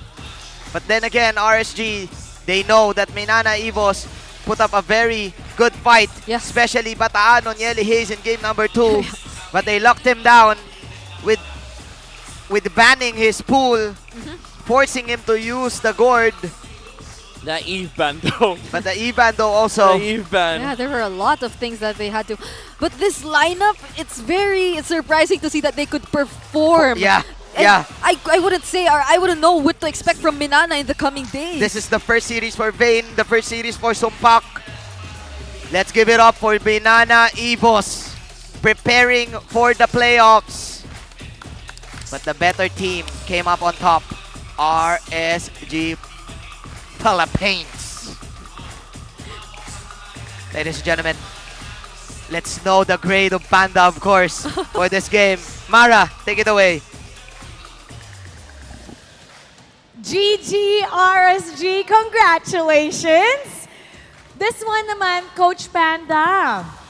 Coach Panda, this time around, we're not gonna be asking you to rate your team. Instead, what's the criteria for your rating for the past few weeks? Just feelings. Just feelings. Kapag sobrang satisfied ako, I will just give them a high five agad, tapos walang feedbacks. Pero kapag bitin ako, then medyo timing ako and feel like this is a 7 or 8 or 6. So it just really depends on my mood, on what I see. It depends on how well you woke up that morning. Yes. Okay, fair. Fair enough. This time around, Nuts, since nandito ka na, I'm gonna be asking you the same way. It was a struggling game number 1 for you at the same time kasi ang daming early deaths or like the pressure really was on you mula sa MNNE Evos. Game number 2, ginawa nila ng paraan to force it into a game number 3. So, in spite of all of those, na nagkaroon ka ng pressure, specifically in your lane, how do you manage to push through and what do you usually tell yourself kapag nabe-pressure ka ng ganong klase ng gaya nung ginawa ng MNNE sa'yo? Actually, di naman ako na-pressure nung game 1. Nung namatay ako mga 0-5. Parang tinatawa ko na lang ganun. Kasi parang ang pakit na laro ko talaga. Pero game 2 naman, bumawi ako. Pero natalo din kami. So game 3, try ko yung hardest ko kung anong makakaya namin. So nanalo naman. Thankful ako. Really is thankful. And that's, I'm sure na yung game number 3, what do you think is the strength of this team pagdating sa mga series na matatagal? Kasi we usually see you guys win a ton of series via sweeps pero kaya nyo ring manalo ng ganito. What does it say about you as a team na kahit gaano katagal yung serye, kaya nyo makasabay? About sa composition ng sa composition rin po na kasi ng mga hero po. So kanina po kasi ng game 3 is naka-bene kami, parang early talaga. And early to late game. And counter rin po yung Nathan and Gord. So parang wala talaga silang chance. May chance naman po sila mabot ng late game pero mahirapan po sila. So it's more on the composition. Kung alam nila yung compositions nila, they know how it's done. Ito naman para kay Light. Hi, Light!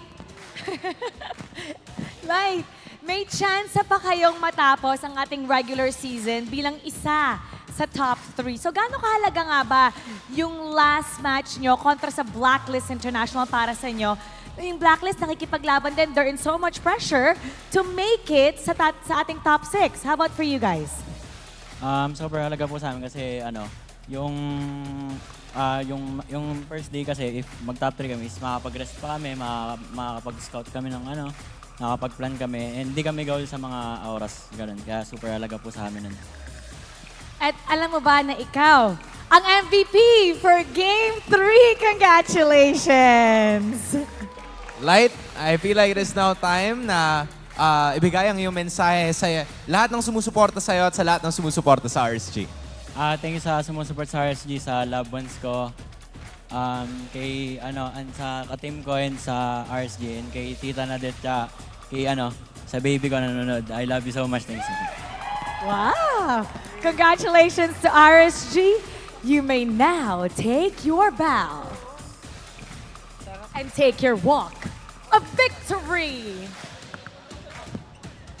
RSG Philippines may chance pa makapasok sa ating top 3.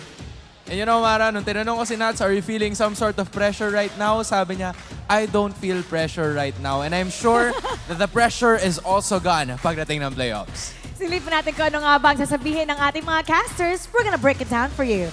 Casters, pasok! We did not hear Coach Panda's grade, but what if we grade them? What grade would you give? I mean, as us humble humans, I'd say 10 out of 10. For sure. Maybe maybe 9 out of 8. Yeah, if I would channel a little bit of Coach Panda, 9.8. 9.8, yeah, for sure. You cannot be perfect. Yeah. You cannot be perfect. Yeah, you cannot be perfect always, but you can have a close to perfect performance, especially with Light on the Arlet. One of the rare times that we see the Arlet flexed into the roam position here for RSG.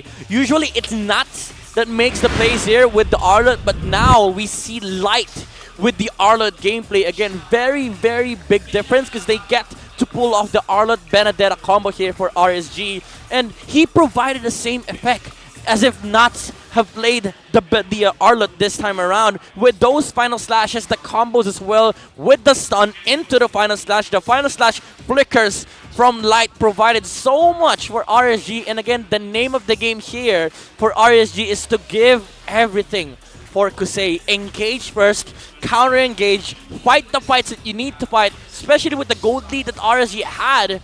There was no stopping RSG from pulling off these jumps and these plays. And again, Nuts with a terrifying Electo final blow sandwich play from the side of RSG. Sumpak did, however, survive because of the Purify, but once again, inside the base, even with the Purify, now we have to rewind that. Even with the Purify, that final slash flicker from Light allowed RSG to secure that victory when they took down the Natan of Minana Evos. Without the main damage dealer, RSG just naturally wins the team fight. Nuts even takes a one-on-one against the Yuzong and wins that trade.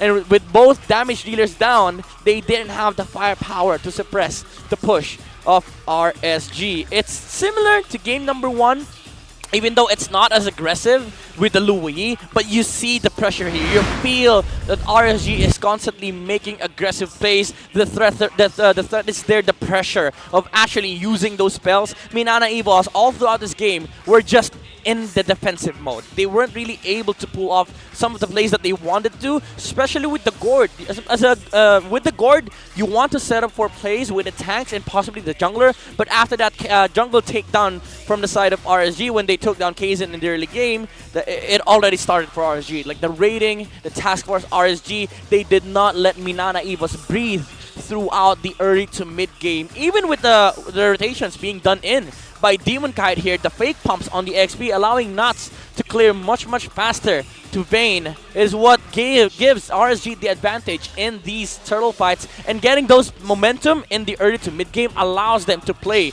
again the typical strategical fundamental play that we all know from RSG.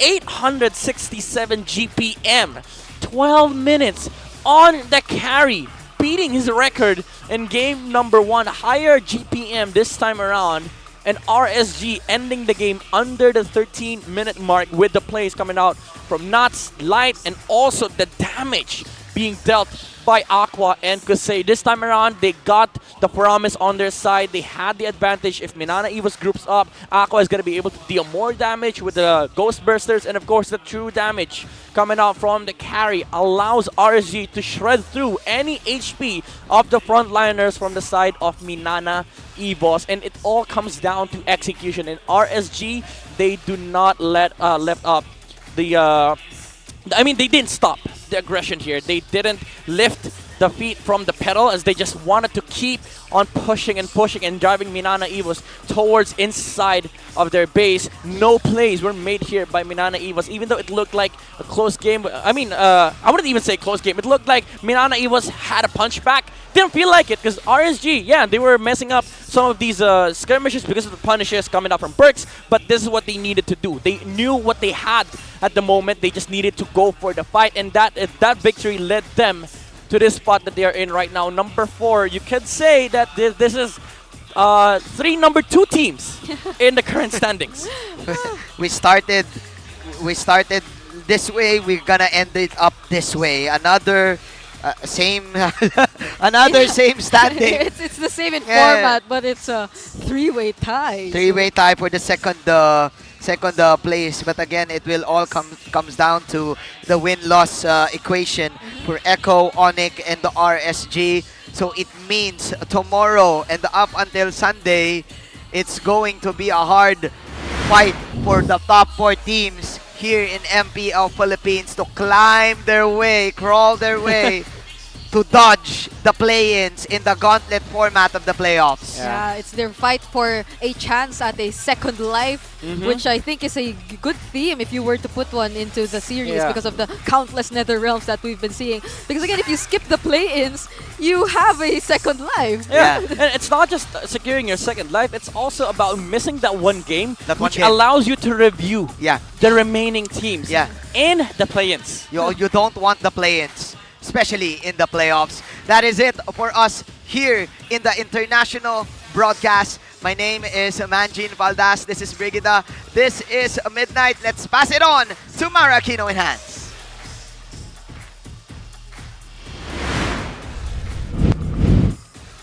Two crucial victories from ONIC Philippines and RSG Philippines ang ating matutunghayan para buksan ang unang araw ng final week ng ating regular season. Ramdam mo sa performance nila that they're really out to get that top 3 spot. Biruin mo, nailabas na ulit ni King Kong ang kanyang Ling while the Raiders were able to extend their winning streak to 3 matches. Bukas, mas mabigat na laban ang ating matutunghayan dahil may laban ang dalawang koponan naglalaban para sa huling playoff spot. You know, that's Blacklist International and Smart Omega. Huwag kayong mawawala dahil we are pretty sure you don't want to miss that out. Muli, ako po si Mara Aquino. At ako naman si Ans Galeria. Na nagpapaalalang magkakaiba man ang ating pinagdadaanan, sama-sama pa rin tayo sa laban. Para sa tagumpay. Keep it good vibes, everybody. And see you tomorrow.